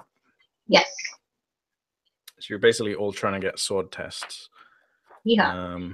If there is time, I would like to help Jero get people with my new persuasion skill. Because why not? Yeah. So I think what we could do with Jaro's recruitment is treat it in a similar way to Faye's armor building, right? Like every week, Jaro will roll to try and recruit people, and you could help him with persuasion.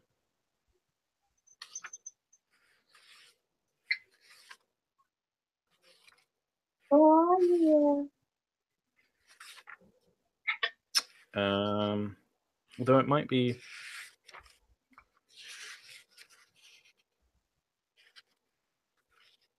I'll have a reread of the circles rules and have a think about how that's going to work properly, and get back to you next week. Okay.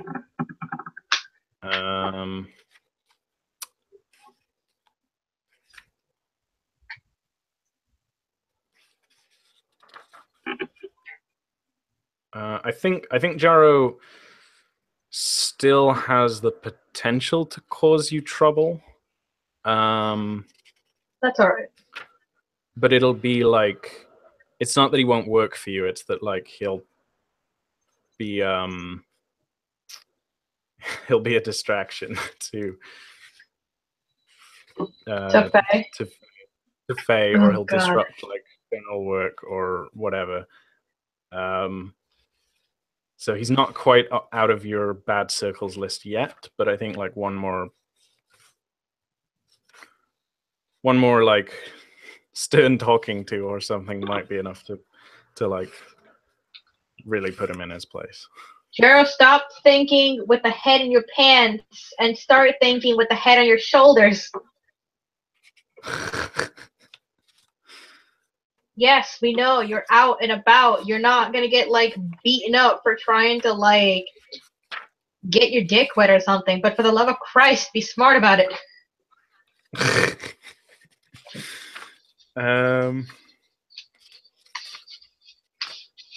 Cool. Advancement. Here we are. So, practice time. And this is like a long-term thing, so you might want to write this down separately. So my pen this is ready. Something that we track over a long time.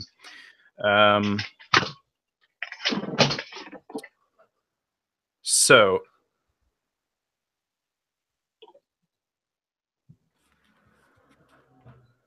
Burning Wheel characters can undertake practice regime to polish their skills. This aids characters in advancing their skills. Practice helps fill the gaps in the character's active experience. The drawback to practice is that it requires substantial in-game time.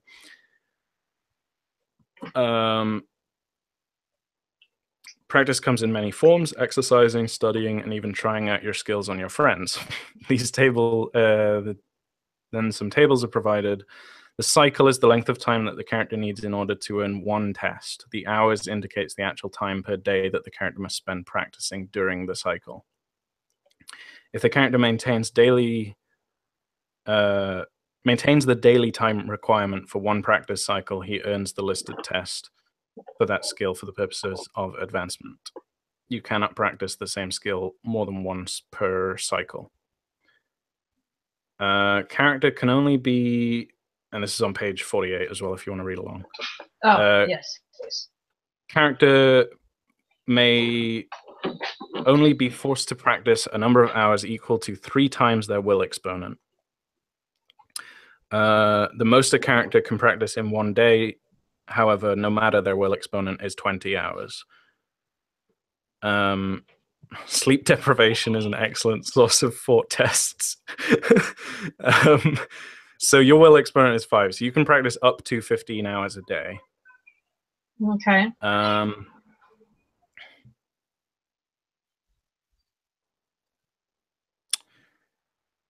And the practice times are dependent on the type of skill that you're learning.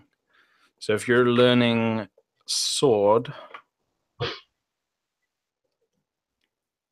which is a martial skill, you could earn a challenging sword test if you put in 8 hours a day for a month.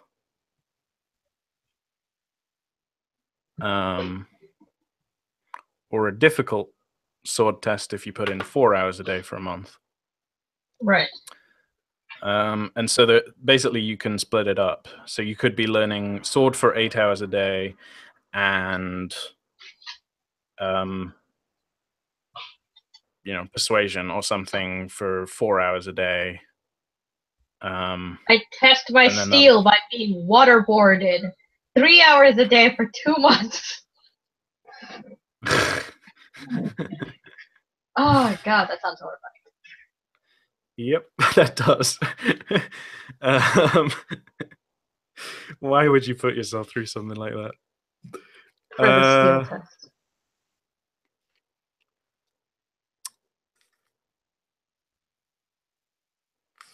Okay, so sword is the one that you have the instinct written about, and that'll mean that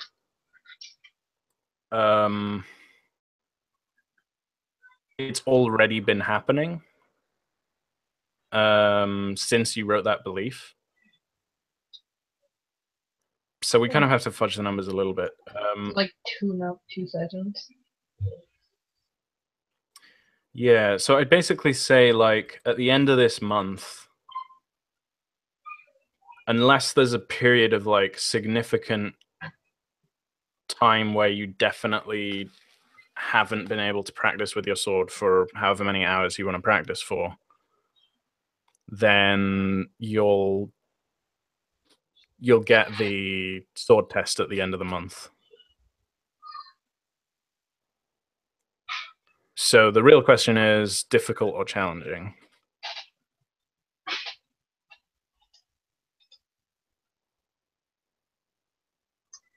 For sword. For S-word. Yeah.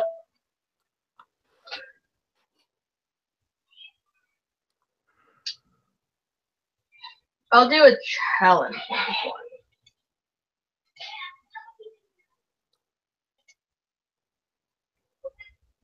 Yeah. All right. Challenging sword tests. 8 hours a day for a month.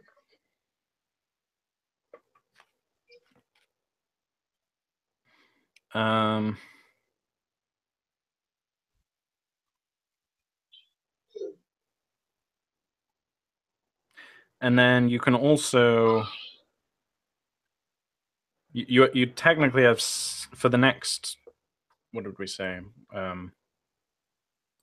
3 days, you technically also have an extra 7 hours a day to put into some other skill if you want to get like a routine or difficult test in something else. But that's where you'll have to mark the individual days that you've worked towards those, because you don't have an instinct written about it, if that makes sense, right? Right. So it's up to you. Is there anything else you want to try and get a test in? I I can tell you what kind of skill it is.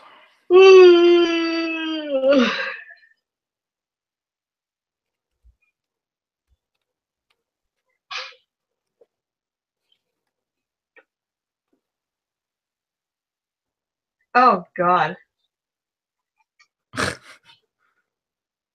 What? I thought about maybe doing routines a fucking year. For what? For a routine test. In what? I mean, for anything, for just like persuasion.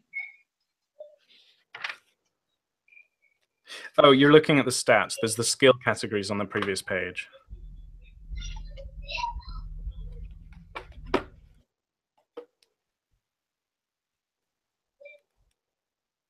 Ah. Okay. So persuasion is a School of thought. No, it's a social skill. Oh. So 1 month. Oh. Oh, geez. 2 hours a day for 1 month to get a routine test, or 4 hours a day for 1 month to get a difficult test.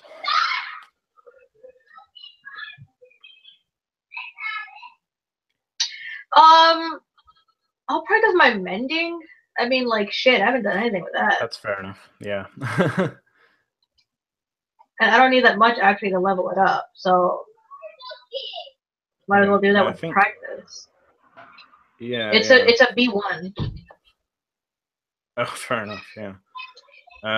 So mending is Artisan?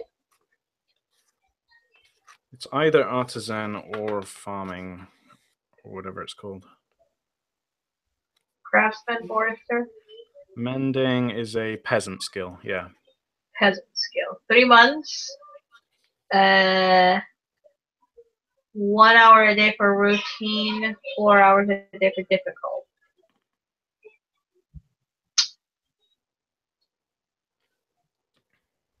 Yeah, I'll do a difficult test on that one. Yeah, I can read you the obs for mending if you want, and then you can decide which one you're more likely to get next. Okay.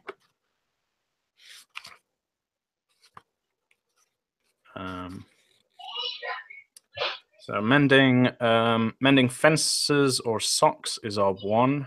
Making household repairs is ob 2. Mending stuff broken on the road or at work is ob 3. Mending something badly broken is ob 3. Ob 4. Mending armor depends on the armor and how badly damaged it is. Okay. Yeah, I'll do that one. I'll do a difficult one. All right. So mark 3 days worth of difficult test progress for mending. And you'll have to track that manually. And at some point, once you accumulate 28 times 3, 48 days worth of mending tests or progress, then you'll get the difficult mending test.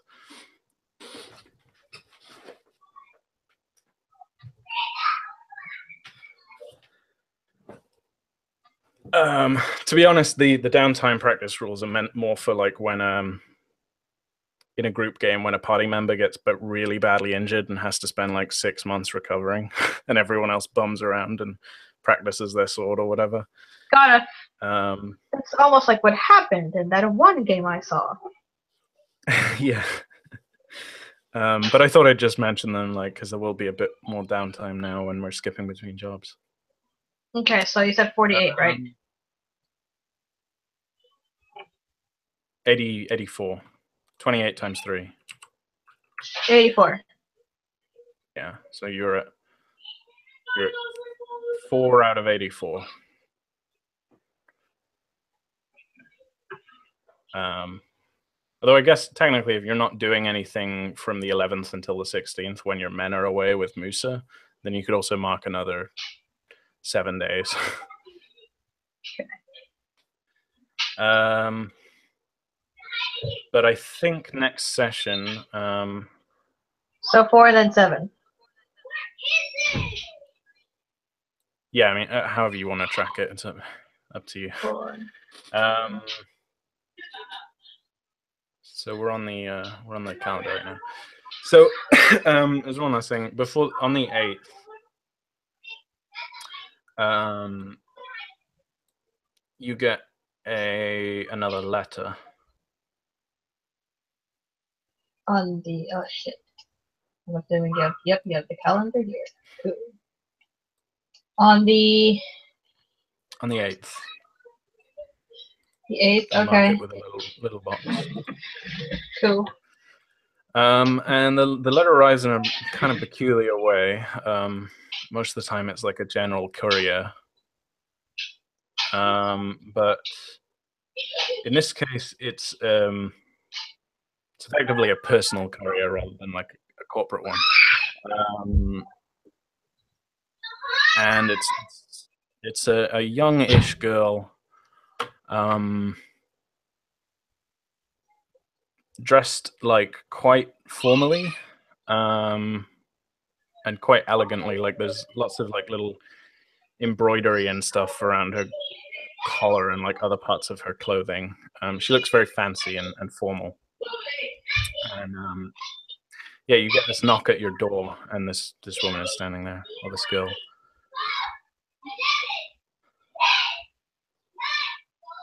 Screaming in the background. They're counting down. I'm impressed with how many numbers they know. I'm proud of them. All right, I open the door. You know, you read this young girl. Hello. Yeah, she says, "Hello, are you Miss Nellens Denati?" That's me. Yes. I have a letter here from Master Rakujai. Ah. All right, I take whatever she offers me. Yeah, she gives you this similar to the letter that you got from Rakista, but like a different style. And it's like beautifully calligraphed. Have you whatever the active version of that word is? In fact, let's just find out how well calligraphed it is. Woof.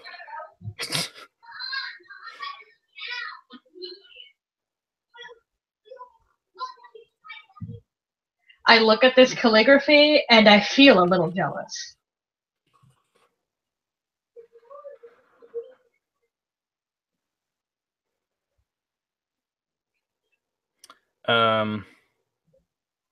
Yeah, so the like I think it's the like the main print of the letter is done by a slightly different hand, and you think it might be a like a woodblock print or something, like something that they've just done for mass production of these invitations. But then the signature in the last line, the PS, is written by hand by presumably Rukujai.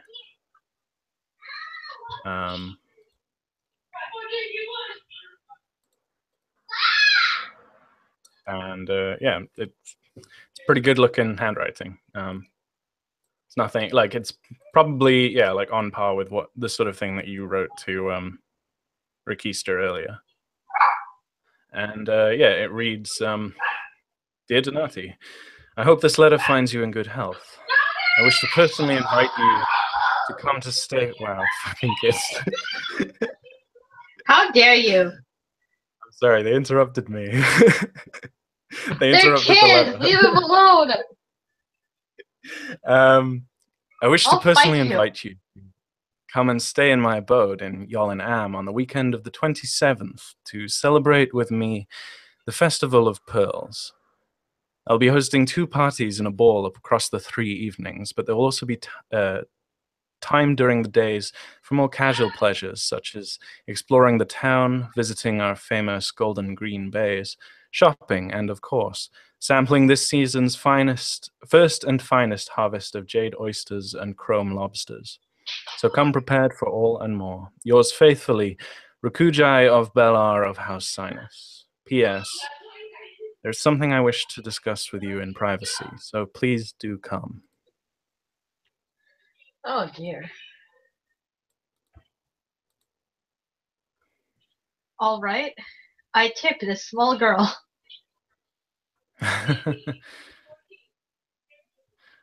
You currently have B0 resources.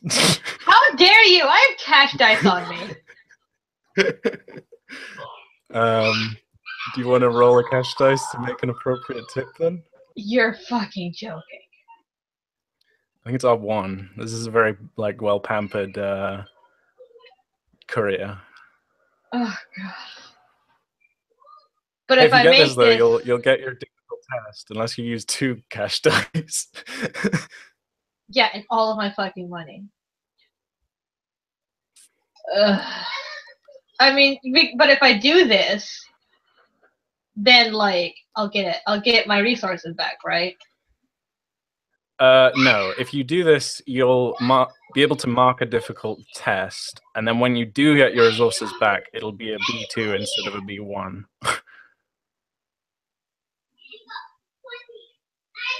I don't understand how I get my resources back then. I thought I got them back on a successful test. No, you get your resources back when you earn money.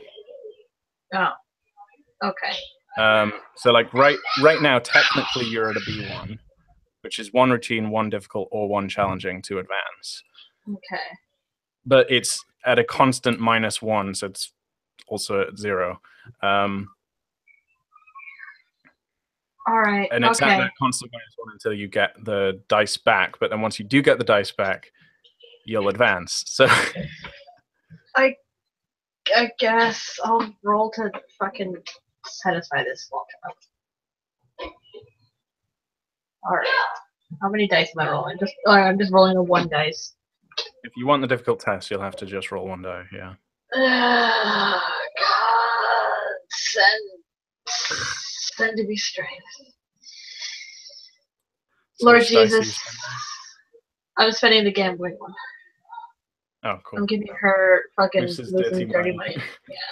Yeah. Jesus, I know I didn't go to church yesterday, but we were super pooped from Busch Gardens. I think I did right by the family. I spent You got a so 50, much 50. money.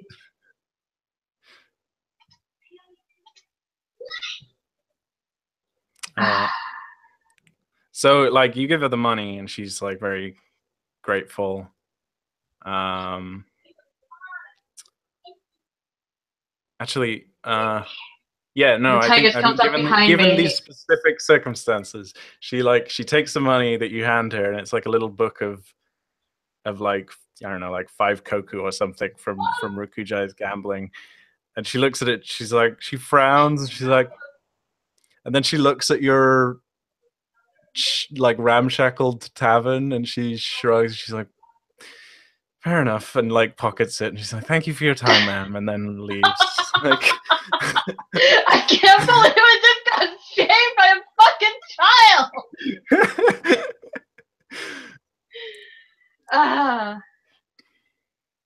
Alright, well, that's gone. And I can't count it as a difficult test because I didn't make it. Oh, that's true. It's only It's only a successful it's only test. successful tests, yeah. Fucking thanks a lot, Will. Hey, like, you need these opportunities, though, right? Like, you're not going to advance until you get them. So I'm giving you these opportunities. Just be thankful that they're really easy. They're all of one. Like, you just keep failing them, unfortunately. 15 failing them. I'm on your side. I want you to get money. I wouldn't be giving you these tests otherwise. Otherwise, I could just never give you a resources test, and you would never advance, and you'd be forever poor. Do you want that, Denati? Do you want to be forever poor? No, God, go away. Okay. Cool. Anyway, I think that's where we'll end the session. Unless you said Who are you yelling at, Denati? Tigus asked me from behind. No one.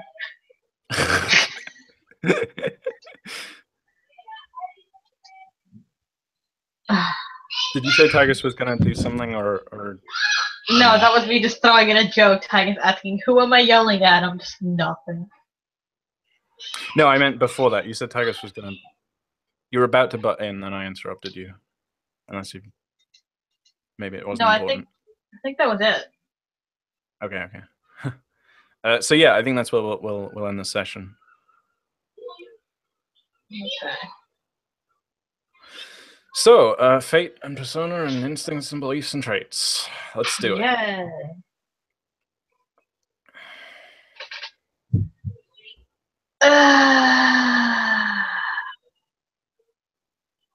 All right. Well, number one, I didn't quite get what I wanted, but I did test for it, I guess. You definitely worked towards this, but I think you'll have to speak with Rikistra as well to complete it. Oh, okay. So I will. Because you want to ensure there'll be no conflicts in the upcoming work schedule. You won't actually know if there are any until you talk to Rikistra, right? Right. But you at least tried to weasel your way out of Moose's end of things, but failed. So Yep. there was definitely a test there, so fate, for sure. Okay. My company can never fall so close to ruin again. I must convince Jared to work wholeheartedly for the expansion of our company. I absolutely did that. Yeah, persona. Yeah. No one can betray me and get away with it. If I see Traven again, I'll repay him for the pain he gave me twofold.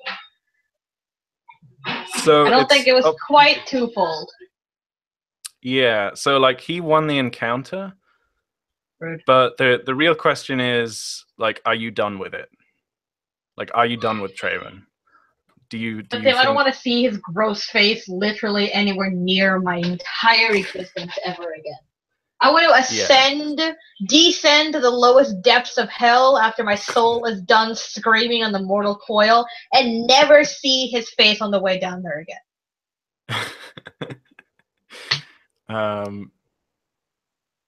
So yeah, I'd say that's a persona there. Then, if you want it. Okay. And I think like in mechanically, particularly since he won the encounter and his intent was to like shut you up and never see you again as well. Unless like very specific circumstances warrant, I think this basically puts Treven out of the picture now for the foreseeable future. I'm perfectly fine with that. Cool. Instincts always act quickly. There can be no inaction. I mean, I don't know about quickly, but I absolutely had some action today. Yeah, I think this first one is like when you're like an instinct has a trigger, right? Right. You weren't triggered to act quickly. You just did it because you saw, like you knew you wanted to go and punch Treven. This is true. Like that was predetermined. Like that was probably one of the most predetermined things you ever did. I want to go and punch Craven in the face, put him in front of me.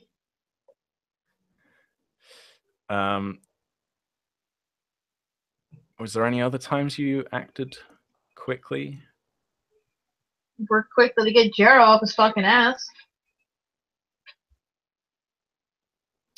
Yeah, but it didn't get you in trouble. It did not.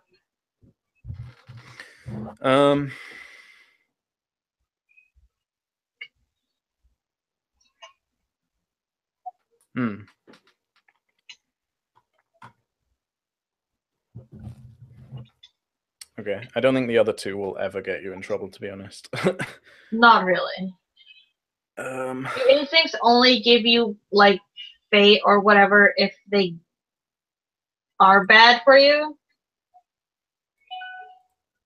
Pretty much. Like if they end up. Okay. Let me just double check it.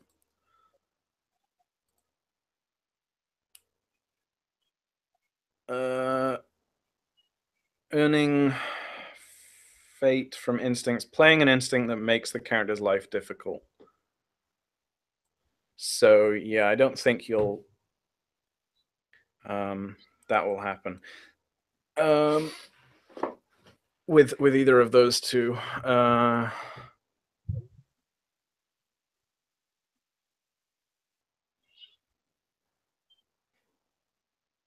Yeah, I think it's like so these are good instincts to have. The third one maybe less so if you decide to manually track when you're training with the sword instead of having it as an instinct. Right. Because and I guess that's why I did this bit right at the end, where I just wanted to highlight the way that practice works so that you're aware.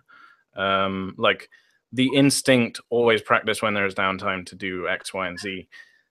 That's basically the instinct for lazy players who want to, after like 6 months of in-game time have passed, they want to turn around and be like, oh shit, yeah, by the way, I was practicing for that. Can I mark some tests? Like,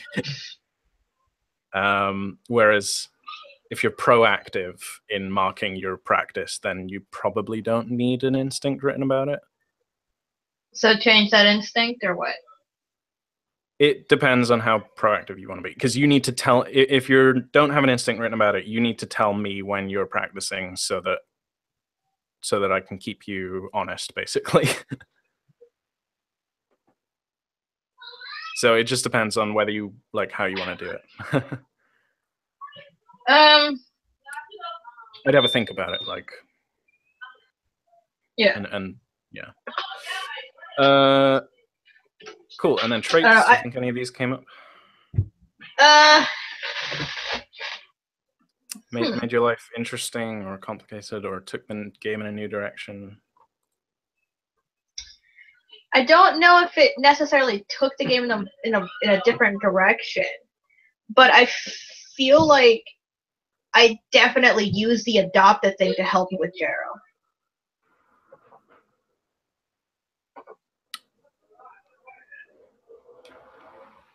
Yeah. Like, hey, I wasn't born to this family. You know, I wasn't like some people, let's say Sylvan, you know, who were given special treatment. I was picked up from nothing and just given an opportunity, like you. Yeah. Is that Arthur worthy though? Invoking a trait that sends the story in an unforeseen direction.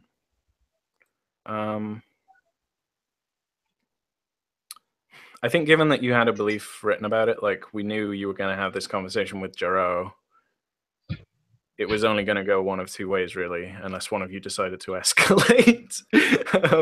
So I'm inclined to say no on the fate for adopted. Nice try, though. Okay.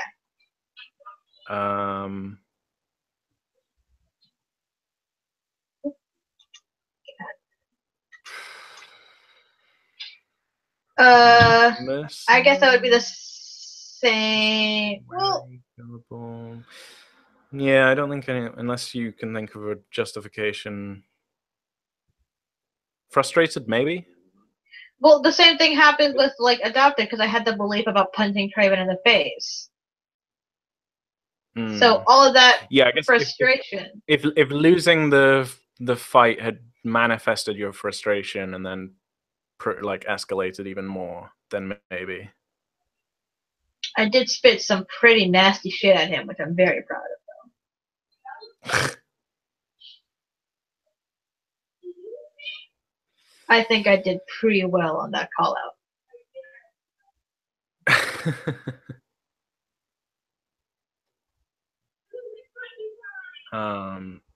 You kept it politically clean as well, right? Like you didn't straight up call them out and be like, "You're corrupt." Nope. So, just called him a coward, and we both know it. Yeah. I know what you did last summer, aka last week.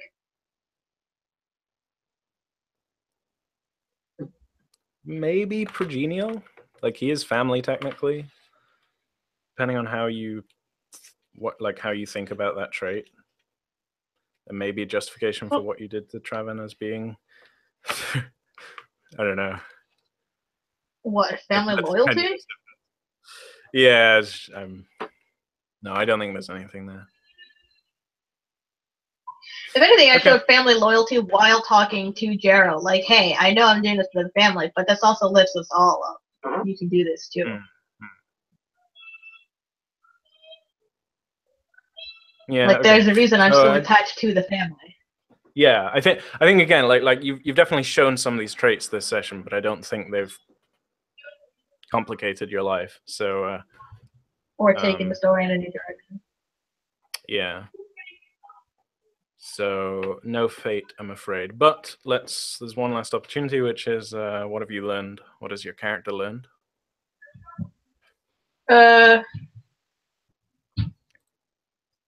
I learned as a player, although technically I should already know this probably.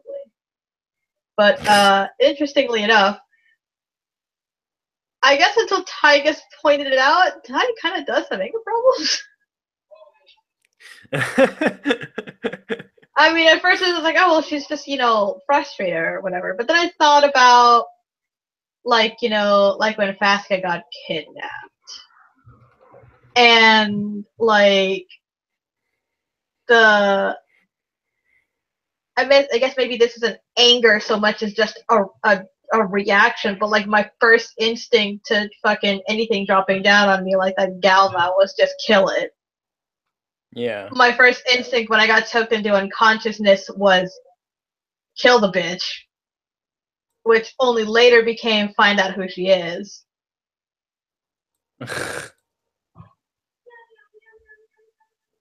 Yeah. My first thing with Sunny also was kill her until I realized, oh hey, she's not actually that bad. My first instinct with the fucking dog of the unbroken earth. You make a lot of assumptions. Kill it! Oh no, wait, there's no way I would fucking die. Yeah, that's a good point. Actually, you make a lot of assumptions about situations that then end up being not quite right, or Totally wrong. yeah, yeah. So I don't know. Maybe that's a future trait. Possible. But yeah, interesting. And I learned Denati? that Denati learned that shit, fucking contract really will come back and bite you in the ass. Um, I guess Denati learned that like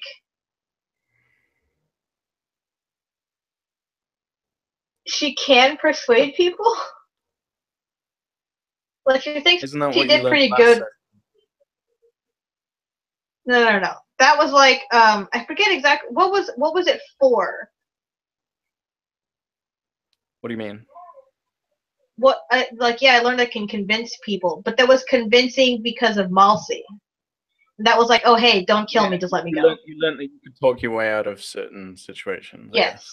guess. This is more like I've That's learned I can inspire people, which is what I did with what was her name? Angfari, I think. yeah, But yeah. Jera wasn't into the depths of his cups. He was just a young kid. It's like, hey, He's just a I can shit be a kid. good role model. Yeah. Jara's just a shit kid. Like, he's not malicious. Yeah, I can be a decent role model, sort of. Like I can inspire this person to follow me, which I haven't done since literally I got out of school. Hmm. Also, probably learn that sometimes revenge doesn't play out the way you want it to. Sometimes you do want to punch this guy in the face, and you end up getting your ass handed to you. Yeah, you're 1-for-1 now.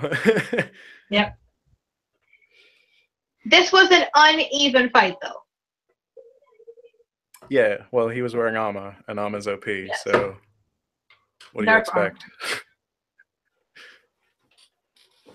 I will be writing to Luke Crane on this. I have a little book where I'm writing down all my complaints about this game that I will then send to Luke Crane. And he will, I assure you, he will promptly ignore it. Like, Yeah, probably. I don't know Luke Crane personally, but I've listened to a number of like convention talks and podcasts and stuff that he's been in, and he's a very opinionated person. I have the best game, and I made it, and it came straight from me. Also, my farts smell like jasmine.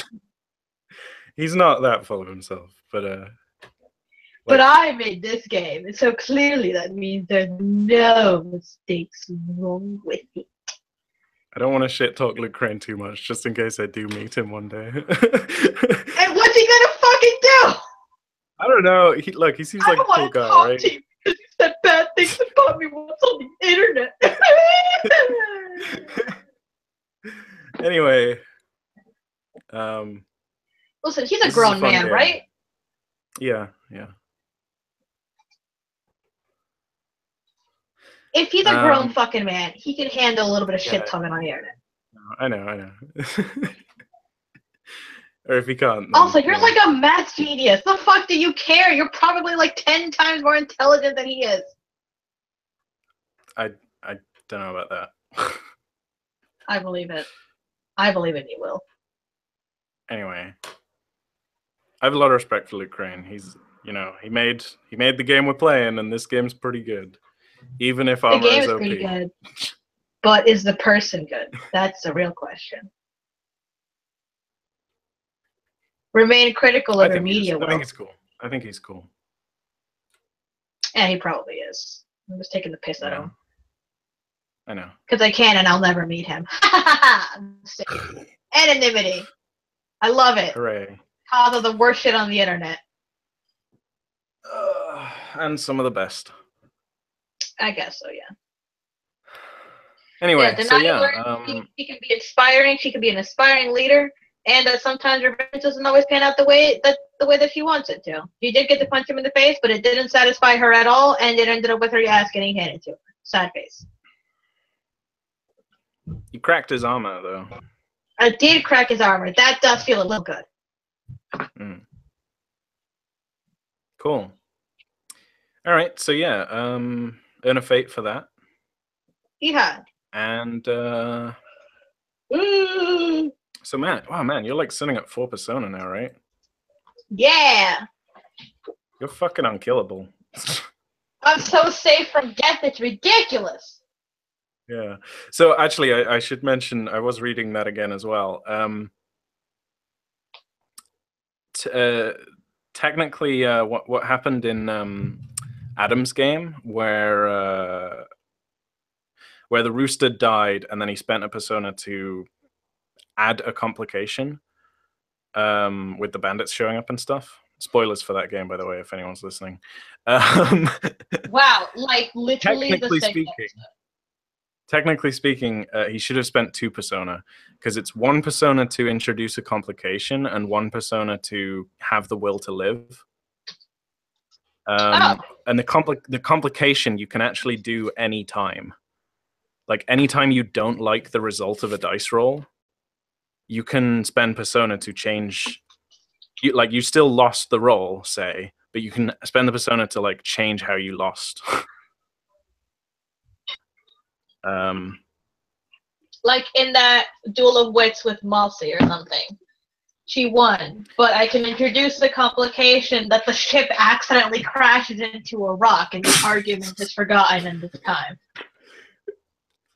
Yeah, I guess. Awesome. I'll remember that. You've given me too much power, Will. Let me just read it. Yeah, so it's like so what he should have done is spent a persona to introduce the complication of the bandits attack and kill all of our own soldiers, and I spent a persona to have the will to live. Like they're not necessarily the same thing.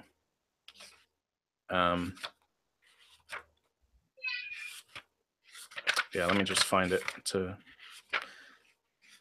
make sure I'm reading this correctly.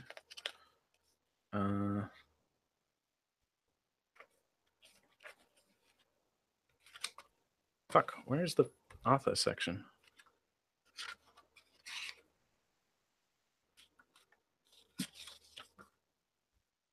Author wheel, page 61.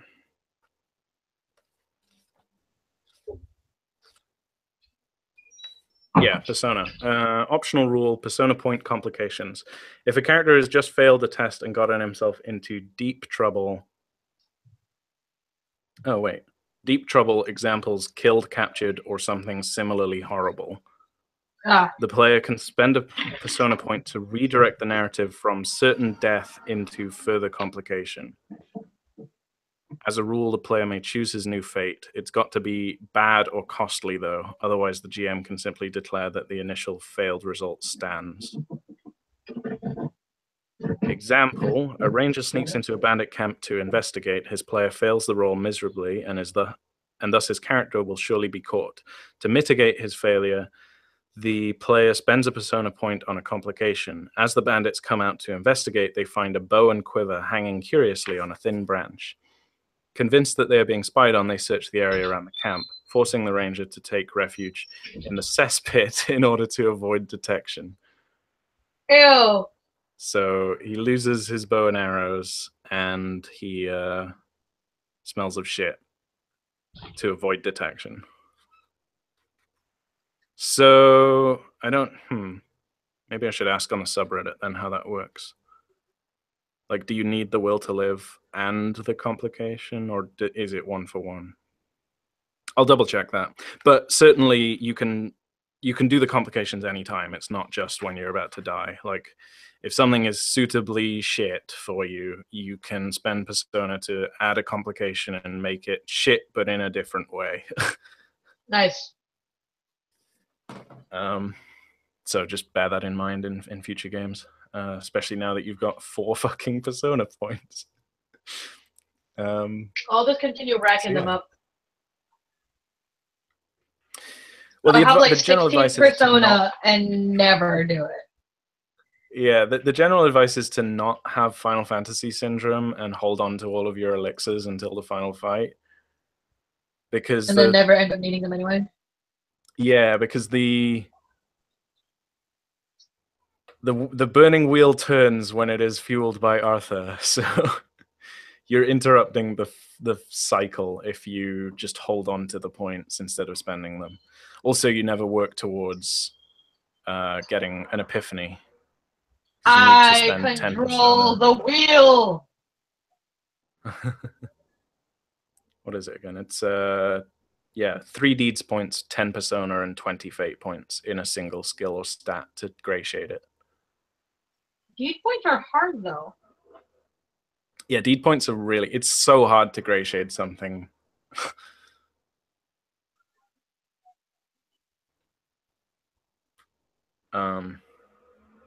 Deed points, you basically get deed points for stuff that you did that affects the whole world in a way that you never imagined it would. Or when you like sacrifice everything to do something else that isn't even one of your beliefs, like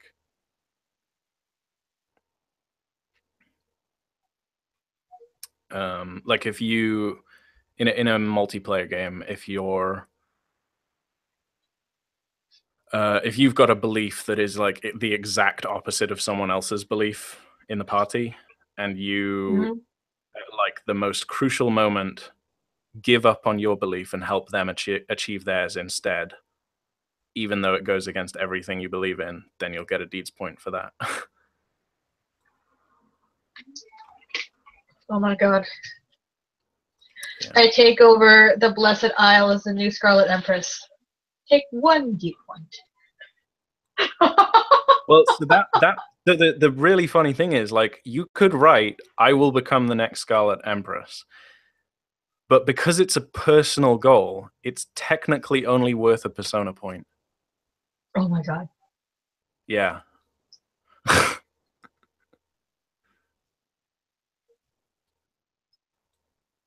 So you can angle for getting a deeds point, but you have to do it in a very like non-diegetic way.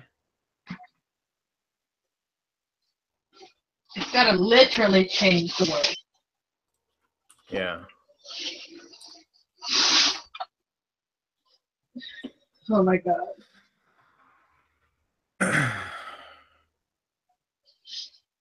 Well, I think I did some pretty solid fucking role playing today. Yeah, I think so. It was good role playing. Yeah. First gray shaded stunt dice awarded. Yeah. But you know I'm stingy And with it stunt actually dice. worked. So some people's games are like full of stunt dice. Like anytime you do anything that's even remotely akin to role playing, instead of just saying I hit with my sword, they'll give out stunt dice. Whereas I'm much more stingy. You cheapskate. Yeah. Anyway, so yeah, thanks for playing. Thanks for watching, people. Got a bit rambly towards the end there, but It's okay. We're talking about the game, so it's fine.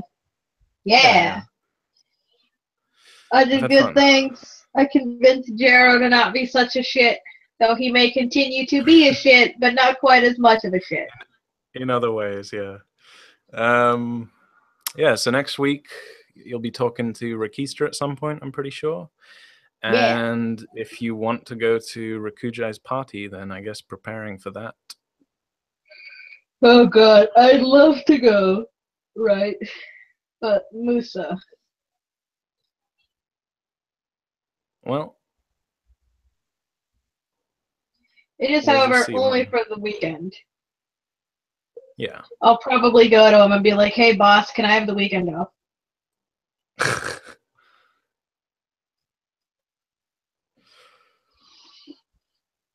Well, I think the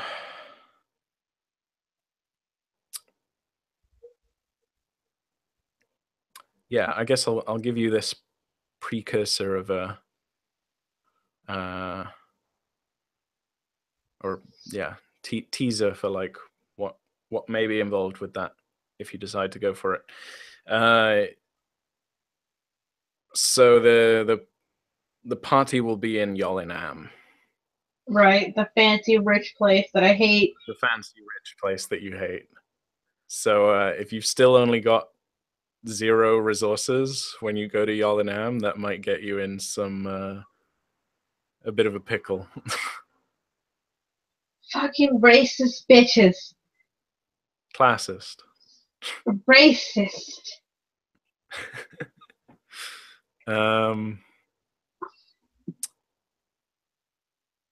Yeah, the what I'm thinking of with this party is that it'll be like a lot of social interactions and like hell. putting up with posh twats, basically. Which I think could be fun. Okay. If you want to do that, obviously you can just decline, right? Right. But no, I mean, I want to go. I want to go to a fancy party and yeah, I don't know, eat okay, fancy cocktails and eat lobster or whatever. Chrome lobsters. The fuck are those? They're lobsters made of chrome. That's bullshit. I don't believe you.